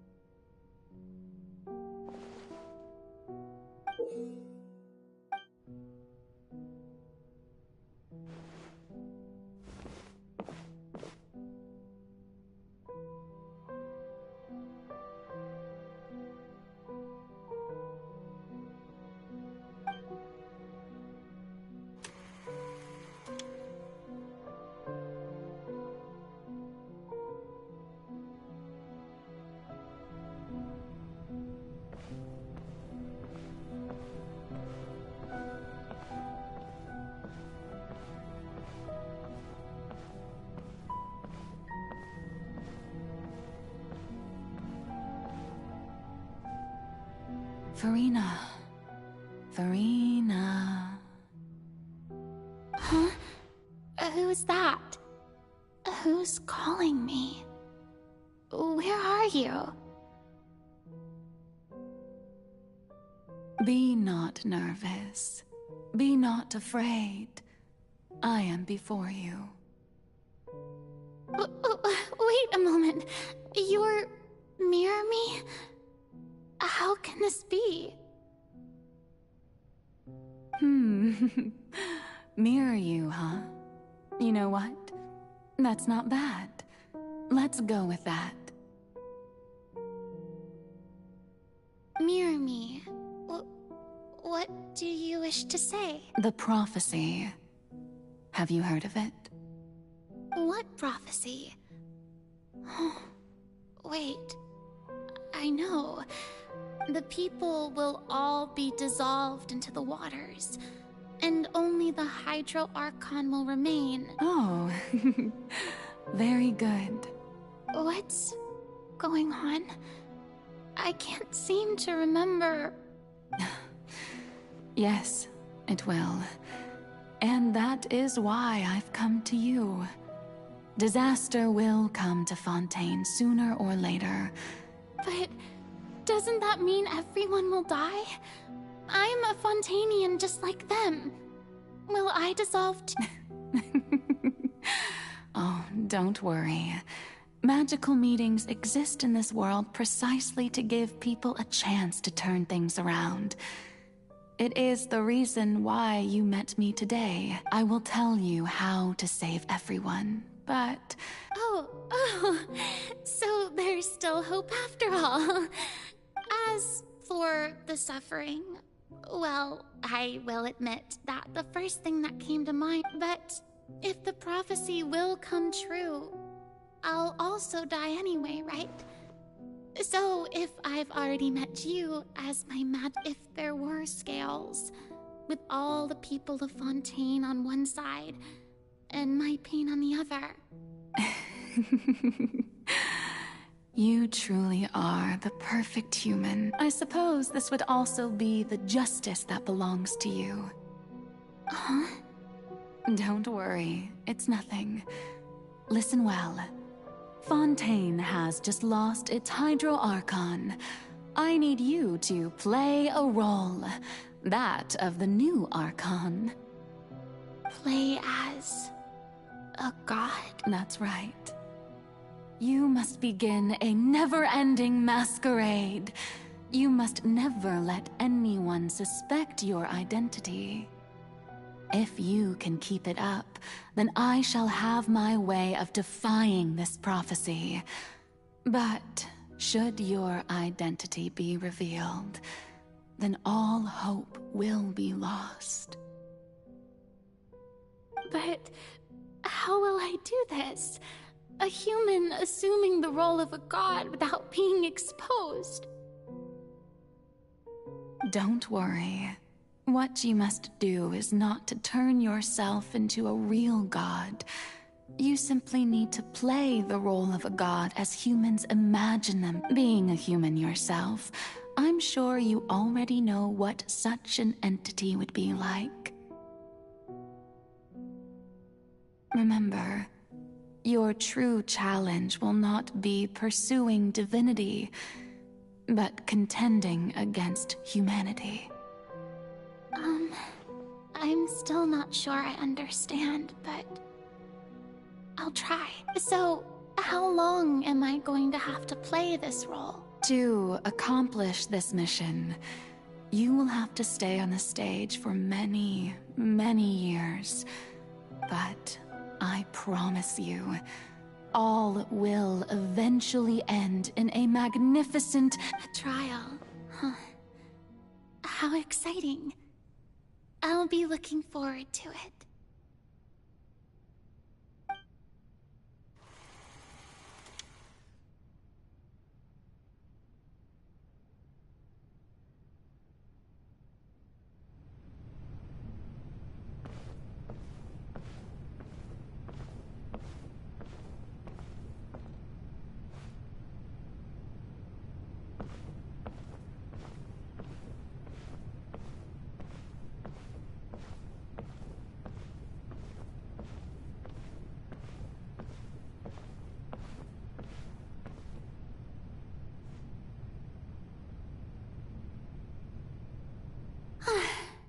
The Maison Cardinalise has announced my accession, but this is my... what should I say? To most appear like a god. To be honest, ladies and gentlemen, good evening, and welcome. I'm sure you've all heard about how I have taken on the role of Hydro Archon. Indeed, I am Verena de Fontaine, your new... In truth, I know little about becoming a nation's new god, but it will as the god Focalor, the god of justice. I shall do all within my power to lead you into an age of... Once again, thank you all for coming. If you should have any questions, or this should do it. I thought I might stammer, but thankfully, I was able to convey my thoughts just fine. That's the new Hydro Archon. Is this some kind of joke by the Maison? I would have thought that a being that surpasses humanity would be a bit more... assertive. Hey, did you hear that? She even told us to send her suggestions there at the end. Shouldn't gods be all-powerful? She's being so modest. What's the difference between her and an ordinary person, then? If you ask me, perhaps the succession didn't actually happen. She might just... Wait, what's going on? Why is everyone suspecting me of being a fake? Oh, this is bad. If I get exposed here... Right. Myrmi said that I just need to play the role of a god as humans imagine them to be. Calm down, Verena. Think. What do the people want? Assertive, with a strong sense of presence. One who can dispel all doubt. That...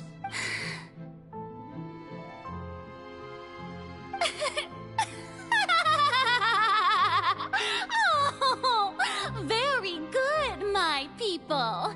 Oh, now, I was wondering if some weak puppet were to one day come onto the stage and claim ownership of this opera house, would the children of... Well, it seems that you would all see right through them. Having passed my test, you are qualified to witness what you may consider my previous act a door gift of sorts. I thought it was a debut that suited the atmosphere. Now then, let us be reintroduced. Ah, so that was just a performance. How could I have forgotten that we were inside an opera house? Her personality? It's quite shocking, to be honest, but I suppose it's a better look than before. Such a fascinating and bold deity. How wonderful! Our future may yet be bright after all. It seems I've turned them around. Best follow this flow and restart my accession speech.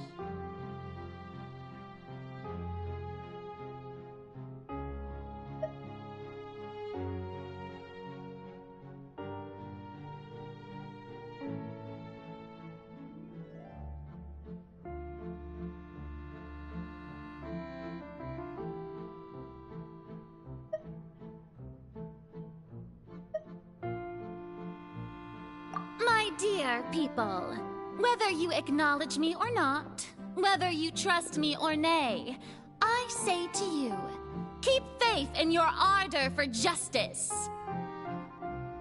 We have heard it said that this nation's sins can no longer be washed away. Well, I say that justice is most fragrant when it blooms amid sin. No, this won't work. They'll suspect me again. I must play the role that they want me to play. The scales of justice should not weigh heavy in the hands of its god. On one side, it must carry fairness and justice. May law be the prayer on our lips. May judgment be our worship. Let us light the fires and drink to the future of Fontaine!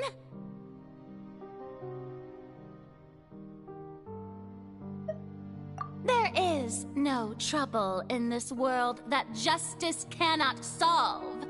All that is needed is for you, my people, to believe in it, heart and soul. So long as I, the Archon Focalor, stand within the Opera Epiclese, so long as I stand before the Oratrice, I shall even judge the gods of this world!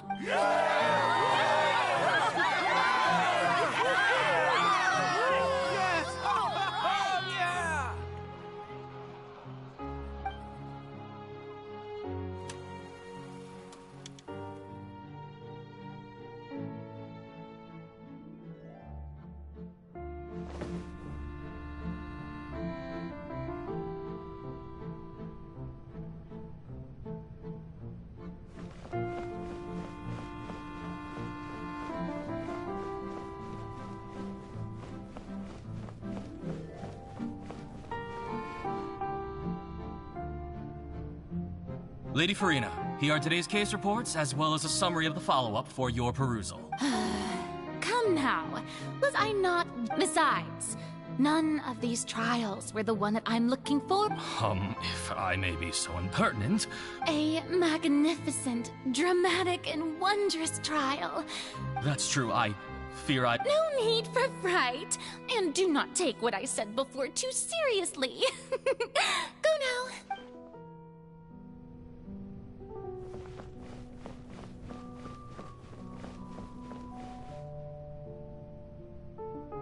Lady Farina, I don't know what to say.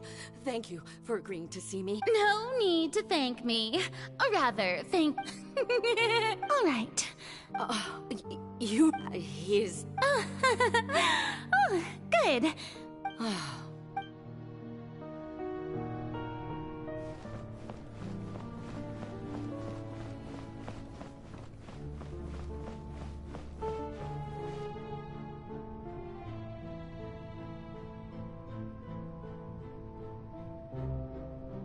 Lady Farina, here are the latest hydrological reports. As for the specific parameters you asked to take note of, I see. It's as I thought, then. As your god, I did already expect all manner of signs indicate that the prophecy will still come to pass. Forget it. That's not something... Well, as I understand it, the Fontaine Research Institute is also trying to find a way to counter the rising... Really? Have they found anything? I'm afraid that they haven't found any effective solution thus far.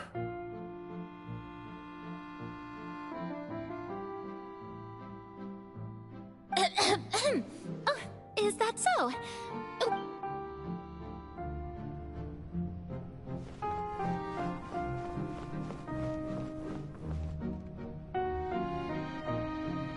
The day is finally over. I haven't had a moment to breathe this whole time.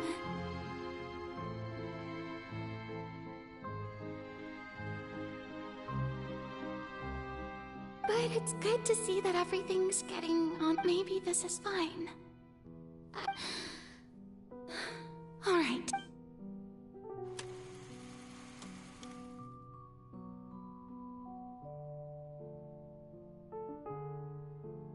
Lady Farina, here are the new trial reports for the latest cases, as well as... They'll... Lady Farina, Indeed, my dear loyal...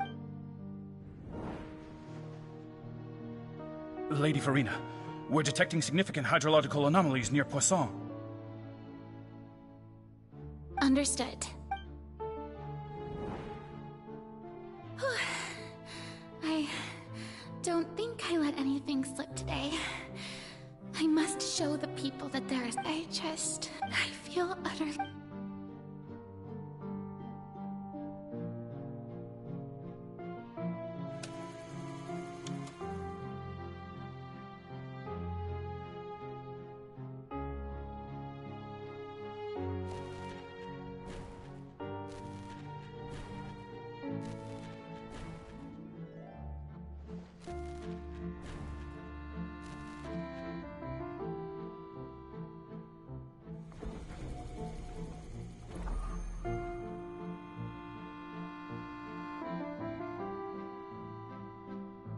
Lady Farina, I've heard that the first member... What? Are you crying? Uh-huh.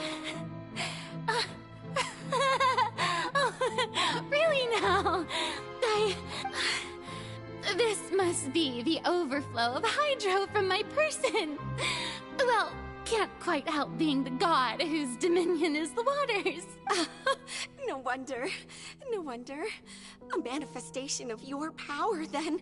Oh, Archon, I am honored to have witnessed it. Honored indeed.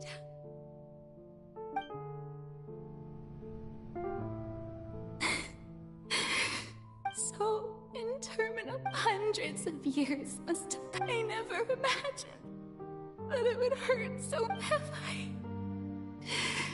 reached my limit. I want to tell someone, anyone, about this. I have conducted so many investigations across the century. All I can do is keep heart. I must maintain...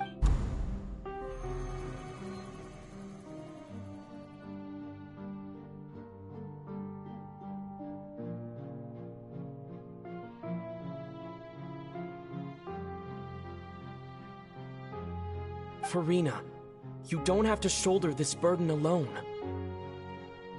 Although I don't know what you might be keeping from everyone, your people are more than willing to share your burden.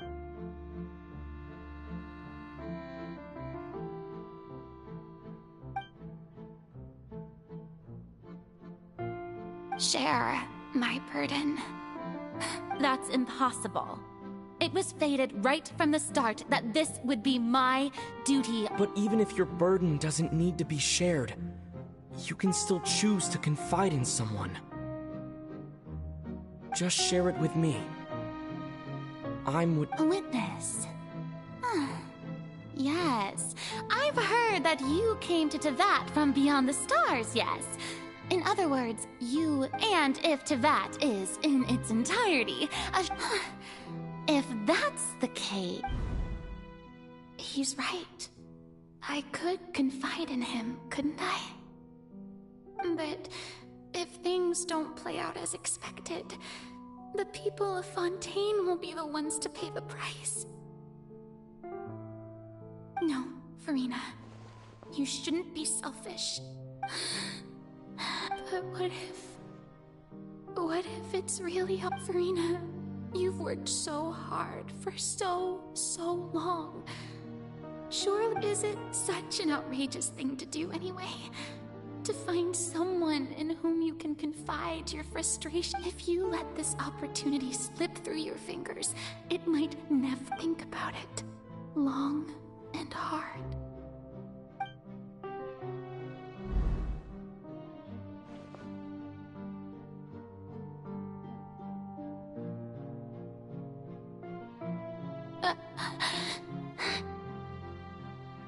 No, I have nothing to say. I am Farina, the Archon of Fontaine. Everything will surely get better. All you need to do, dear spectator, is to witness my performance until the curtains fall.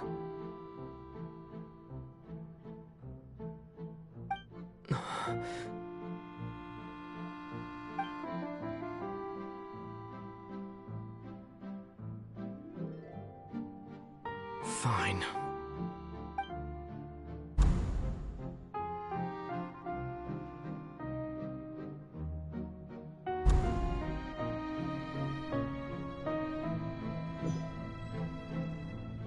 So even Farina doesn't know the truth? You've never once let her in on the full plan? Yes, it had to be done. To deceive the heavenly principles, you must first deceive yourself. She did very well. If she had let her resolve falter even once in these 5 centuries, Fontaine would have been doomed to the most tragic fate. It seems that trusting humanity was the right decision after all. I believe that I understand how your deception works, but that is only half the truth. How would you build on this foundation to save the people of Fontaine? That is the most important thing. Ah, good. Of course, the Iudex of Fontaine has pinpointed the crux of the issue. I'm sure you've long sensed that the Oratrice is no simple machine, yes? I've always suspected that it had its own consciousness. And Lenny did mention that he heard a human voice within the core chamber. It now seems that that person was you, hidden within— And then I became one with the Oratrice, taking Fontaine's gnosis with me. Yes. Alas, your understanding of this device still lacks sufficient depth. In truth, it is no enactor of justice. It is, in fact. Oh, you have it. And to be more precise, not only will the Oratrice take down the god of justice. I mean, did you think I would be my work over these last 500 years has been to but really, some have already discovered that only a small fraction of the energy generated by the vast majority had to be accumulated. It was all part of your plan, then? Both the trial and the sentence? Indeed. This power, accrued over 5 centuries, could have sustained Fontainians for millennia, had it only been used for that purpose. Almost all of it, but only power of this magnitude could hope to destroy the Hydro Archon's divine throne, shaking the rules established by Celestia, and breaking through the institution that is— So the Oratrice's call for death was for neither Farina nor Focalor, but for the Hydro Archon. The destruction of that divine throne. If I do not misunderstand your intent, you must be—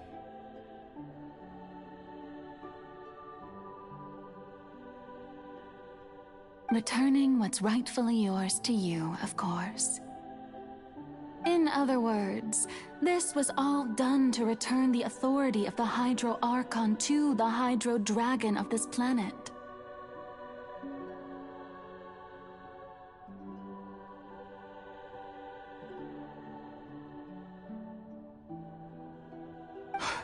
But—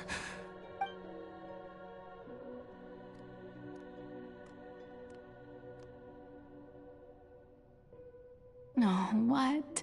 Getting sad again, are we? The authority of the ancient dragons shall soon be yours once more, O Hydro Dragon Sovereign. And this is the face you make. all you've done throughout the years is just so you can sacrifice yourself at the very end. I've never quite seen it that way, you know. Even now, I'm quite pleased at how well my—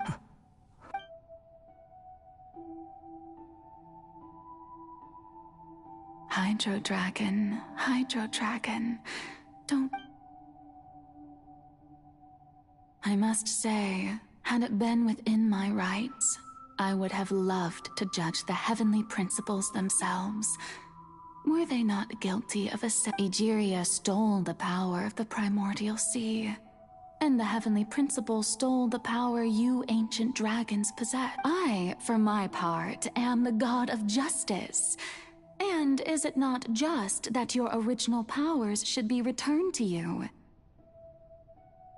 Speaking of justice, I have always believed that justice lies in the process of So, if the theft of the primordial sea's might was Fontaine, then, leaving matters of procedural right and wrong aside, the descent of the Fontanians as, in other words, existence was Egeria's justice, defying the prophecy and ensuring that Fontaine. At this point, we, whether it be myself, Eudex Nervillet, the highest judge in our land, when you regain your full power as an elemental sovereign, what So when I was invited to the court of Fontaine to serve as Eudex, I see now that that was your idea too. At last. I now understand the true purpose behind this position. In the beginning, I was uninterested in human existence. But these 5 centuries of living alongside them have gradually brought about... You are a devious one, Focalors. Things being as they are, surely you know that I could never declare them to be guilty.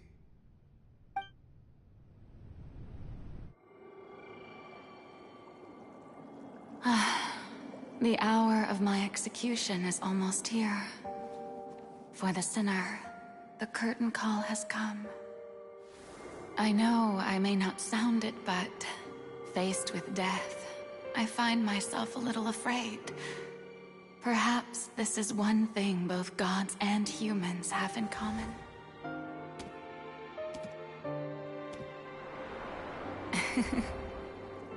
Farewell, Nervillet. I hope you've enjoyed the part you played these 500 years.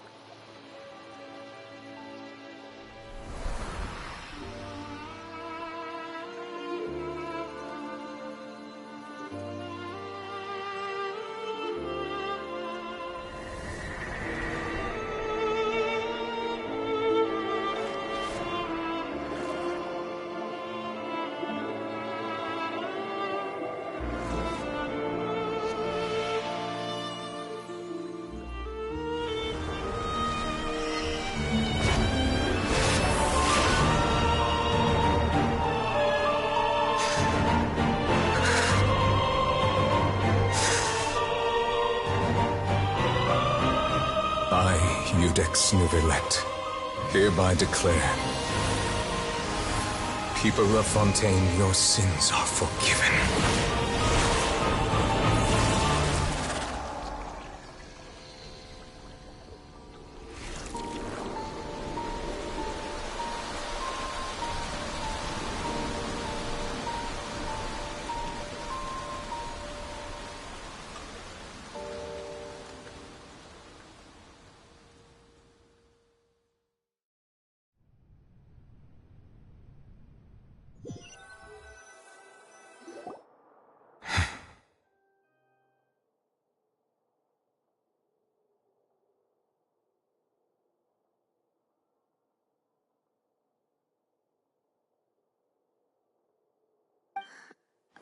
What just happened?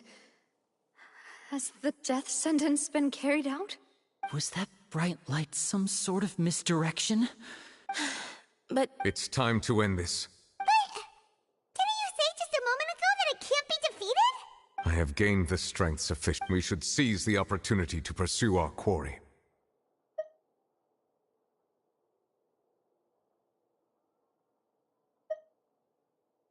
Traveler, now that the oratories can no longer function, I require an executor to help me mete out justice. The root of the calamities befalling Fontaine, the beast that enacts the prophecy. It's come with me, traveler. The hour of execution has come.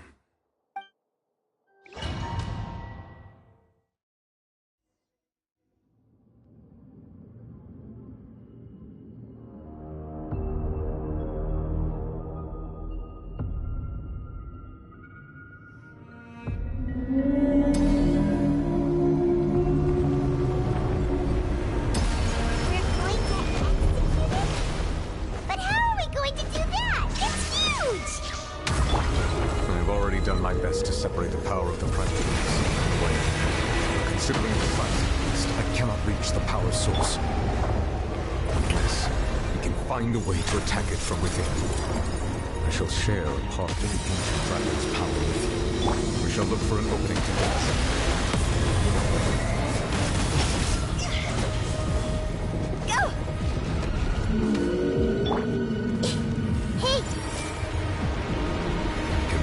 Sorrow turning into hostility. Make yourselves a room! Time to shine! Torn to oblivion!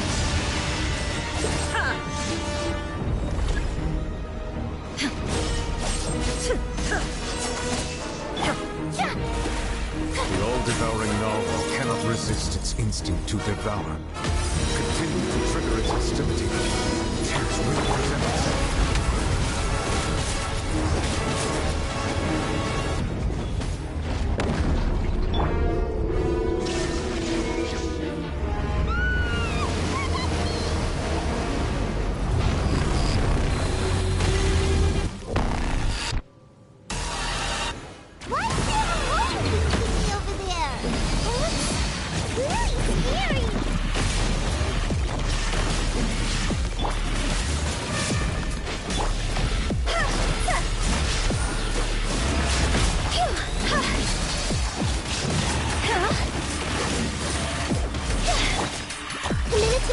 I have granted you my protection.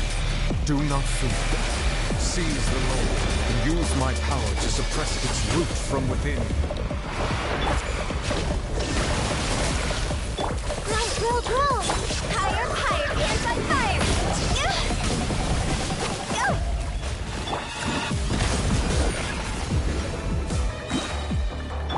This may hurt a little.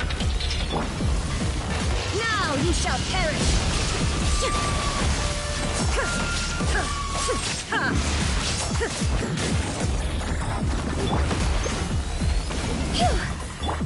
May I present? Everyone hold hands!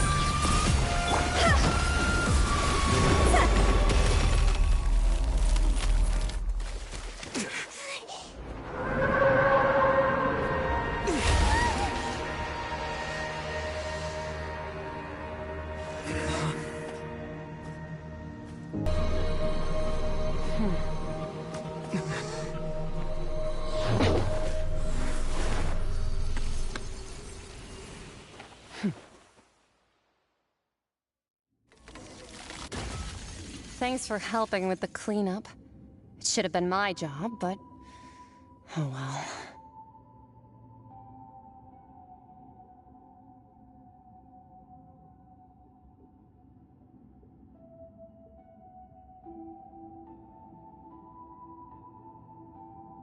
It was just supposed to be a short private training session for me.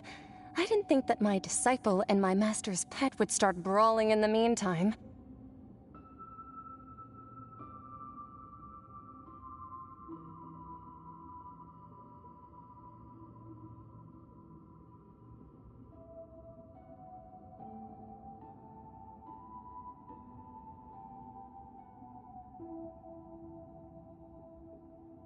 Well, actually, I had a feeling that it would happen at some point, but they bumped into one another earlier than I thought.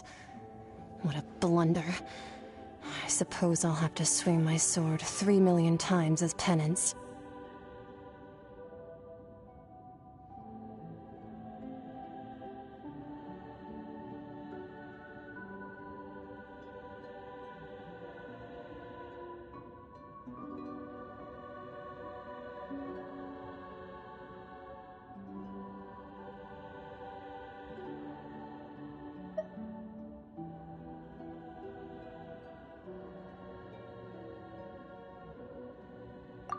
Power. Who are you exactly? Paimon has an idea. From what she said earlier, she must be Child's master. Skirk, right? It's just that he gave us the impression that she was the less talkative person. I simply did not have anything to say to the weak. But you, on the other hand, managed to defeat the all-devouring narwhal without using power from beyond this world.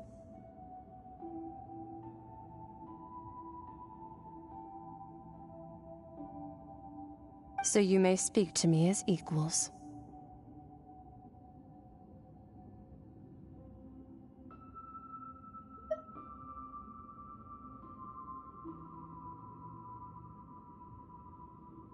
I have to agree. It's a strange use of a planet's primordial waters just to raise an all-devouring narwhal.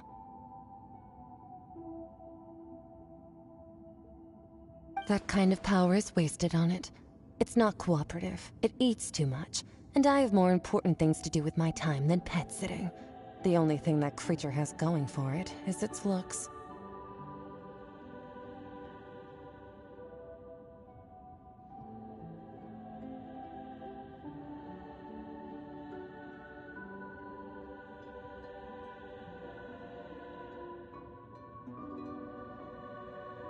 All in all, it fails as a pet.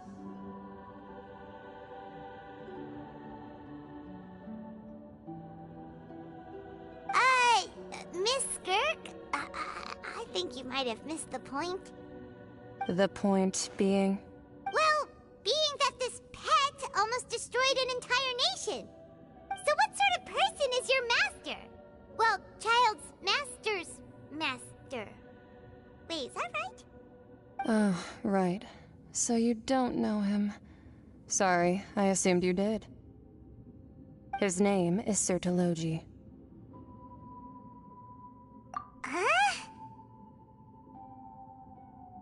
I am unfamiliar with that name. Huh. So Master isn't sufficiently famous. How should I describe him then? Have you heard of the name The Fowl? The Fowl? Still nothing? Well, how about the Visionary? Vetterfulnir then? Or Gold Rhine-daughter? Ooh, that one we've heard! Rhine-daughter's part of the Hexen Circle. She's Albedo's mom, right?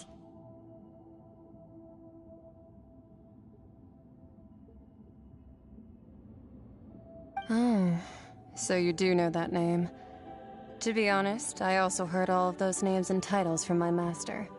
I don't actually know them either.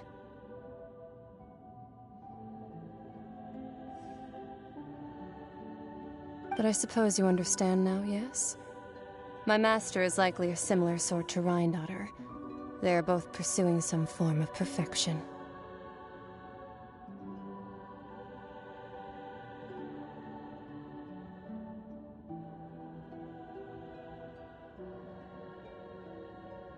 Wait! Didn't you also mention a visionary person? Paimon didn't quite catch their name. Actually, never mind that. I believe it expedient to inform you that the all-devouring narwhal used up nearly all its strength fighting you.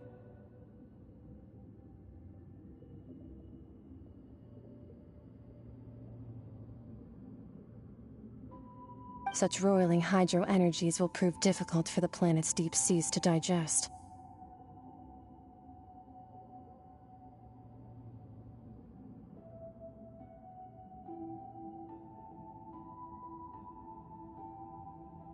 As such, the fontaine back on the surface has most likely been thrown into chaos.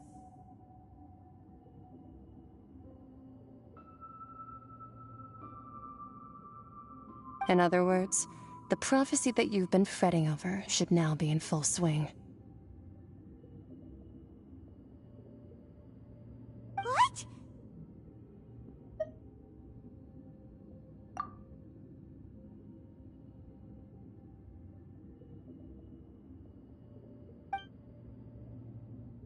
Not to worry.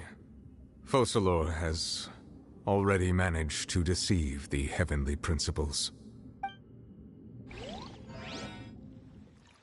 In the end, the people will all be dissolved into the waters, and only Farina will remain, weeping on her throne.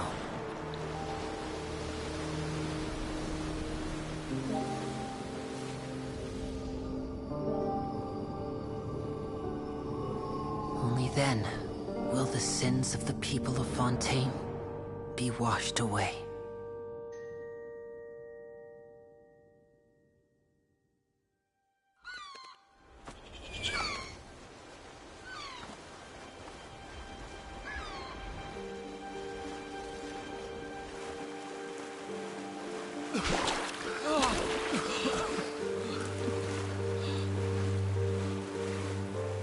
Hey!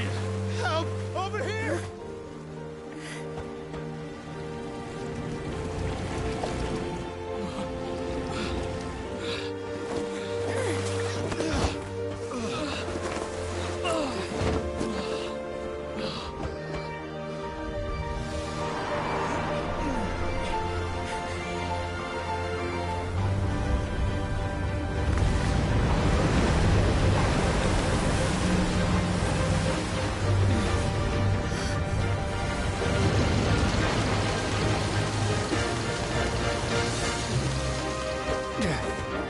All hands, initiate emergency rescue!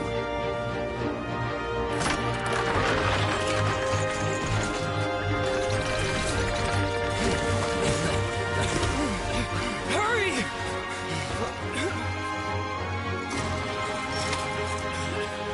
Hey! Lend a hand!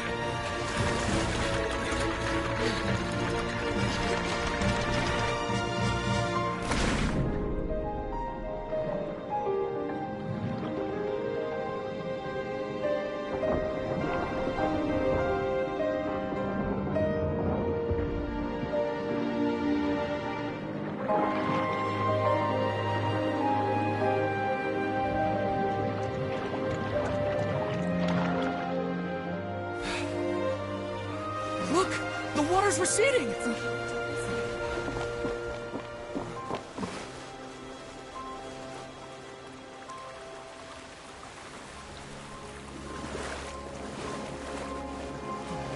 It's a miracle! Water's receding.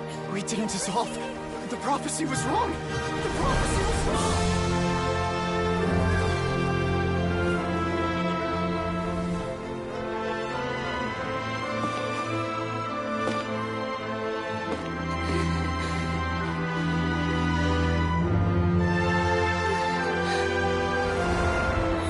Are you right? We're saved.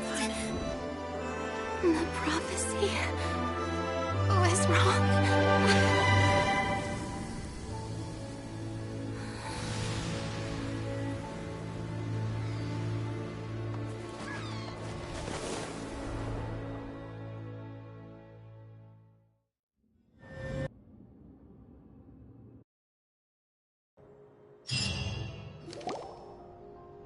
The soil renewed. The Svina Divasula tax post-disaster rebuilding. Old soil can still give skyship winglet. But the various disputes that have arisen on account of people always call the first researcher mad, but... Wow! Paimon barely recognizes the people in the reports. Are those really Juria and Navia? They sound like real big shots.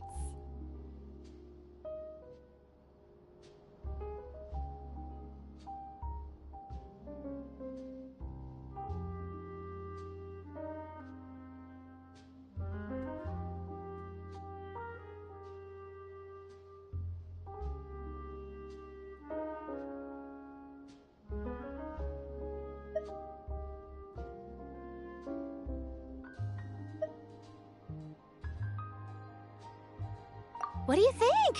Pretty enthralling, huh? The Steambird's idea was pretty simple.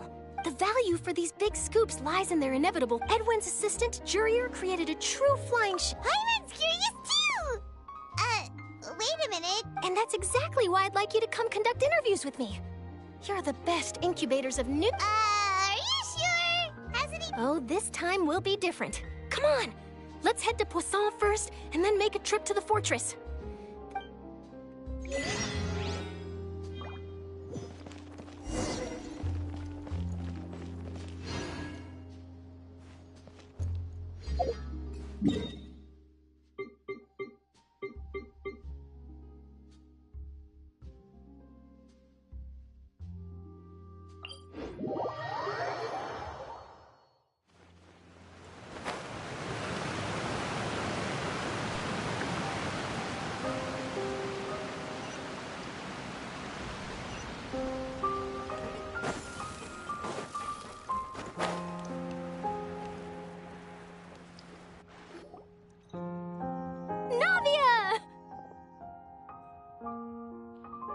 Oh, it's you.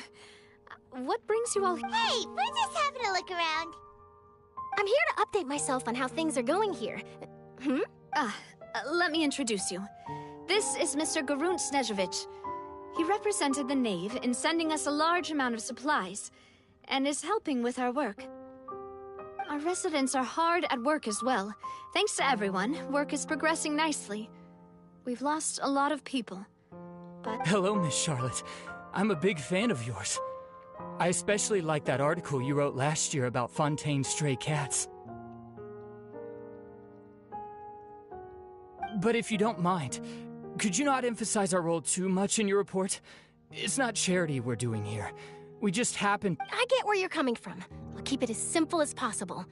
Or would you be willing to feature as friendly neighbors? That would be fine. Thanks! Oh, you're back too. How are things? We finished laying down the construction materials. It'll be another hour before the workers are able to go over there. Huh? You're here too, Clarant? Well, her reputation's greatly risen after that whole duel business with Miss Farina. So she's here in Poisson to wait out the heat. There's too much to consider in the reconstruction of Poisson. The Spina has need of more decision-makers. Oh, wait just a moment. Do you mind me asking a few questions? You know, about how you felt before the duel. Forget it. I'm sure you can find a better theme than that, Miss Shaw. I see you're the same as always. Couldn't you do me a favor for not... Well, if we're talking about doing things for my sake, you might as well just take a few more photos of me. Of course I will. I'm not gonna let him off that easy. All right, then everyone who wants to be in the photo, gather up. And...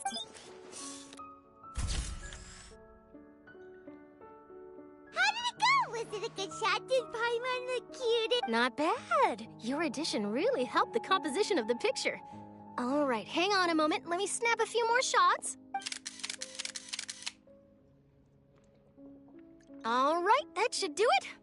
I'll be back here later anyway, so let's call it a day. You're very quick. Speed is of the essence when it comes to the news, and freshness is the key. Also, not to brag, but I'm pretty good at building connections. Who knows? I might... Wow, you really do have that never say die spirit. I'm impressed. I'll hazard a guess that this is how you got that interview at the Fortress of Maripede. Whoa, you're well informed. Let me make a guess, too. I asked Sijuin, who told Monsieur Nervillette, and he... That's a very complete information chain. In truth, all Monsieur Nervillette asked me was, when did the fortress I told him that it was best not to speak too soon. There's no guarantee that Ridsley will make a personal appearance. You're right. I've got to treasure every moment I have with them. In which case, I'll be making a move for... Stay safe now. And tell me if you hear...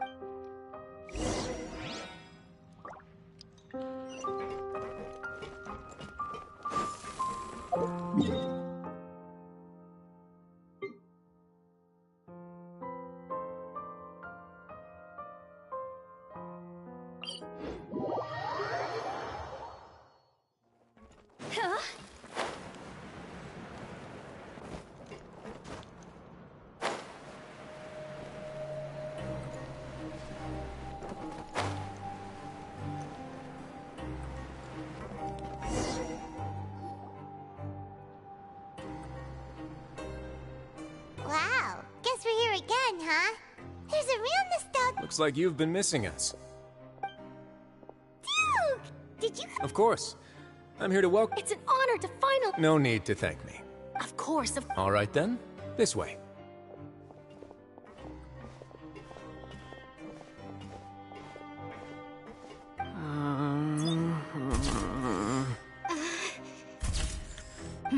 Hey, no need to be so nervous. I've already taken all the photos we need. It would seem that Miss Lorvine doesn't want her face to appear... Sir, please don't say things like... But it looks like dear Mr. Jurier denies it. Might this interview be very important? No, I just... Now, I might not look it, but I actually did meet Mr. Edwin once. The boat that brought about a miracle. Still, if I might ask... Huh. Looks like Shadow... I have to apologize, but that ship is presently in the... Really? Well, then in... You already know my answer, I'm afraid. Best you interview our head nurse instead. Or perhaps you'd like to take... Did you really have to use the word, well then, to solo... Is my hair messed up? Please, someone help me have a look. Things sure are getting pretty lively here. Oh, seems like everyone's here. Would any of you like to try this new drink I came up with?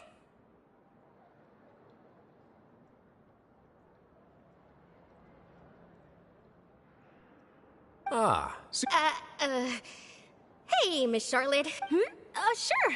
Come on, Miss Siegewayne. Over this way. Let's find a Sure. Do I have to smile? So, how have things been at the fortress? Same old, as you can see. Other than that flying ship. That's why I decided to let the interview go through. We should direct more public opinions toward the behind-the-scenes heroes. Am I right, Mr. Jurier? Miss Lorvine? You're too kind, sir. I believe that you too should have your day in the sun. I'll just... I see. Lots of things happened that day, huh? Anyway, regarding that Harbinger, I'm not sure you remember, but his 3 young followers are still waiting for his return. He sure did win them over, huh? I'll tell them that there's good news and bad news. The good being that their boss seems fine, and the bad being that they must face extended sentences for a Oh, actually, what about you? Are things gonna change for you too? What change can there be? The fortress will keep chugging along, and so will my duties. As to what Miss Farina's departure will mean for the nation, and if our laws and governance will be transformed, we'll leave... Hey everyone, the photo shoot's done. Good. In that case, let's call it a day here. Thanks for your cooperation. Come on, Traveler, let's go. There'll be... Maybe. Who knows? All right, last stop, the docks.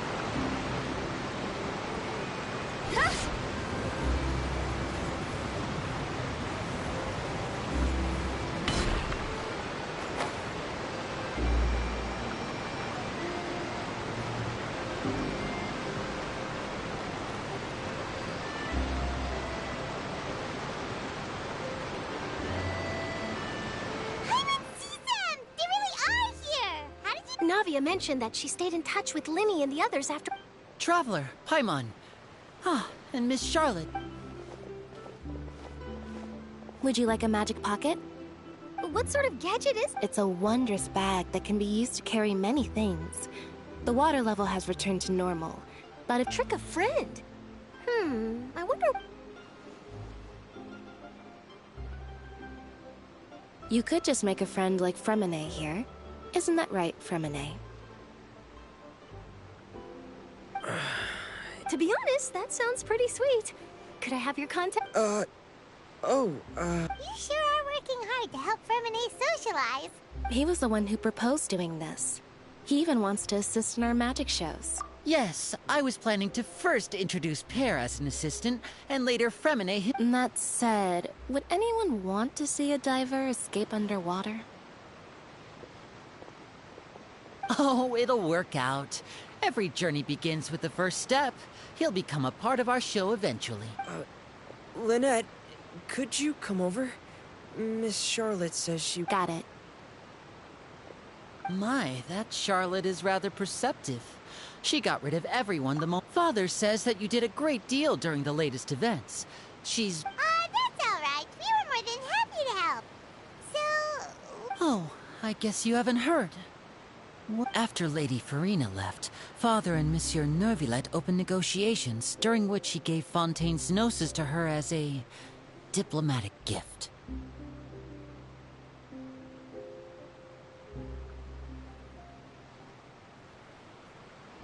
A diplomatic gift? A Gnosis? Yes, I was quite surprised at first myself. But when I thought it over, there were actually a number of things going for it. It could have been done as an apology for the incident with Lord Child, or as thanks for his help in tying the all-devouring narwhal down.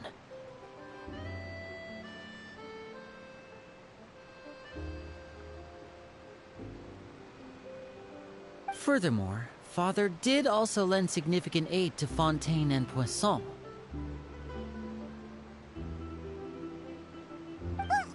That's true, but this is a Gnosis we're talking about. Doesn't this seem a bit... irresponsible? I would agree, but I've also heard that... It seems that Monsieur Neuvillette has had a significant change of heart regarding the matter.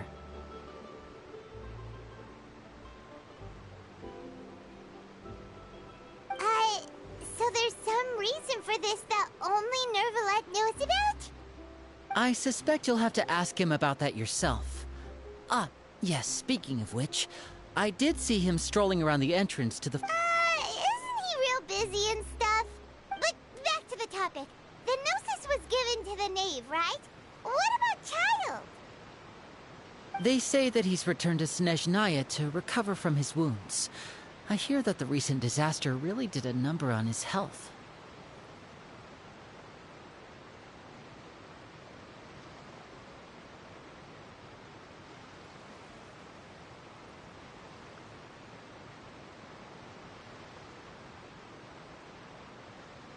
That's true. When you think about it, we've had loads of run-ins with the Fatui.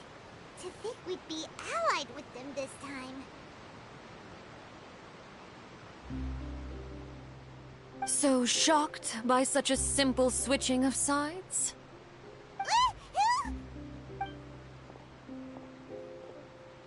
Father!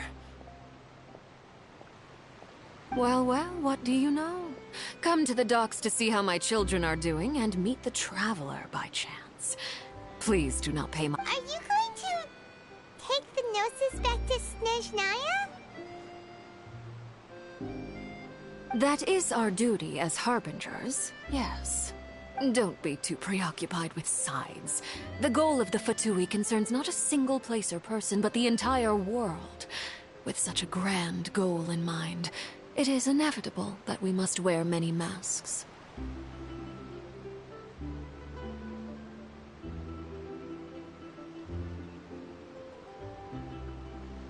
Switching my masks is something I've always done.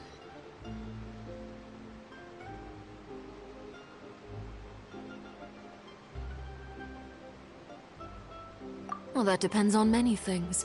No one truly knows what the future holds. What good is honesty if you can't rely on it forever?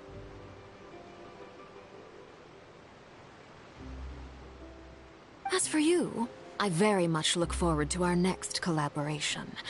Good things cannot be achieved alone, and you've proved yourselves to be great partners.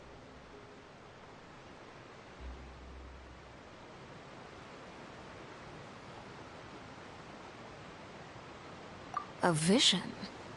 All right. I'll remember to return it. Thank you for keeping it safe for him this entire time. that's a wrap for me. Huh? You're... Greetings, Miss Journalist. Hello. If I'm not mistaken, there are diplomatic channels I'll need to report to take a photo. That is correct. So forgive me, but I will not be able to serve as a subject in your article. However, feel free to write as much as you'd like about our dear magicians, and our... I will. The sea breeze is quite pleasant. I shall continue my walk while the weather remains so agreeable. Farewell, Father. Oh, she has such an intimidating presence. I didn't even dare to take a picture. Thankfully, I've already wrapped up all my pre-scheduled interviews. Thank you all. Don't be too nervous. Why don't you take a magic pocket before you go? Here, Traveler, Paimon, you take one too. To move things about? That's right. Funny. I was giving out magic pockets when we first met too. And I guess this must be life. Alright then. We'll be handing out pockets at... Well, guess we sent Charlotte off. Shall we go see what Neverlette's doing? I got it.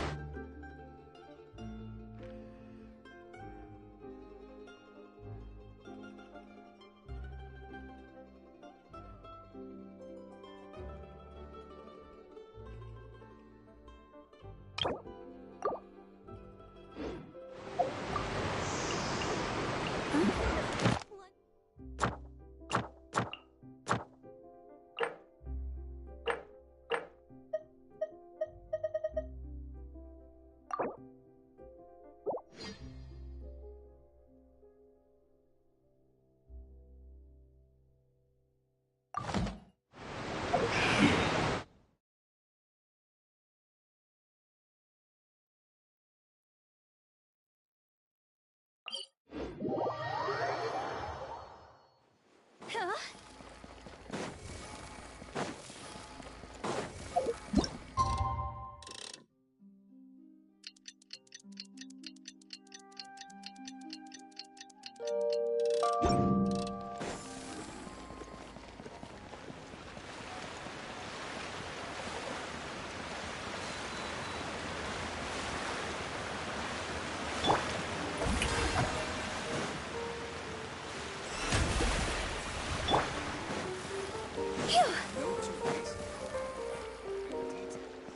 Huh?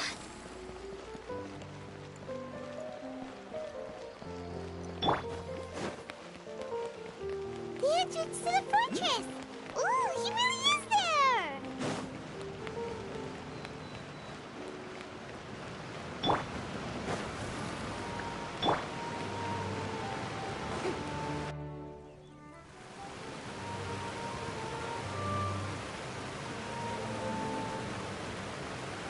So, you really are here, Neverlette!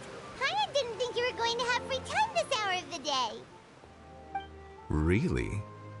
Oh, I suppose you must have met Mr. Linney. He took the time to greet me earlier. In any case, you came at a good time. I was just considering reaching out to you to set up a meeting, so I may explain some things that I... Aw, Paimon's glad that you remembered. Thank you for keeping us on... Alright, let's have it then. How was... It is strange how words can often leave a bitter taste in the mouth when it finally comes time to say them out loud.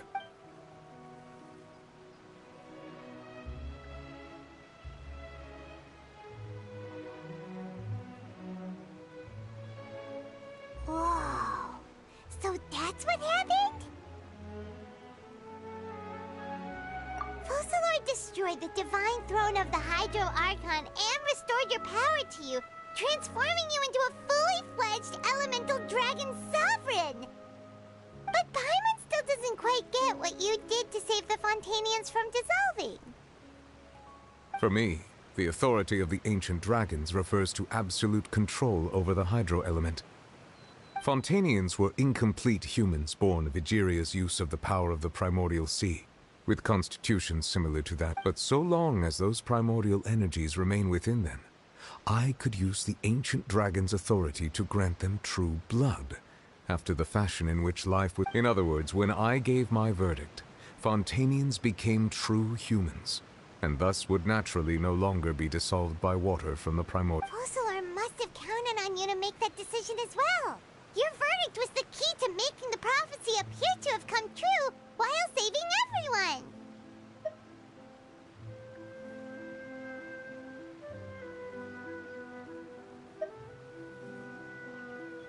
Yeah, and in a manner of speaking, Focalor finally managed to fulfill the original Hydro Archon's wish to turn Oceanids into... It seems from your expressions that you still have more things you wish to ask. Ask away.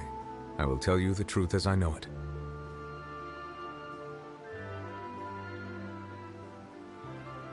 I have investigated his case along many avenues, and I have learned that he once fell into an unknown chasm when he was young.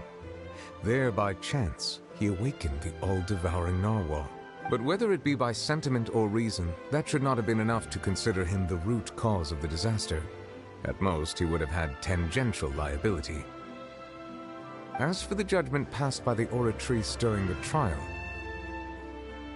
whether it was due to that liability by association, or Focalor deliberately using him to buy time for us on the assumption that he would be able to hold the creature off, I cannot say. Guess Focalor had Fontanians in mind the whole time. In the end, it was thanks to her that... hang on a second. Paimon suddenly got another question. Back when Fontanians hadn't yet become real humans, were the children they had also transformed? Life has always flowed like water. Do you recall how Fontanians would often come to the Fountain of Lucine? Yeah! Lynette said the fountain is where all the waters in Fontaine converge. In truth, even those couples did not know that such prayers were no... Those Oceanids who were blessed within the spring water would later descend as new humans in the... Paimon, sort of... Ask away. I will tell you the truth as I know it.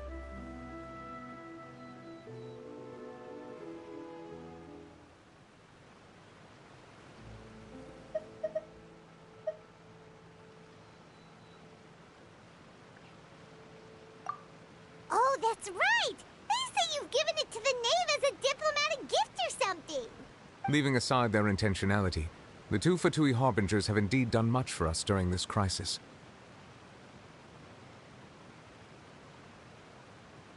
Their sole remaining goal in Fontaine, at least at this point, would seem to be the Gnosis. The Oratrice has ceased to function. The Hydro Archon's divine throne is now no more, and I do not need the Gnosis's power.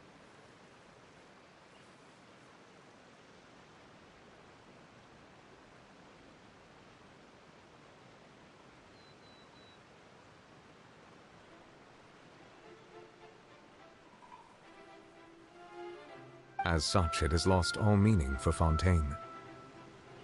If the Fatui have impure designs, then we might as well accede to their request now, and avoid unnecessary conflict.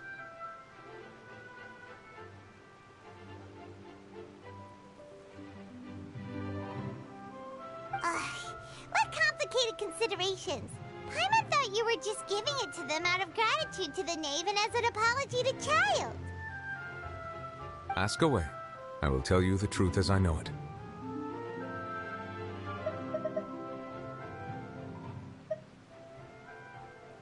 You will soon be heading to Natlan, I presume? I'm afraid that I have little talent as a travel guide, so all I can do is tell you what I know about that land.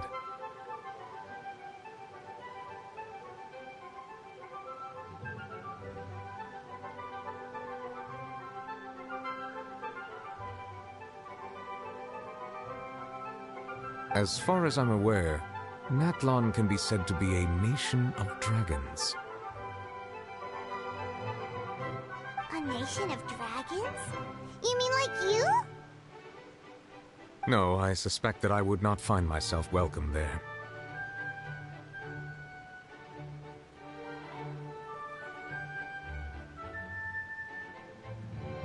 Unlike ancient dragons such as myself, the dragons of Natlan have undergone long years of development and evolution. Large numbers of them have entered a form of coexistence with humanity.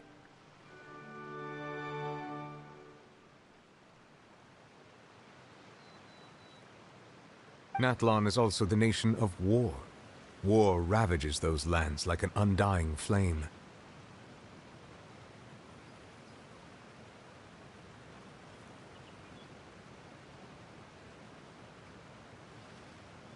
There is one other piece of information I got incidentally from my negotiations with the Knave that I believe may be useful to you.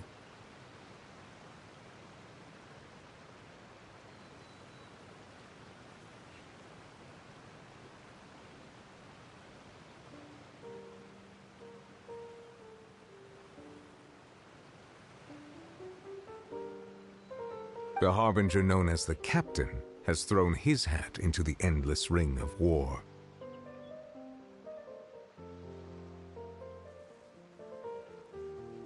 The Captain. Sounds like a real tough customer. Seriously, everywhere you look, there's a Fatui Harbinger doing their thing.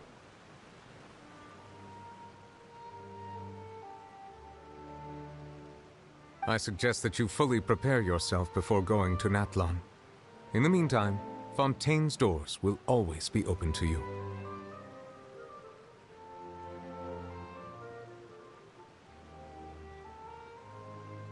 Ask away.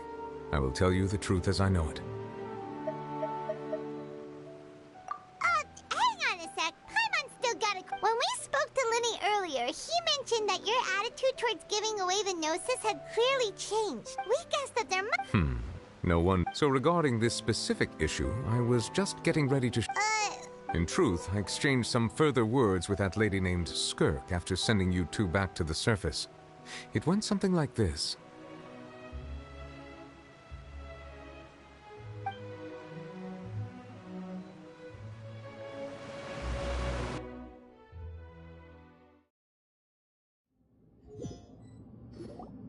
Well, we're going to head topside to see what's going on. You hurry over soon as well, all right, Nervalet?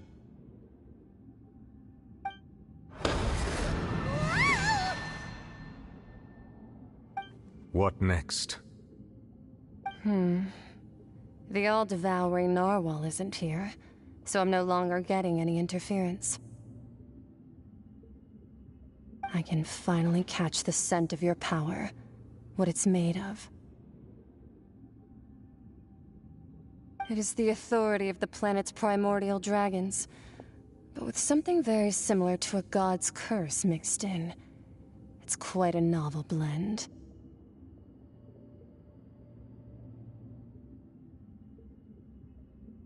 I'm sure I've encountered something like this before. What was it again? I do not know what you speak of. Ah, of course. How could I forget? You should have the remains of the third Descender on your person, yes? Remains? I've never heard of any such thing. Huh. According to your parlance, I believe it may be called a gnosis.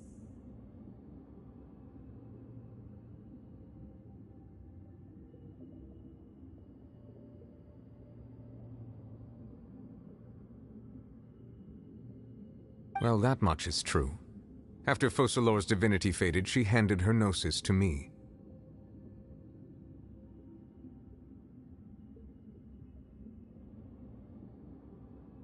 But I fear I have never heard of it described in the manner that you just did. I've been training with my master, the Foul, ever since I was young, and I have never returned to the surface since. So most of the information I possess, I got from him.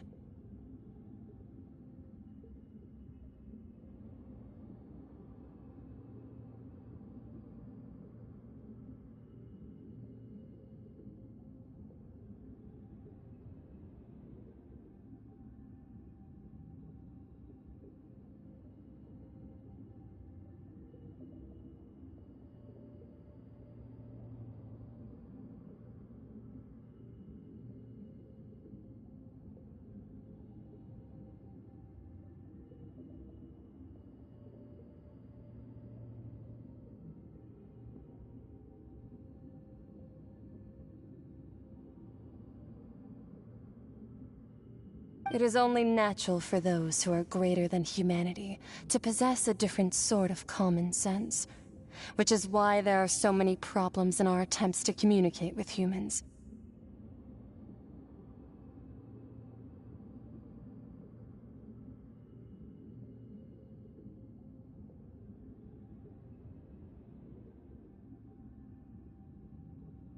Regardless, you should probably get rid of objects of misfortune to prevent any disasters from befalling you.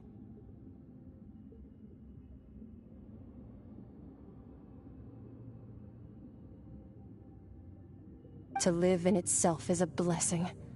But once a person dies, the bonds he once had with this world shall all turn to curses.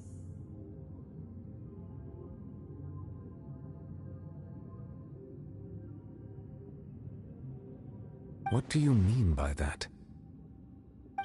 No need to fret. These are just my personal thoughts. And my reason for no— This third descender you refer to, who are they? And when did they die?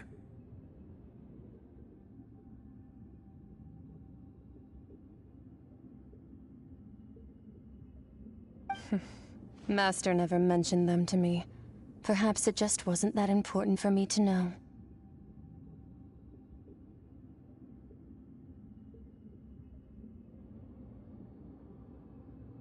If you're interested, though, I could ask him. I'll be sure to pass the answer on to you next time. Next time? You believe we will meet again?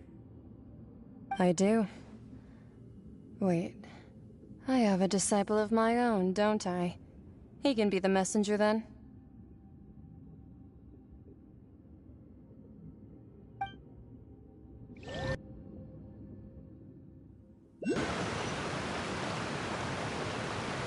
That's what she told me. Whether it would prove useful or not, I wanted to pass that information on. The remains of the third... So that's what the Gnosis actually are. Paimon just thought they looked like chess pieces. How could they be a person's remains?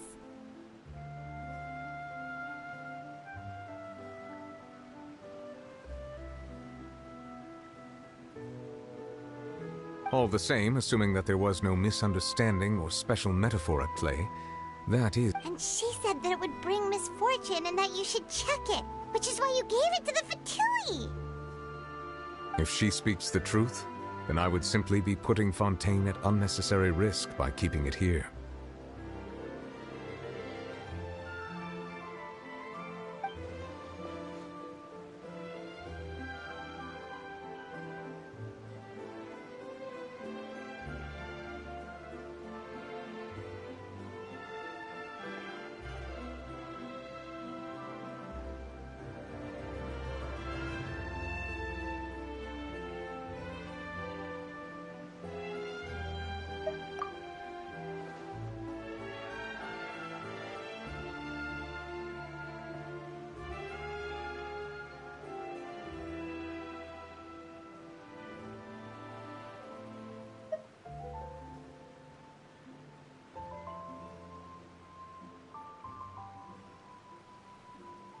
I had guessed that you might already be familiar with this concept, but I did not expect you to be one of them.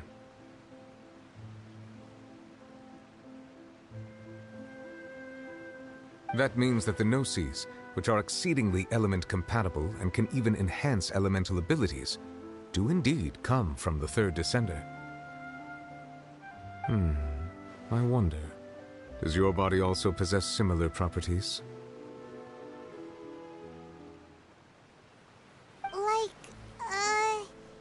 Like being able to use elemental powers without a vision. That does sort of count as special compatibility, right?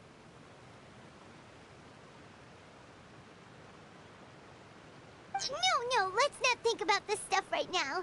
It just feels creepy. Comparing the Traveler to the dead third descender and all.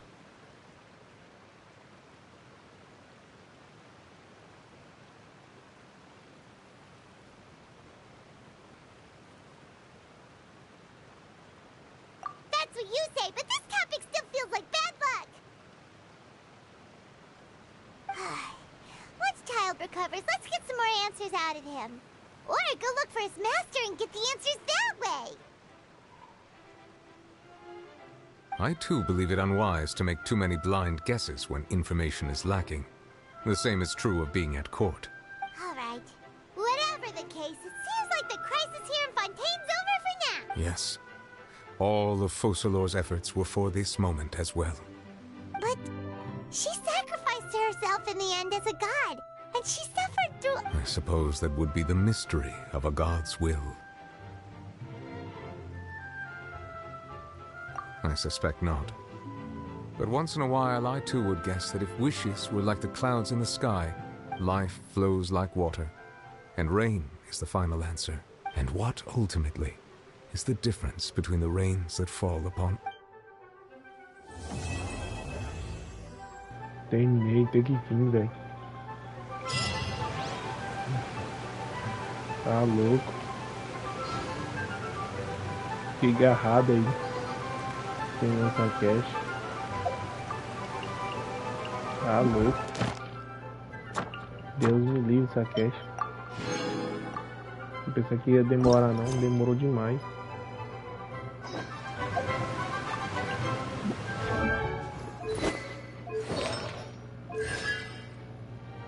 Peguei duas constelaçãozinhas aí, ó.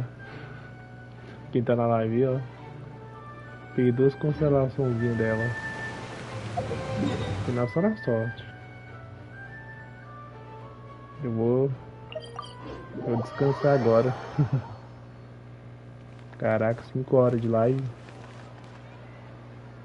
Muita live. 5 horas e 15 minutos aí. Vou fazer mais um aqui.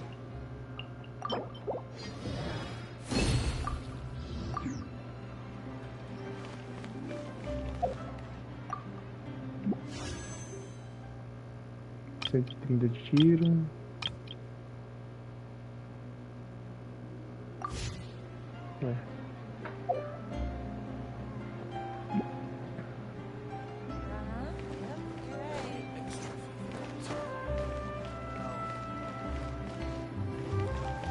Então, galera, eu vou encerrar aqui. Quem não é inscrito aí, se inscreve no canal aí, deixa aquele like maroto, né? E obrigado a quem chegou até aqui, né? Eu encerrei as caches lendárias. E obrigado a todos aí. Valeu, falou, nós, fui, até mais.